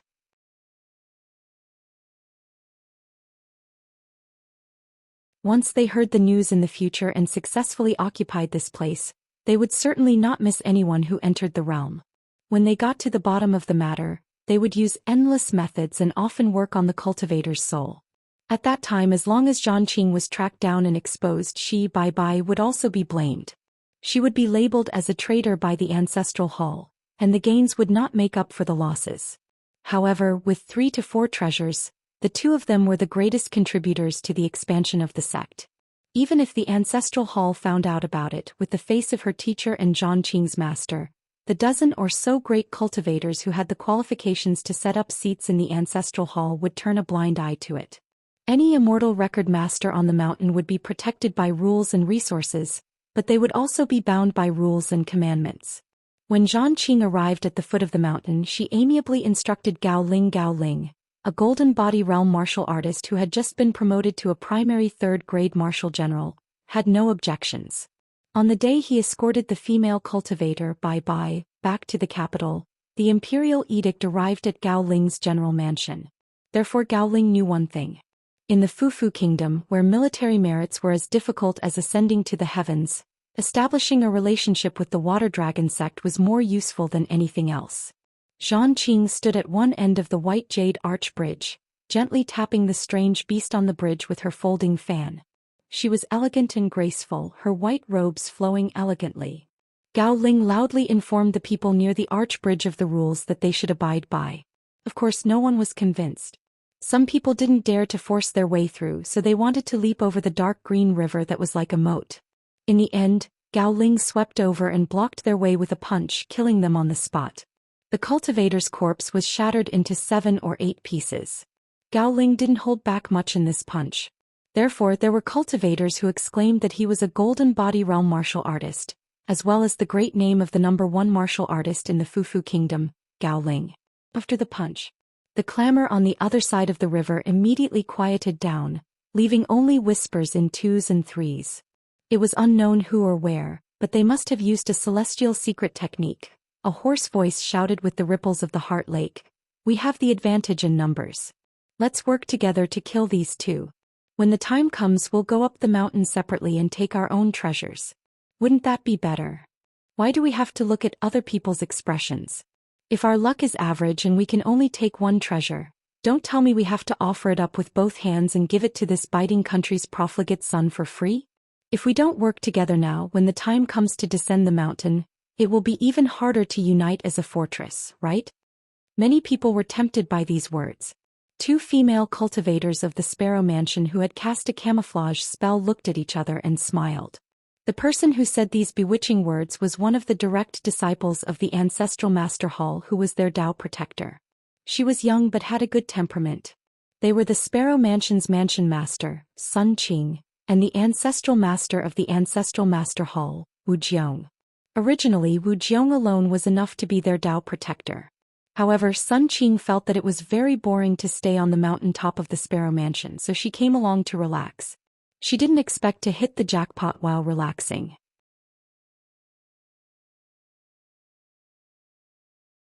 Wu Jiong secretly communicated with the young mansion master. Could that young earth immortal be the Fufu Kingdom's bye-bye? Sun Qing sneered and said, "So what if he's the direct disciple of the Water Dragon sect? In a chaotic battle, if he's not shrewd enough and weak enough, his death will be in vain." After saying this, Sun Qing said with a calm expression, "It's the same for you and me." Wu Jiong said worriedly, "However, the mountains and rivers on the other side of the cavern suddenly became chaotic, and the restrictions were opened. There are entrances to secret realms everywhere. Isn't this too much of a coincidence?" Sun Qing glanced at the sky and said slowly, "Since we're here, let's just take things as they come." Wu Jiong sighed and looked at the calm young mansion master beside her. It was no wonder that she was the youngest Golden Core Mansion Master in the history of the Sparrow Mansion, while she was just the ancestral Master of Discipline who had reached the end of the line year after year. On their side of the shore there was an uproar. Everyone was shouting to kill. They said that they wanted to kill the general of the Fufu Kingdom and skin the young Marquis of the Biting Kingdom. In the end, Zhang Qing smiled brightly.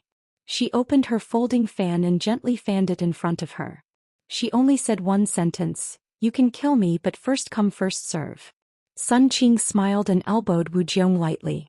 "You go first. Otherwise both sides will fight for 100 years. Wu Jiong understood. Wu Jiong, who was wearing a hedgerow on her head and concealing her appearance, strode out of the group and took the lead to walk onto the white jade arch bridge. Her footsteps were not fast at first. This time she wore 2 sets of robes. The inner one was the first-class robe of the Sparrow Mansion, while the outer one was the robe that she had asked someone to buy from the city above clouds at a high price. However, the outer robe of the city above clouds had a small concealment spell cast on it. Otherwise, it would be too obvious and others would be treated as fools. In fact, the 2 direct disciples of the city above clouds, Xianxia, did the same. They changed their robes on the inside and outside. Their own robes were on the outside and the Sparrow Mansion's robes were on the outside. Wu Jiong walked slowly previously. Some of the people on the other side of the arch bridge moved, but they walked even slower. They were afraid that they would be tricked by this woman of unknown origins. They ran too fast and became the first bird to stick their heads out. Gao Ling punched them until their flesh and blood scattered. However, after that, all the wild cultivators, immortal masters and martial artists of the Jianghu felt as if they were relieved of a heavy burden. Their moods instantly surged and they no longer had too many doubts. Because the woman actually walked faster and faster. In the end, she directly flew over and used an immortal attack spell. Then she took 2 of Gao Ling's punches. One punch broke the spell and the other killed.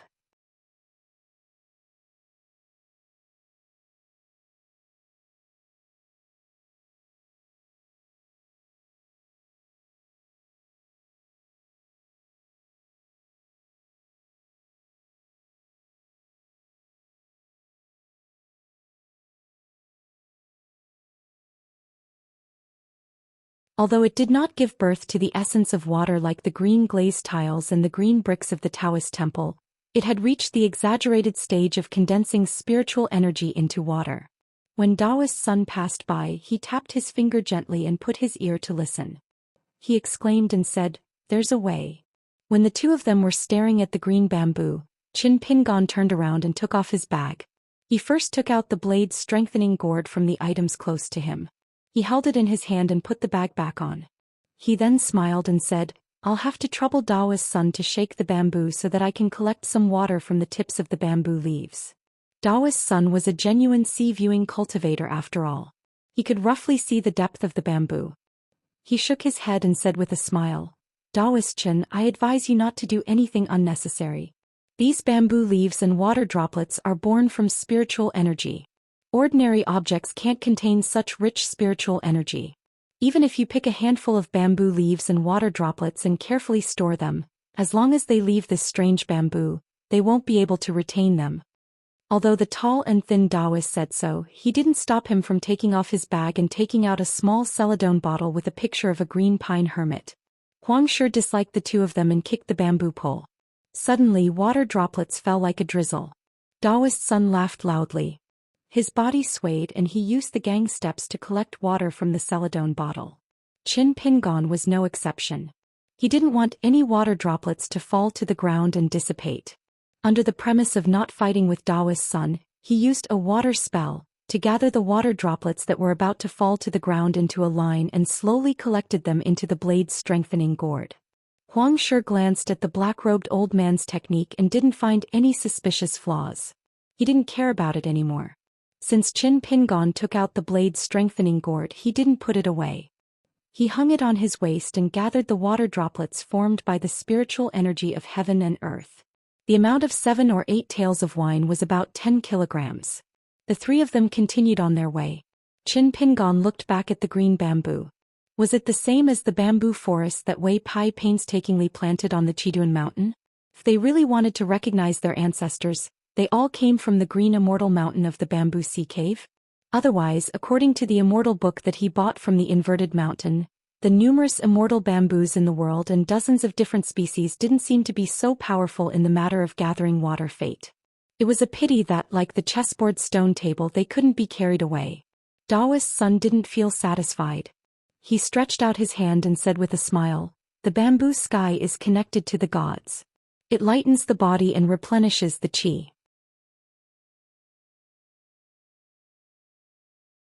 In my early years of cultivation, I read many books. I once saw an ancient book that made tea with bamboo leaves is the best way to quench thirst and clear the heart. In the summer, you only need to hold the bamboo leaves and a few lotus seeds on the mountain. 1 or 2 cups of tea will make you feel as light as an immortal. Qin Pingon glanced at Daoist's son and then looked at the slender green bamboo that didn't give him any face. In this case, he really couldn't say some words of flattery. Daoist's son retracted his hand and said with an indifferent expression, "Forget it. I'll leave this fated chance for the future generations."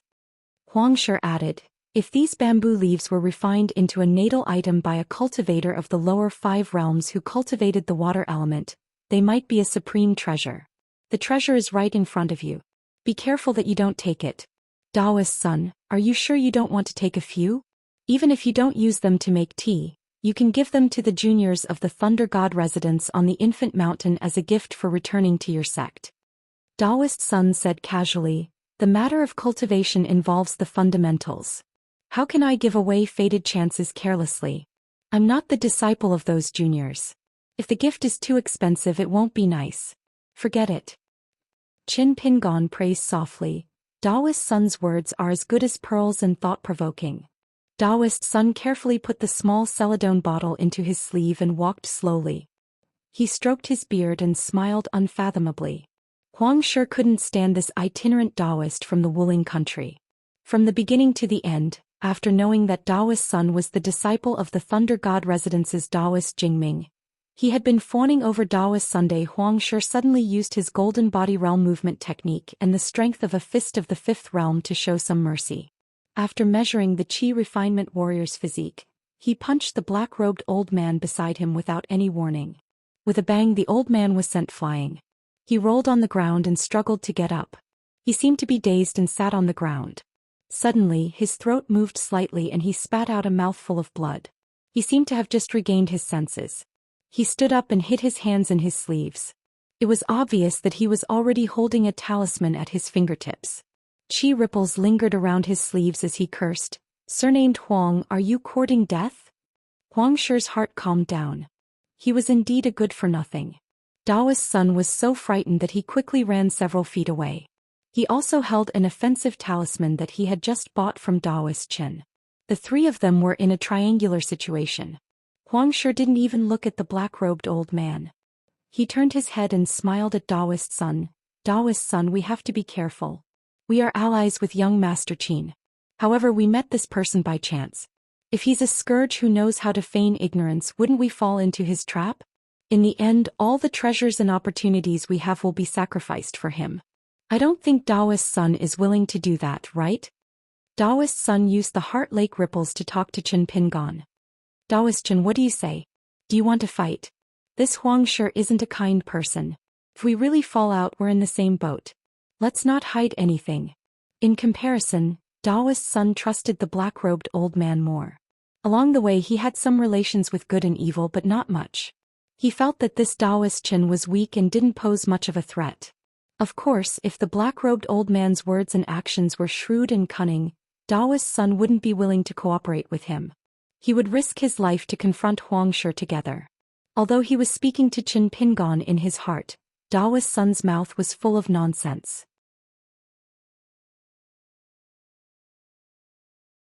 Daoist Qin, old brother Huang's actions are a little too much. However, the situation is unpredictable. If we fight among ourselves, we'll only be helping others. Why don't the two of you give me some face? Daoist Qin, don't be impatient. I'll ask old brother Huang to apologize and we'll consider this matter over. How about it? Qin Pingon was flustered and exasperated. How about it? After taking such a punch and suffering such an unexpected calamity, my vitality is greatly damaged. If an apology is enough, why don't I let Huang Shi eat one of my lightning talismans and we'll call it even? Huang Shi's mouth twitched. He opened a corner of his bag and took out an item. He tossed it to the black-robed old man and smiled. "If an apology isn't enough, I'll add on another one." The black-robed old man's eyes lit up.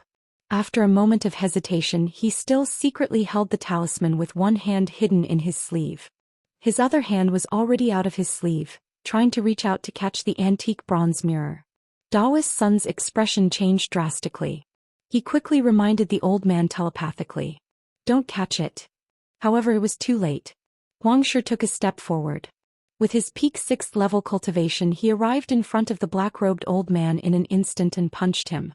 The black-robed old man was dumbfounded. He stood rooted to the ground, his entire body stiff. Not only did he fail to catch the bronze mirror, he even had to take the punch. However, Huang Shi suddenly stopped punching. Only a gust of wind blew past the old man's face. The hair on his temples flew backwards. Huang Shi actually withdrew his fist. He turned around and walked away. After taking a few steps, he turned his head and smiled.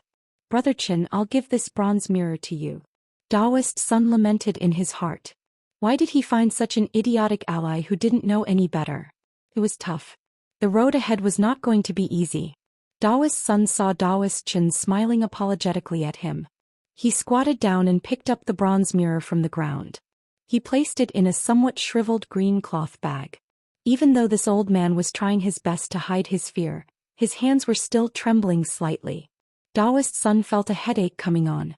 He shook his head and turned around to follow Huang Shi.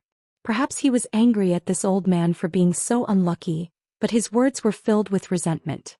"Daoist Qin, remember your position. Don't get too close to Huang Shi. It's best if you keep me between you and Huang Shi.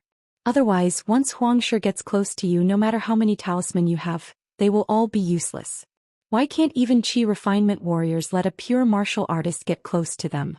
Don't you understand this simple principle?" "Daoist's son, I understand the principle. However, when I really fought with Huang Shi, my mind went blank and my limbs did not listen to me. I really can't keep up with these principles."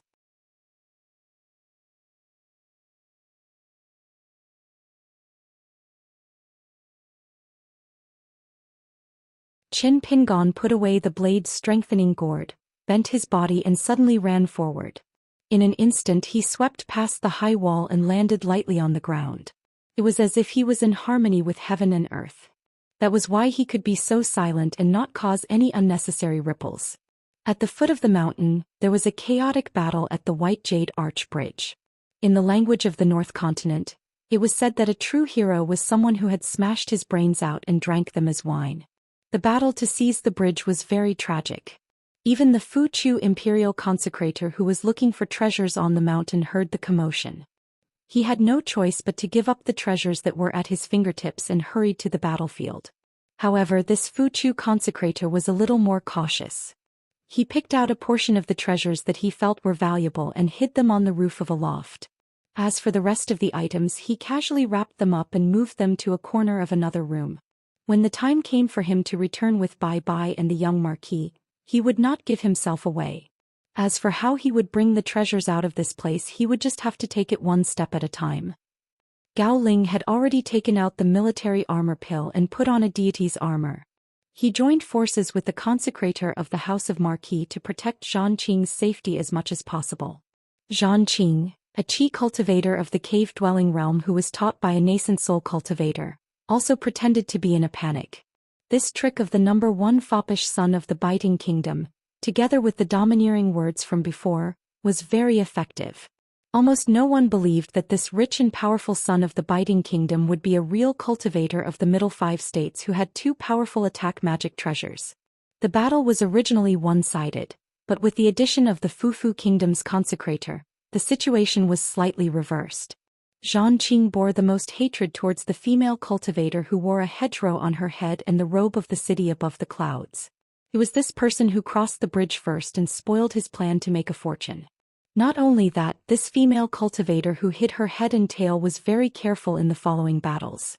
She did not fight with the martial artists of the Golden Body Realm, but she also did not sit on the mountain and watch the tigers fight, allowing the cultivators and martial artists to die. Every time Gao Ling could kill with his fist, the female cultivator would interfere. In less than the time it took for an incense stick to burn, she used two defensive treasures to receive from Gao Ling and the martial artists of her clan, saving the lives of 7 to 8 people. The two defensive life objects of the female cultivator, one was a green jade bracelet that was swirling with light. The other was a bright yellow mattress embroidered with 5 dragons.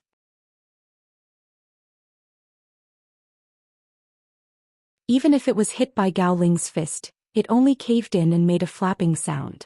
The force of his fist could not break it. However, after a punch, the luster of the 5 golden dragons would often dim a little. Only the jade bracelet and the mattress would take turns to fight, and the mattress would fly back to her vital chi palace. After being soaked in spiritual energy, the golden luster would quickly return to normal. As for the siege of more than 40 people, everyone used their offensive treasures together. The momentum was great. If it were not for the fact that the cultivators were unfamiliar with each other, some of the pure martial artists of the 4th and 5th realms would not dare to fight too close. Most of them used bows and crossbows to attack from afar, or sent out force of their fists to disturb the other side of the bridge. They could not link up well with each other, and Gao Ling and the others would have a harder time dealing with them. However, once the cultivators of the mountains and lakes chose to fight with their lives, not to mention Zhang Qing who rarely saw blood, even Gao Ling who was born as a martial artist and the clan's consecrator who was used to living like a prince in the House of Marquis would feel their hearts palpitate. The consecrator of the House of Marquis was ambushed with a secret treasure. His abdomen was pierced and blood flowed endlessly. He could only rely on the physique of a martial artist to hold on. On the other hand, Gao Ling was proficient in battle formations and close combat. He was no stranger to being surrounded by a large army of spears and halberds. Therefore he could be considered to be more daunting than dangerous. As for the consecrator of the Futsu imperial family, he was even more miserable. He was smashed by a wave of offensive spiritual weapons. If it were not for Gao Ling's help to disperse most of the attacks with force of his fist, and if it were not for the fact that Zhang Qing used the secret treasure in her hand to summon a celestial screen depicting a snowy night, this Futsu imperial family's consecrator would have lost his life on the spot. However, the 2 martial artists of the Golden Body Realm, including Gao Ling, were not to be trifled with. Even with the help of the Sparrow Mansion's Wuxia to resist the force of their fist, they still killed 7 to 8 people. Their deaths were tragic. Without exception, it was as if they were being dismembered by 5 horses on the execution ground. Therefore the Earth Immortal of the Water Dragon sect, Bai Bai, rushed over as fast as he could. He was not the icing on the cake but the timely help. However, just as Bai Bai used his 2 natal magic treasures, one for offense and one for defense, the young master of the Sparrow Mansion, Sun Qing, flew into the air and chose to fight with this disciple of a large sect. Bai Bai was surrounded by a set of 18 winnings given to him by the Water Dragon sect's ancestral hall. Bai Bai was a genius cultivator who was born to cultivate the water spell. Those winnings were profound and contained a trace of the fate of the nation. They were once used to cast coins and open furnaces in an ancient dynasty. After that, they were scattered everywhere. They were either placed on the beams of ancient Daoist temples, buried in ancient tombs, or kept in the royal treasury of the later generations. The Water Dragon sect collected them into 2 sets and gave them to Bai Bai when they gathered 10 sets. In fact, this set of winnings was considered a good item even in the Water Dragon sect's ancestral hall. It was both offensive and defensive. However, Bai Bai still used a treasure from the mountain. It was the proud work of a zither master in the history of the North Continent. The zither was called Scattered Snow. After the 2 Golden Core cultivators attacked, the battle became even more intense.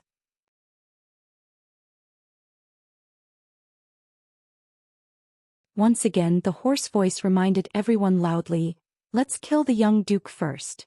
Zhang Qing was furious. This guy was the one who was really difficult to deal with. The few times he opened his mouth to speak, it was very effective. However, the other party had obviously used a secret technique from the mountain. Coupled with the thrilling battle, it was a mess. Zhang Qing and the others could not clearly identify his location. The military general Gao Ling and the 2 high priests would not dare to watch him be killed by spells and weapons. However, if they took care of him too much, they would inevitably lose sight of him. Once there was a mistake, it would affect the whole situation. It was very easy to cause Bai Bai to be distracted. Zhang Qing dared to say that if one of the golden body cultivators on her side died in battle, or if someone was seriously injured and temporarily lost the ability to fight, they would have to retreat from the battlefield and return to the mountain. This group of wild cultivators and martial artists would definitely fight even harder. In fact, Zhang Qing had reminded Gao Ling and the 2 high priests in her mind from the beginning that every time they worked together to kill someone, it would be best to choose 1 or 2 people and wipe out a small mountain with 3 or 4 people in one go. Not only would it have a deterrent effect, but it would also prevent the other party from avenging their friends and becoming outlaws. However, man proposes, God disposes.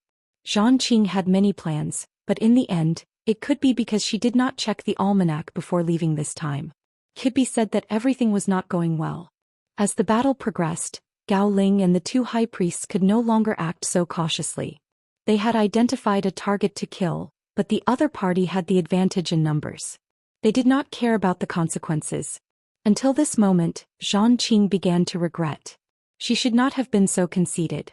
She thought that seizing all the local fated chances was as easy as taking something out of her pocket. She should have done it step by step and defeated them one by one. She should not have thought that it was not difficult for her group to kill a nascent soul cultivator, so why should she care about a group of wild cultivators? In the end, Zhang Qing swaggered and blocked everyone's path, imitating the novel of "One Man Can Hold Back 10,000 Men." Then she began to chew on the Chinese gold thread. In fact, it was not that Zhang Qing's previous plan was bad. It was just that on the path of cultivation, when the situation came to a head, everything would be over. Bai Bai suddenly found that he, a dignified Jindan of the Water Dragon sect, was no match for the young female cultivator in front of him who covered her face. Bai Bai said angrily in his mind, "Sun Qing of the Sparrow Mansion, you dare to kill me? Are you not afraid of becoming enemies with the Water Dragon sect?"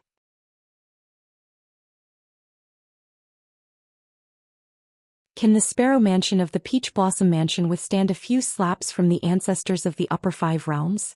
The reason why Bai Bai did not directly announce it. After all, he was born as an immortal master. Compared to the wild cultivators of the mountains and lakes, he had more scruples and more considerations.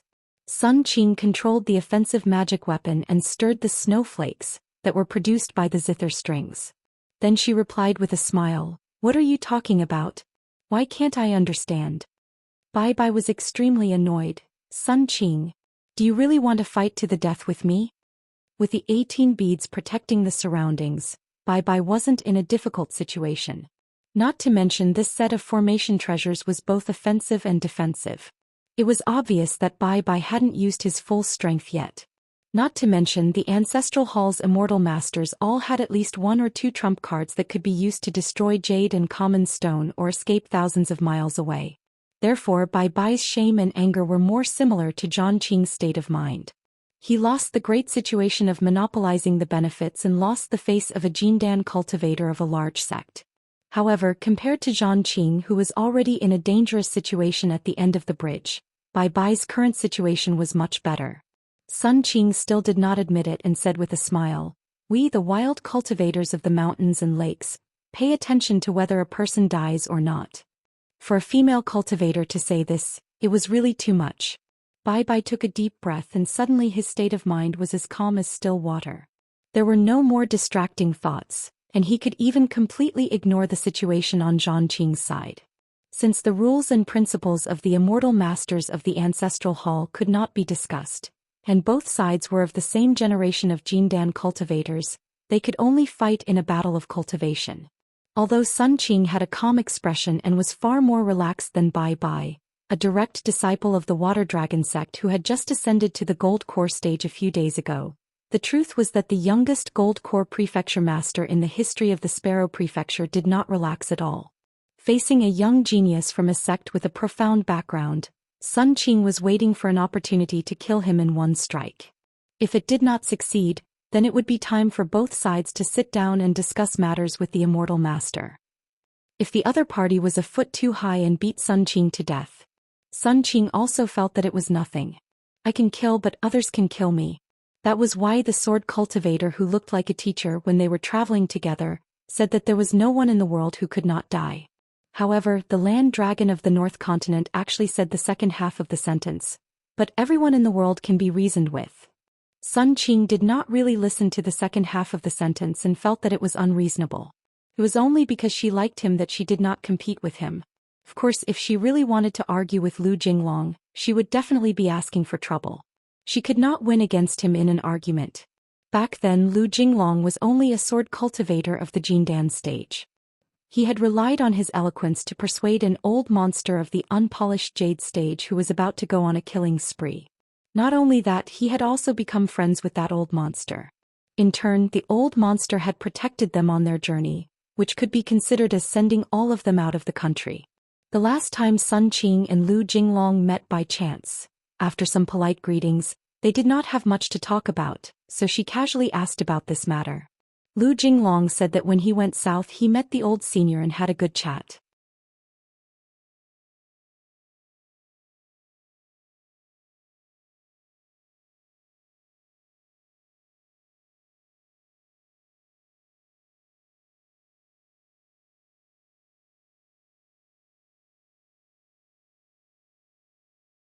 He immediately saw through the traces of the 2 great cultivators of the Sparrow Manor. They were most likely Sun Qing and Wu Jiong. As for the young female cultivator who was flying in the air with a guqin in her hand, it was obvious that it was the scattered snow guqin. However, this guqin was the natal item of a female nascent soul cultivator of the Water Dragon sect. There was once an earth-shattering battle near the water. Using the guqin and the geographical advantage, she beat up an old nascent soul cultivator of the same level. In the hands of the female golden core cultivator of the Water Dragon sect, she could only use 50% to 60% of the guqin's unique abilities. The old venerable asked softly, "Next, should we take a detour to that Caisson well and leave secretly? Or should we go to the back of the mountain to take a look?" Huan Yun smiled. "We are the guardians. Let the 2 children make the decision. We only need to hide ourselves and not get involved. This trip should be fine." Huan Yun glanced at the sky above his head and looked down into the distance. It was the border of this small world. The old perfected master had already confirmed the abnormality that Bai Bai had sensed earlier. However, he had secretly hidden a talisman underground at the Caisson well. As long as the talisman did not make any mistakes, it meant that there was still a way out. Although there were many mysteries in this place, the atmosphere did not seem to be filthy or evil. There was not even a trace of murderous aura. This made the old perfected master feel much more at ease. The atmosphere of a place was the hardest to fake. Even if you were a nascent soul realm mountain lake demon, you would still be able to find clues in an immortal mystic realm that was full of illusions and camouflage. Huan Yun was an expert in the Tao of talismans. The Daoist sects of the world had many factions in the past. It was a good time for them to be in full bloom. However, many of the powerful side branches had already withered and were no longer of any importance. Some of them had even been lost. For example, the sword immortal lineage of the Central Plains Dao sects was once at its peak. That was truly a phenomenon.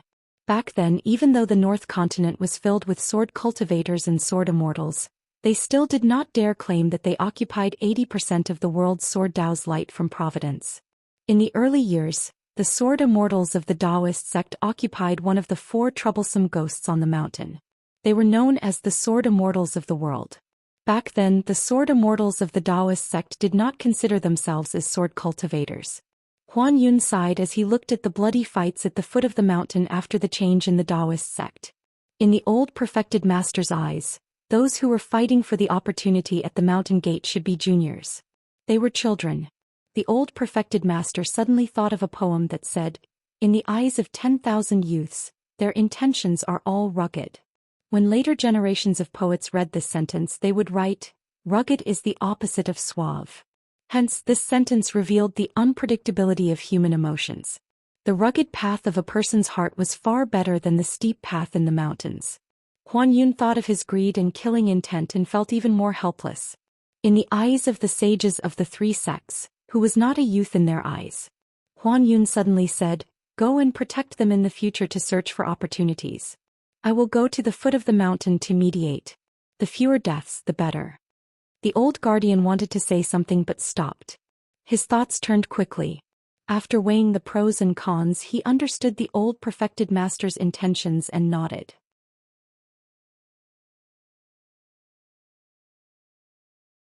Unless the group from the city above the clouds left quickly, the mess at the foot of the mountain, especially the death of the direct disciple of the Water Dragon sect, would cause the wrath of the cultivators of the upper 5 realms of the Water Dragon sect to descend from the sky and engulf the Biting country and the Fufu country.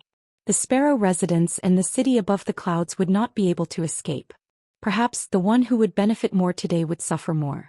Furthermore, if the old perfected master could help the 2 parties who were in a stalemate and allow both parties to sit down and come up with a plan, this would be the favor that Huan Yun earned. The Water Dragon sect, the Sparrow residents and the Biting country Marquis residents would all acknowledge it. Huan Yun took out a talisman and passed it to the old guardian of the city above the clouds. He smiled, "If there is trouble, take out the talisman and I will rush over immediately." The old guardian of the Dragon Gate territory kept the talisman and disappeared in a flash. Huan Yun was actually not feeling relaxed. He is going to stir up trouble. Don't try to be a good guy and end up being a troublemaker for both sides.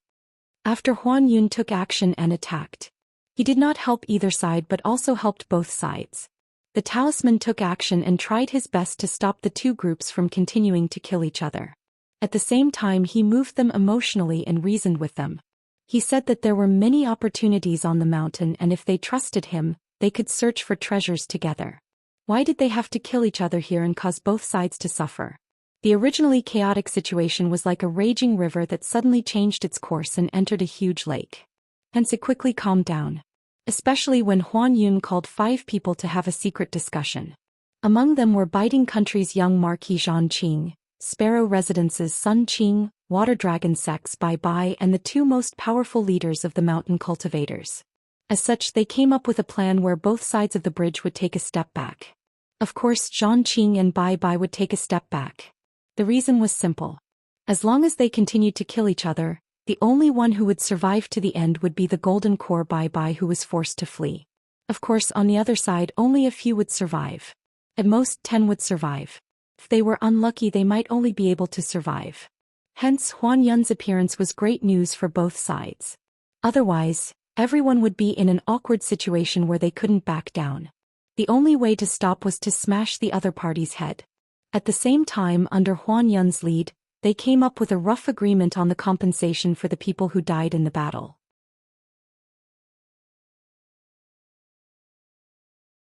Under Huan Yun's secret discussion with Bai Bai through the ripples in his heart, Bai Bai even took out a sum of divine money on the spot and handed it to the other three so that they could discuss the distribution of the compensation among themselves. On Bai Bai's and Zhang Qing's side, one of the marquee household's worshippers had died. Gao Ling was also severely injured. The dew armor on his body was already on the verge of collapse. The worshipper of the Fu Kingdom's royal family was not much better. Zhang Qing herself could not even find the secret treasure that was not refined as her natal item.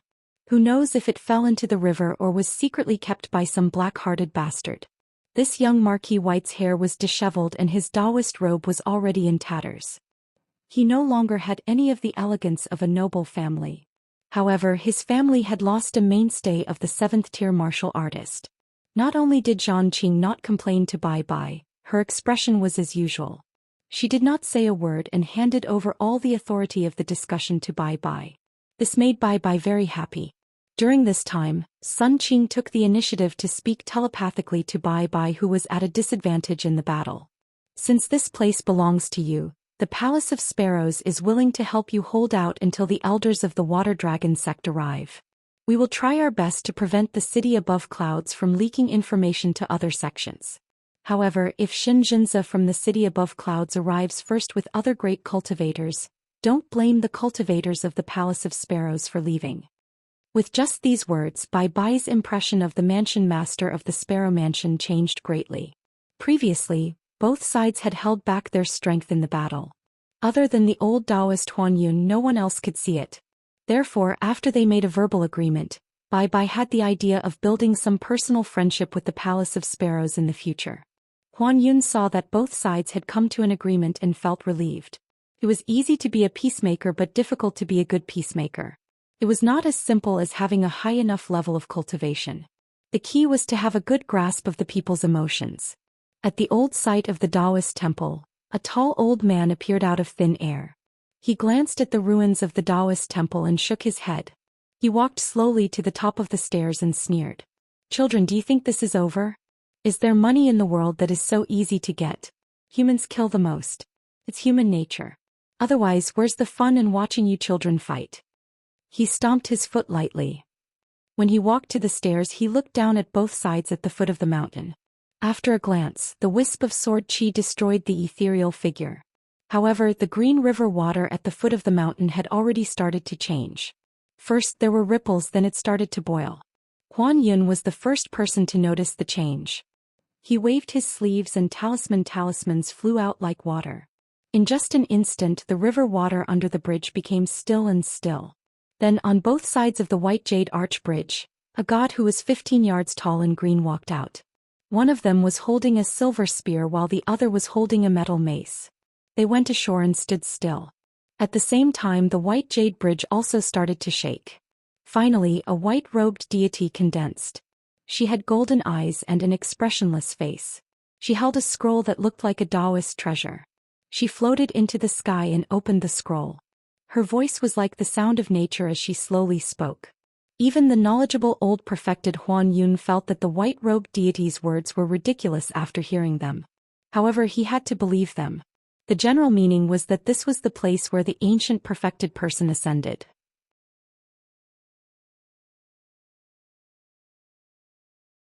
It was once the 36th grotto heaven and the 71st blessed land.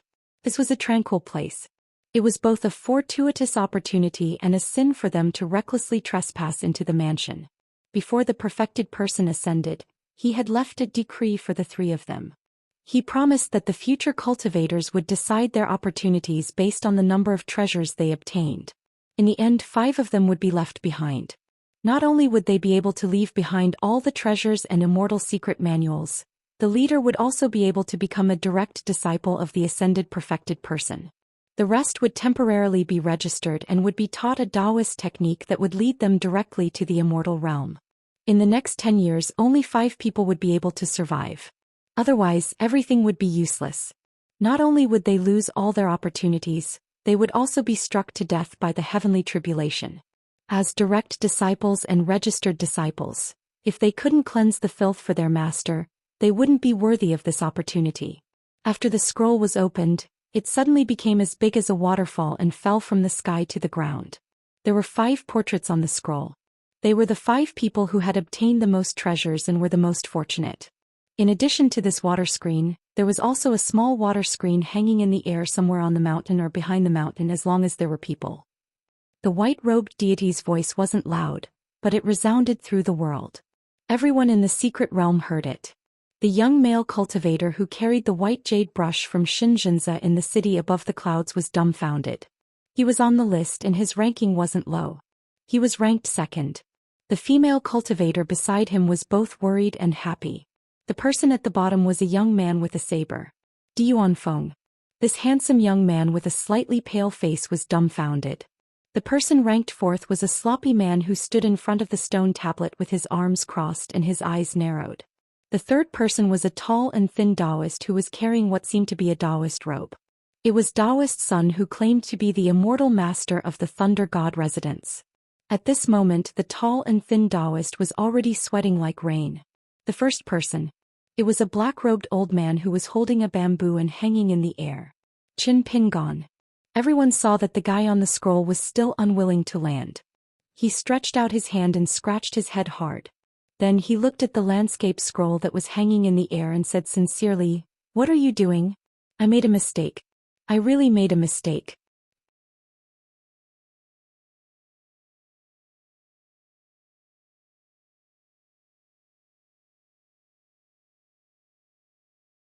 (544). Author's note. Uploaded a bit late. The white-clothed goddess and the 2 blue-clothed gods had already disappeared. Half a day later the water screen would appear again. If it came again and there were more than 5 people left, the heavenly tribulation would descend and kill everyone. Huan Yun found that the talisman he buried at the caisson had already shattered. Clearly, the mountain and water gods had already closed the exit of the immortal residence. On the white jade bridge, the cultivators and martial artists from all walks of life looked at each other. The scattered people that Huan Yun had helped to win over were instantly beaten back to their original state. They returned to a state of disunity. Even the 6 of them retreated at the same time and distanced themselves from the people around them. Only Bai Bai and Zhang Qing stood side by side and communicated silently. For a moment, the world was so silent that one could hear a pin drop. The young man and woman in the city above clouds felt heavier and heavier. The young woman asked, "Senior brother, can old perfected Huan protect us?" The man smiled bitterly. "Maybe old perfected Huan didn't want to kill us. He's already very kind." The woman's face turned pale. The man said helplessly, "Huan Yun is not one of us after all. The only person we can trust now is Honorary Elder Su." After a while, the 2 of them pondered over their predicament and tried to break the deadlock. Unfortunately, they still couldn't come up with a solution. The worshipper from the Dragon Gate realm who had rushed over was their true protector. He floated to their side and said with a grave expression, "Why don't you give me the white jade brush? I'll draw everyone's attention away." The man handed over the core item without hesitation and said gratefully, "Thank you, Honorary Elder Su." The honorary elder carefully put the white jade brush into his sleeve and left. The young woman was surprised. The man shook his head and signaled her not to speak. Although the young woman wasn't as calm and careful as her senior brother and had been taught a lesson by City Lord Xianxia, she knew that handing over the core item now wasn't a good thing. The man said telepathically, "If we didn't hand it over we would be 2 corpses now. Half a day later, if Honorary Elder Tao and we can survive until that day, the core item will be returned to its rightful owner." The woman said sadly, "Wait until the water screen disappears and then take it away?" The man smiled. "What else?" The girl's face was covered in tears. The man gently wiped away her tears without saying a word. It wasn't that he didn't want to say anything, but he had nothing to say. Under the green bamboo tree at the back of the mountain, Yuanfeng looked up with a solemn expression. He had no intention of finding trouble with the black-robed old man. He planned to hide as far away as possible. Without the slightest hesitation, Yuanfeng flew down the mountain and bypassed the temple. Qin Pingon slid down the bamboo pole. When he passed by the temple, he noticed that there was no movement from Huang Shi's side. He wondered what Huang Shi was thinking. Daoist's son took down the big and small packages and placed them beside his feet. He didn't dare to throw the bag away and run away. He was worried that the old master would be beaten to death by others. If that happened, he wouldn't be able to explain himself. He was just a sea-viewing realm wild cultivator. He was really not enough. Daoist's son could only bet that the next group of people would stop when they saw him and only take the money and not their lives. At this moment, even if he really was the immortal master of the Thunder God residence on Infant Mountain, would it be of any use? What use was that? When Qin Pingon saw this scene, he thought that this old Daoist was finally smart for once. He didn't throw away the treasure and run away.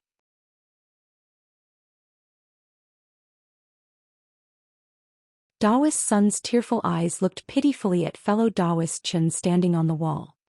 He then waved his hand. Go as far away as possible. Qin Pingon nodded. Take care. But before he left, he threw over 3 talismans.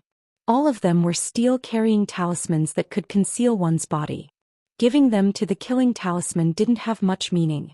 After telling Daoist's son the use of this talisman through his mind, Qin Pingon also flew down the mountain. After Daoist's son caught the talisman, he raised his head again. There was already no trace of fellow Daoist Qin on the wall. He sighed with emotion. A true heart is revealed in adversity.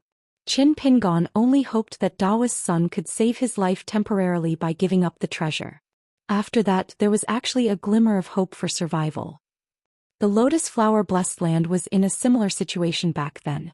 After the murderous battle, the armed Saint Qing Yuanshan didn't fight at all.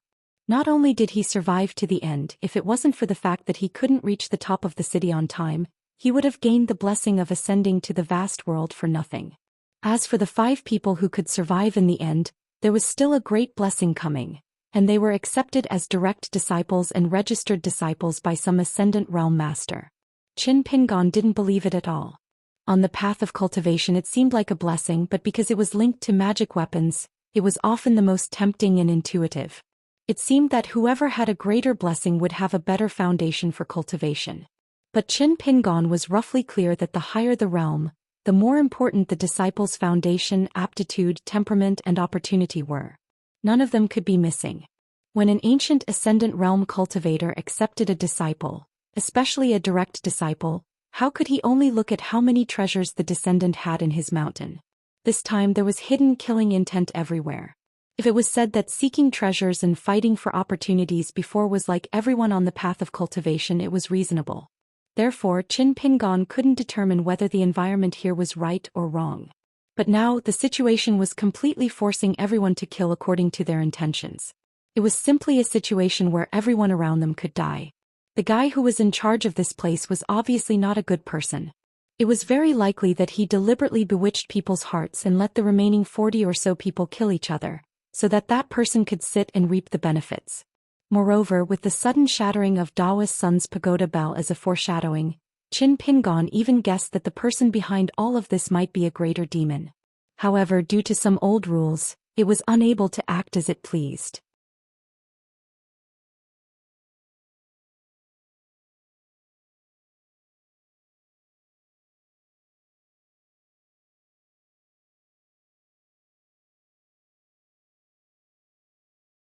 Once he really took charge of this small world, he would probably have cultivated a Dao fruit with a square sky and a square earth.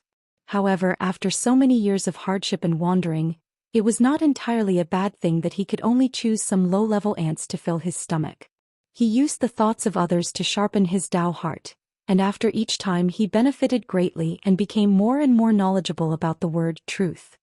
After this meal he had to move again, to prevent the neighboring sects of the North Continent from finding any clues. He could not go to the Middle Continent as there were too many experts, and the northernmost Snow Peak Continent was a good choice. As for the Aquarius Continent in the south, from the idle chatter of the cultivators outside, unless he took a detour he would have to pass through the North Peak Continent.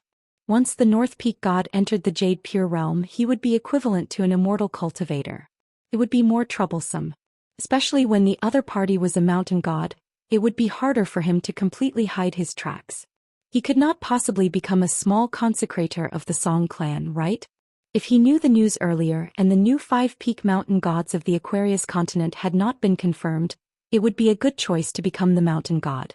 The old man was probably tired of the sword chi's incessant pestering, so he retreated into the white fog and sat cross-legged, with origami cranes circling around him. At the entrance to the ruins, the cave room with the 4 heavenly kings statues was actually a remnant of a broken mountain elsewhere, which he had refined into a mountain and piled up together. In reality, he had refined more than one famous mountain, so the next time another opportunity appeared, it would be a different scene. Once a suitable ant cultivator entered the mountain and accidentally broke it, he would deliberately set up a low-level restriction, so that the earth immortal cultivator would not be too interested. At most it would be Sun Qing of the Sparrow Residence, Bai Bai of the Water Dragon sect, or Huan Yun who was just a Dao protector. It was not that the old man could not eat 1 or 2 Yuanian cultivators who were rolling around in his stomach, but it was better to be safe than sorry. So the poems and writings on the walls were all written by the old man. He was used to deal with smart people who thought they were infallible.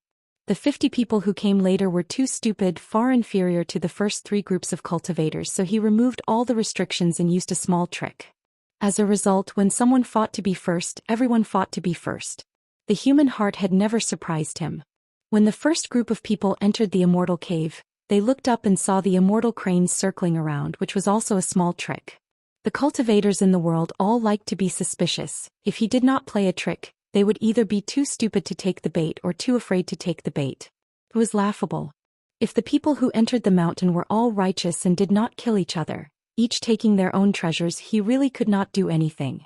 At most he would just close the door and let those cultivators die of old age. The 2 corpses playing chess in the pavilion were like this in their early years. It was not that he could not kill them, but that the gains did not make up for the losses. Once the true body was revealed, the remnant sword aura would not be polite anymore, and could even follow the traces and kill its way into the white fog. In the long 1,000 years of hibernation, the old man had suffered greatly twice. Moreover, relying on his cultivation level and strength to kill people was like a child smashing an ant's nest with a piece of wood.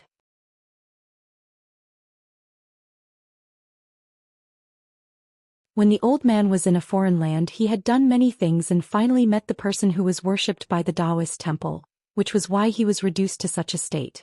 There were many palaces and pavilions on the mountain, heavenly materials and earthly treasures and immortal secret manuals, but to the old man they were no longer significant. He was more prepared to wait until his cultivation level was high enough to protect himself in any continent in the vast world. Then he would establish his own sect. By then all the treasures and opportunities would be the foundation of his own sect. The old man really did not care for those of poor quality. After they were broken, they would return to the world and turn into spiritual energy, which was not a problem. The spiritual energy here was rich, especially the water fate. It was not the universal phenomenon that existed in the beginning. The people that the old man really paid attention to were not the 3 earth immortals of the Golden Core realm, but the other 3. One of them was too lucky, which was why his luck was bad. He had somehow obtained 3 of the opportunities of the Daoist temple on the mountain peak.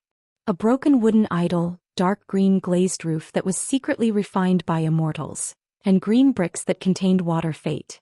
There were 2 others. One of them was the first one that he had the thought of taking in as a disciple, and indeed had some connection with the Daoist fate of the mountain. If they really became master and disciple, the disciple's cultivation level would improve by leaps and bounds. In the future, when he was running around outside and working with his master, it would save him a lot of trouble. Perhaps he could also eat the nascent soul.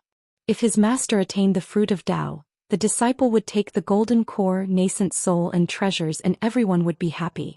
Together they would ascend to the top of the vast world. One day they might even be able to return home in glory and shock those arrogant old Taoists.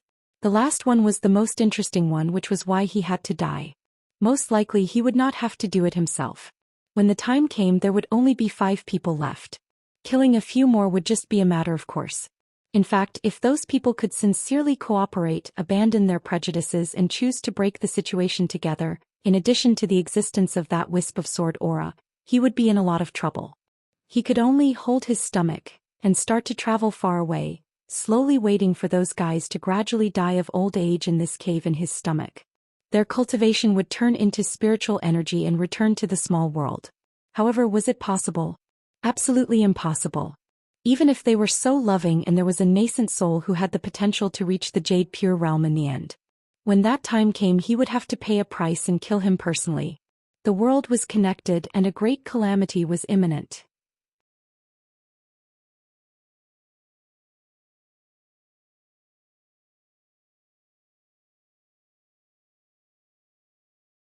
Paying a price was nothing more than wearing down the superficial cultivation that he had accumulated for decades. For an existence like him, time was worthless. What was most valuable was to sharpen his Dao heart and cultivate Dao techniques. Those who had the chance to do so did not do so. Those who did not have the ability to do so just wanted to puff themselves up at their own cost. For example, that young marquis named Xianxia was a joke. One wrong step after another, she was destined not to live long. Moreover, she might die more sadly and hurt her lungs. For example, dying in the hands of some ant? Or should he arrange for this little fellow to die in the hands of his beloved big sister Bai? There were no more fights near the White Jade Arch Bridge. It had turned into a chaotic battle that was even more dangerous in terms of mental state. Huan Yun surrounded himself with talisman formations. Bai Bai held the Guqin's scattered snow in her arms. She had no intention of putting it away. All of a sudden, the energy ripples here were extremely chaotic. However, it also blocked off the prying eyes of all the other cultivators and martial artists. After the 6 of them stood still, they all communicated mentally. Huan Yun, Sun Qing of the Rainbow Sparrow Manor, Bai Bai of the Water Dragon sect. For the time being, they only had the chance and strength to survive until the end. However, the 3 of them all had their own concerns. Sun Qing was Wu Jiong and that disciple. Bai Bai was Zhang Qing. Huan Yun needed to protect Xianxia and the other 2 direct disciples. Their sect's inheritance, their future Dao companions on the Dao, and their own conscience. Therefore, this was an extremely difficult situation for the 3 of them. They would not lose to anyone else who lived for the sake of survival. It wasn't that Huan Yun didn't think of uniting everyone to go against the strange rules of this small world. However, if they took too much risk, it would be easy for them to die early on. It was the same for Sun Qing and Bai Bai. They had the will but not the power. Moreover, they might not even have the will. Bai Bai spoke first. Let's find those 5 first. Sun Qing smiled. What should we say after we find them? Bai Bai changed his suggestion. We have to find that black-robed old man first, right? Sun Qing shook his head. Do you think you can kill this kind of person just because you found him? When the time comes, will you be the one leading the charge, or will our young marquis be the one doing it? Soon 2 people agreed with Sun Qing. Zhang Qing smiled bitterly. In the first battle, after he was killed by everyone wanted to kill him. However, an old man with funny words and actions made everyone wary. It seemed like they wouldn't hunt him down for a while. Huan Yun hesitated and suggested, we won't kill anyone. We'll only take the treasures. Moreover, we won't take any of the treasures. We'll leave them at the Daoist temple on the mountain peak for now.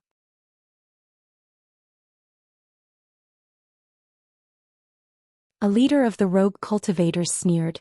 Isn't this the same as taking off your pants to fart? In the end, there will only be 5 who can survive. Let's raise our hands and cut them down. We'll be able to die a quick death and save them some suffering. Another old martial artist nodded. We'll die sooner or later. Why don't we get rid of a group of people first? With the 6 of us, each of us can protect 4 or 5 people in half a day. How about that? These 2 people were the ones who agreed with Sun Qing. Zhang Qing said, 5 people is too many. The rogue cultivator clicked his tongue. You and your wife don't have anyone by your side anyway. There's only 2 left. Of course you think it's too many. According to the young marquis, isn't it just right to leave 2 people alive? Zhang Qing shook his sleeves and said nonchalantly, then you guys can continue talking. Pretend I don't exist. Originally, Zhang Qing wanted to suggest that everyone stop fighting first and deal with the 5 people together before discussing anything else. Seemed like it was wishful thinking. No matter what Zhang Qing said now, it would be useless. Not to mention the 5 who got the most treasures. Currently, there were 42 people who were still alive. Bai Bai said, then we'll leave 3 people each. But I'll say this first. Zhang Qing and I can rope in 2 more people to protect their lives. Huan Yun did not speak. Because only 3 people came from the city above clouds. He, Huan Yun, was only a temporary Dao protector. He was not even the Dao master of those 2 young children. He was not even a cultivator from the city above clouds. As for the life and death of others, he could not care less. Although Sun Qing was unwilling to get involved with this group of people, she did not speak. Other than her, Wu Jiong and her disciple Lu Guibao had an extra spot. The young girl had already used her voice to beg Sun Qing to save one person. It was a stranger they met on Vishan Mountain. Love at first sight was just like that. Sun Qing did not feel that there was anything wrong. Back then when she met that young scholar it was the same. If the master was already like that, he had no right to complain to his disciple. But suddenly, someone used the martial arts technique to communicate with Sun Qing. I know your manner, Lord Son of the Sparrow Residence. Brother Chu and I don't trust the young duke's group. Why don't we work together and persuade old Immortal Huan Yun to not do anything? We'll kill Zhang Qing and the others together. This group of people is the most unruly. They're even more unruly than wild cultivators. After killing them, Manor Lord Sun, you'll be our leader. Finally, Brother Chu and I will work with your Sparrow Residents to kill Huan Yun's group. What do you think? In the end, only the 5 of us will survive. Wouldn't that be safer? Sun Qing frowned. She did not agree nor reject. That martial artist was not in a hurry. To him, the old perfected Master Huan Yun's Dao skills were high and should be the best partner. Unfortunately, he was too bashful and was destined to not be able to achieve great things together. As for Zhang Qing and the Golden Core female cultivator, they were all bad people. They were not as reassuring as Sun Qing of the Sparrow Residence. Moreover, Sun Qing, who was recognized by him, had a sufficient cultivation base. His 2 followers were also shrewd. As for Bai Bai, who came from the Fuchu kingdom, she had already revealed her identity. But so what? She was a direct disciple of the Water Dragon sect's ancestral hall. So what? To hell with the immortal master of the archives of great sects. If he really had the ability, why didn't he kill all of them in one go? Zhang Qing had actually roughly guessed the situation on her side. Her intestines were green with regret.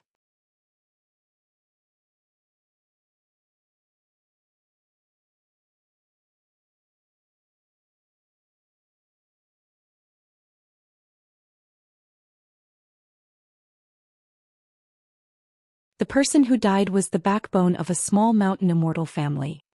He was one of the few elderly cultivators who hoped to rely on the ruins of this immortal residence to prolong their lives for a few years. So Wu Jiong made a deal with this old cultivator who knew that he was going to die. Wu Jiong naturally kept his promise. In the future, the Sparrow Manor would secretly sponsor his small mountain. He also promised to nurture at least 3 cultivators of the middle 5 realms, including the old cultivator's last disciple, within 100 years. This was the reward the old cultivator exchanged with his life. Among the 6 people on the other side, many people were somewhat puzzled. But it was no longer important who secretly incited him, or if the old cultivator had gone mad, or if he had an old grudge with the Marquis of Biting Manor that he wanted to drag the young Marquis down with him. But those people scattered and fled in all directions. This still made the 6 people somewhat helpless. What else could they do? They could only split up and chase. They believed that Gao Ling would be the one who spared the most effort. Because this martial artist of the Golden Body Realm was the most furious, his killing intent the heaviest. He had long suppressed a stomach full of evil fire. Even if his injuries were not light, the physique of a martial artist was originally known for its tenacity. Killing small groups of 2 or 3 was still an easy task. But people like that young girl Lu Guibao and the young scholar Huai Qian did not flee. Wu Jiong also walked to their side and began to treat their injuries. There were also 2 groups of people who were trembling in fear but also did not move. They were the family of the 2 Dragon Gate wild cultivators and the martial arts grandmaster on the other side. Among the fleeing people, the wild cultivator who wished he could grow 2 more legs gradually distanced himself from the others. After all, he did not trust anyone and it seemed that anyone could kill him. Previously, when he used 8 snowflakes to buy that expensive thunder talisman during the battle on White Jade Arch Bridge, it really was equivalent to saving his life. Only right now he really didn't have any special skills or treasures to rely on. Suddenly he heard an unfamiliar voice behind him. Butcher. The man turned his head in horror, his footsteps did not stop. Seeing a stranger, he asked tentatively, "Tu motherf asterisk curs?" That person smiled and nodded. The man almost burst into tears on the spot. Good fellow, finally there was a fellow sufferer who sympathized with him. The man slowed his footsteps. "You won't kill me, right?" As for before this, he did not seem to have seen this person's figure. The man already did not have the energy to think too much. For some reason, that bag shy of the city above clouds market had turned into the face of a green-robed youth. He shook his head. Can killing you earn money?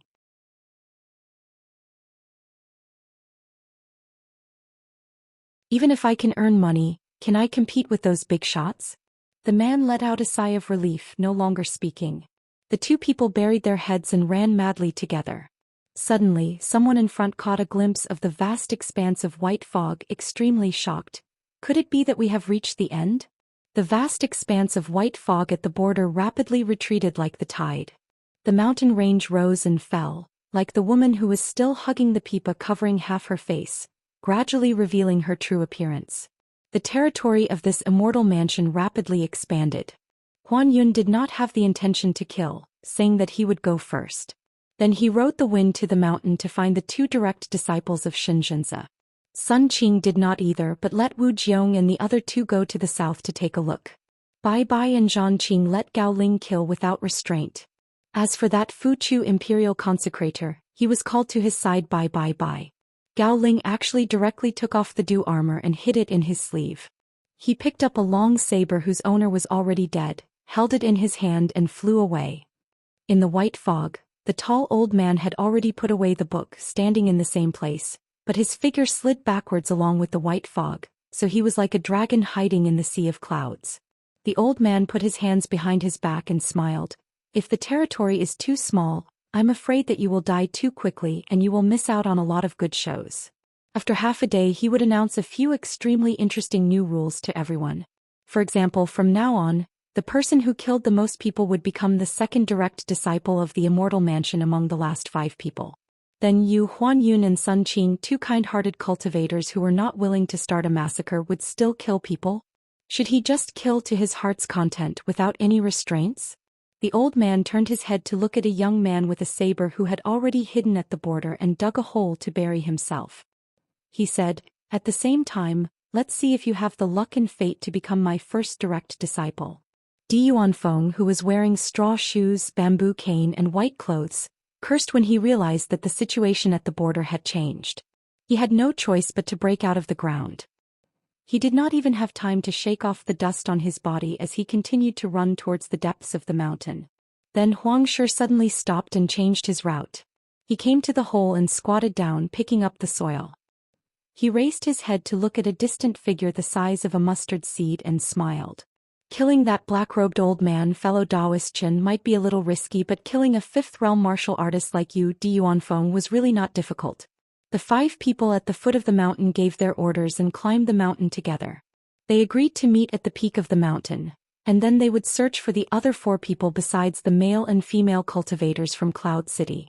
Find them first, then decide whether to kill them. In the depths of the forest, Qin Pingon brought the man called Jin Shan and fled for their lives. On other routes, Gao Ling's saber was extremely sharp. As long as he caught up, one slash of his saber would often result in a corpse being decapitated. As they had to take care of the scholar Huai Qian's leg strength, Wu Jiong and Lu Guibao did not walk quickly. On the other hand, the 2 groups of people under the wild cultivator and martial artist had already gathered together and worked together to kill those who were escaping alone. They were very enthusiastic. Huan Yun told the young man and woman who were waiting for death not to worry about their lives. They could stay where they were or continue to search for treasures.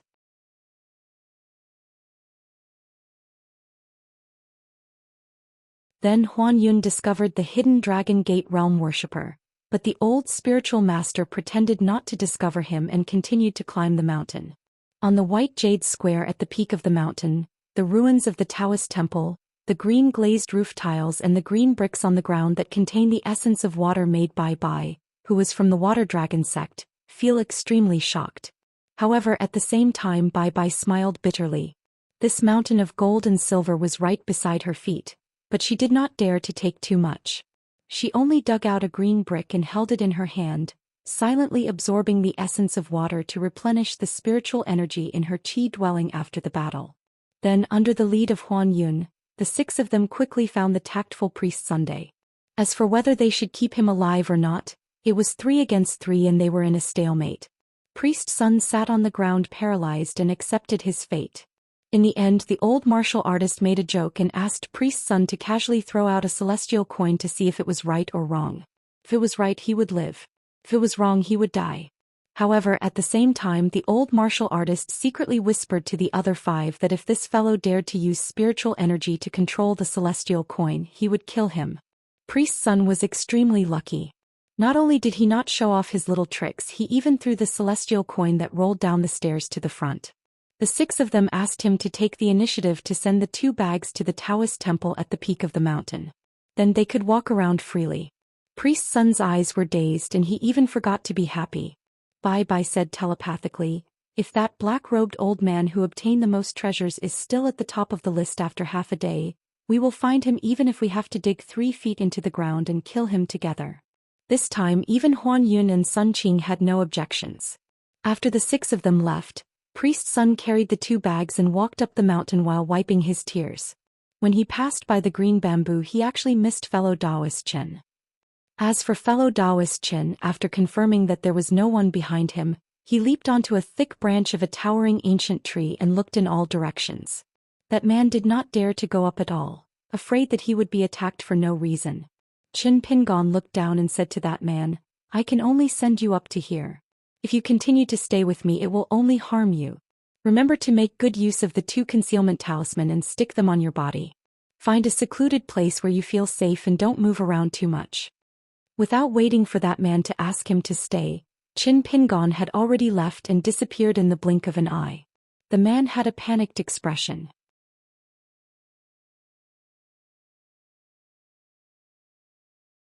He did not expect the 5 talisman that floated down from above to be one of each of the 3 offensive talisman.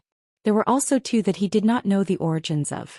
The man gripped the 5 talisman tightly and suddenly burst into tears. However, he stopped crying very quickly and continued on his way. Qin Pingon found a mountain peak with a wide view and stuck a talisman carrying talisman on it. He stood still and surveyed his surroundings. This trip to the mountain to search for treasures was full of twists and turns. There were many people he knew. Other than the wild cultivator called Xianxia, there was also the old man who helped him open the door for his back shop.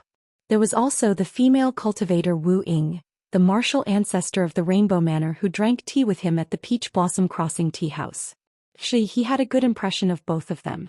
However, it was hard to say what would happen next. This was because no matter what kind of character they had, what kind of status and cultivation they had, whether they were good or bad in the eyes of the world, no matter what they did, others would not find it strange. Even those who were killed might only feel grief, resentment, and hatred, but not too much surprise. Qin Pingon was in a daze. Why was the human heart so fragile? However, what really made Qin Pingon uncomfortable was not the human heart of others, but his own. Since he had such thoughts, it meant that he had such thoughts. Now that Qin Pingon had arrived in the North Continent, he had been cultivating and trying to become a cultivator on the mountain.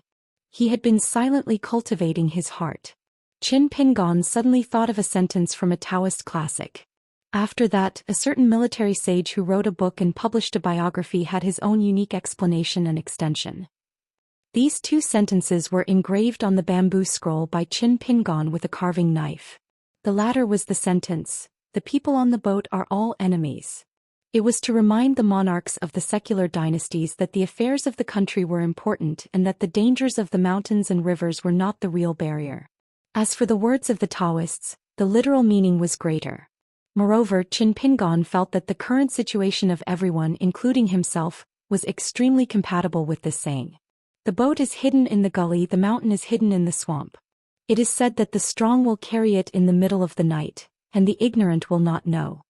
Qin Pingon could not help but think, now that I'm in this extremely dangerous small world or even in the vast world protected by rules, are they essentially the same? No one knew that the boat was moving stealthily. Qin Pingon suddenly understood how difficult it was to achieve the state of tranquility that the Taoists pursued. Just like the void boat, there was no one in front or behind, no one left or right, no rules binding it and no karma entangling it. Qin Pingon sighed softly. Some knowledge, when studied in depth, would really make one feel lonely and at a loss if one did not truly understand it.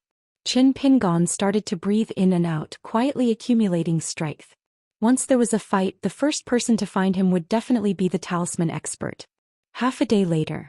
18 people who were destined to die, apart from an unassuming wild cultivator, were all dead. Then when the white-clothed goddess and the two green-clothed gods appeared once more and opened up the mountain and river screen, many more people died. That was because the warning clearly said that the person who killed the most people had a chance of becoming the second direct disciple. Therefore, the Dragon Gate wild cultivator and the martial arts grandmaster among the 6 of them killed their friends and family without hesitation.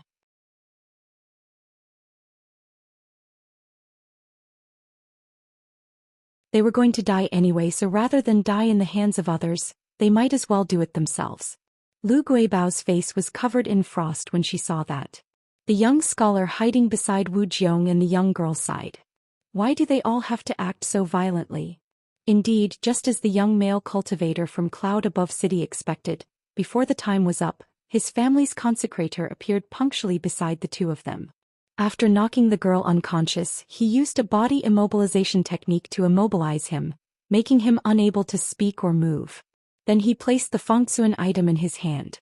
Only then did the old consecrator leave the house, concealing himself not far away. As for all the treasures from before, they were temporarily hidden. But this was not the part that made the young man feel the most disappointed. It was that the old perfected being Huan Yun did not appear at this time. He might have actually appeared somewhere, but the old perfected being chose to watch coldly from the sidelines. Hence, this young male cultivator from Cloud Above City was still the second person on the list. The person at the bottom of the list was the old perfected being Huan Yun, who did not care if he was on the list this time. The fourth person was a white-robed young man with a bright smile. However, his white robe was stained with blood. He seemed to be in an elegant study room. In the study room there was a yellowed gourd hanging on the wall. This person did not forget to wave his hand towards the painting scroll. He smiled and said, "Everyone have a safe journey. Go to hell." Then he said, "Huang Shi, brother Huang, are you going to be my door guard outside? It's been hard on you. I wish you a long life." The third person on the list was a sloppy man who had hidden himself in a large pit deep in the mountains. He sat cross-legged and covered his head with branches and vegetation. Then he covered it with soil. However, in the painting scroll it was as bright as day. Huang Shi glanced at the painting scroll and raised his middle finger. Not only that, he suddenly stood up and jumped out of the pit. It seemed to be the entrance of a cave. There was a 5-colored fog blocking the entrance of the cave, not dissipating for a long time. It turned out that when Huang Shi chased Di Yuanfeng all the way here, not only did the heavily injured Di Yuanfeng not die, he even managed to escape into this place. When Di Yuanfeng barged into the colorful fog of the cave dwelling, Huang Shi was unable to break the restriction. Therefore Huang Shi planned to trap this little king. As for Di Yuanfeng's guess, it was within Huang Shi's expectations. The person in the lead was still that old black-robed old man. He seemed to be hiding in a cave. Similarly, on the same painting scroll his figure was clear.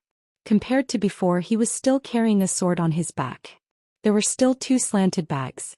It seemed that there was no change at all.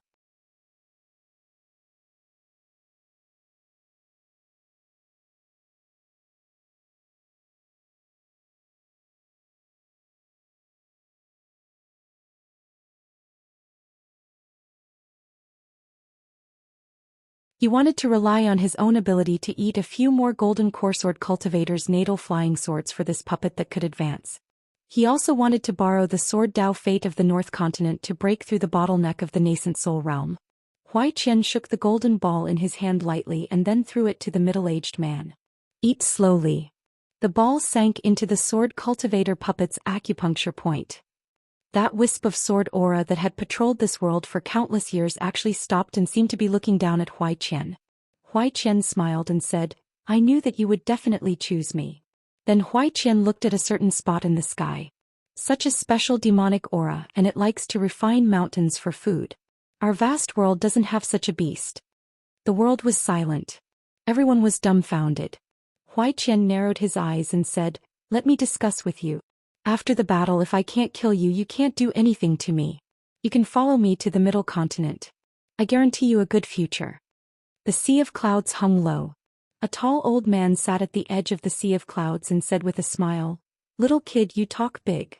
He waved his hand. A painting of mountains and rivers covered the sky. Anyone who raised their head could see it. Since the other party was so sincere, the old man intended to show his sincerity as well. Qian nodded and smiled. I have no choice. My family's patriarch is one of the 10 in the Middle Continent. In fact, the yellow-purple noble celestial master of Longhu Mountain and Lu Yuzhou of the snow-capped continent were his very good friends. The old man above the sea of clouds fell silent. Qian continued, to be honest, even if I stretch my neck and let a beast like you do it, do you dare to kill me? Qian sneered and said with a heavier tone, do you dare? The old man still did not speak. Qian looked around. Do you want to kill these trash or should I? If you do it, I'll take a few of them with me. Qin Pingon, who was deep in the mountains, was also shocked by this scene. When the water curtain disappeared, Qin Pingon immediately changed into a young man's face and a green robe. This was an eye-opener. Could it be so torturous? He looked at the high-spirited young man. Could this be considered as pleasure? Qin Pingon smiled. If such a person went through the same situation as him, even if the other party's cultivation level was higher, how many times would he have died? But the logic could not be explained like that. With such words, and to be able to stand here and say such things, there must be something good about him as well as some unknown outstanding qualities. But at this moment Qin Pingon only saw one side of him. If Qin Pingon was that person, he would not have been able to reach this stage. However, Qin Pingon had a nagging feeling that with the other party's temper as well as his limited patience and shrewdness, if he was unlucky, he might not be able to leave the North Continent alive. At the end of the day, he had not met the Sword Immortal of Ape Chatter Mountain Gu yet. But since that person had chosen to show himself in public and not hide anymore, he must have weighed the pros and cons. From the looks of it, not only did he have a chance to leave this place alive, but he could also bring the tall old man back to the Central Divine Continent. It was undeniable that he was quite a powerful person. As expected of someone who came from the Central Divine Continent to the North Continent to kill sword cultivators. Qin Pingon was not so bored as to curse him to fail in the North Continent. All the roads had their own paths. Looking left and right, it was inevitable that some were higher and some were lower. For example, Xianxia was still on the same path as Qin Pingon on the martial path. Qin Pingon was just trying to catch up.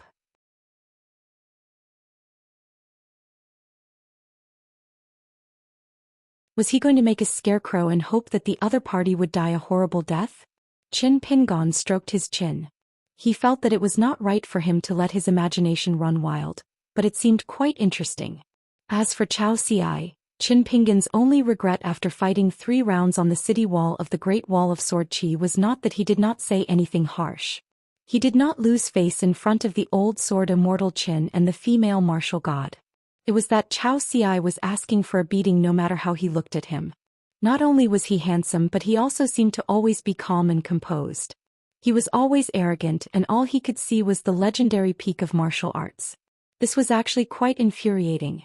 It was even more infuriating that he could not defeat him for the time being. Take your time.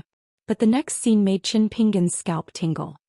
He saw Priest Sun, who had fallen to the ground in fright, suddenly stand up. Then this Priest Sun fell to the ground again. However, Daoist Sun's figure was faintly discernible, as if his Yin spirit had left his body and traveled far away. Priest Sun reached out and grabbed the remnant sword Qi that was trying to escape. He held it gently in his hand. The tall old man on the sea of clouds sensed that something was amiss. Even though he did not know why Priest Sun had become like this, he only cared about stirring up the sea of clouds to conceal himself and escape. Priest Sun was expressionless. A puny demon dares to refine this mountain and attempt to taint the Daoist temple. Priest Sun glanced at the ruins and seemed a little sad. He looked at a certain place in the sea of clouds. Do you think you can rest easy after coming to this vast world? Do you think my lineage is dying and can't lift a sword? Priest Sun clenched his fist and crushed the wisp of sword Qi. Then he put 2 fingers together and gently swiped forward. The sea of clouds was split in half. A mustard seed figure was also split into 2. Qian was about to say something. Priest Sun turned his head and laughed. What is this? Aren't you afraid of biting your tongue by saying such big words at such a young age? If there is an intrinsic lamp wick left in the ancestral hall, tell your patriarch to come to the green netherworld to seek revenge on me. Qian wanted to say something again and report the life of his patriarch. Priest Sun swiped down with 2 fingers again and killed the young scholar on the spot. When the nascent soul sword cultivator puppet fell to the ground, it turned into 2 pieces of talisman. Priest Sun finally lowered his head and looked at the ruins of the Daoist temple. The person consecrated in the Daoist temple at the top of the mountain was his junior brother. Together with him, they were the cornerstones of the green netherworld sword Immortal lineage. Unfortunately, his junior brother was a genius. He climbed the mountain quickly but died early. He can't blame the Baek Okekyung building,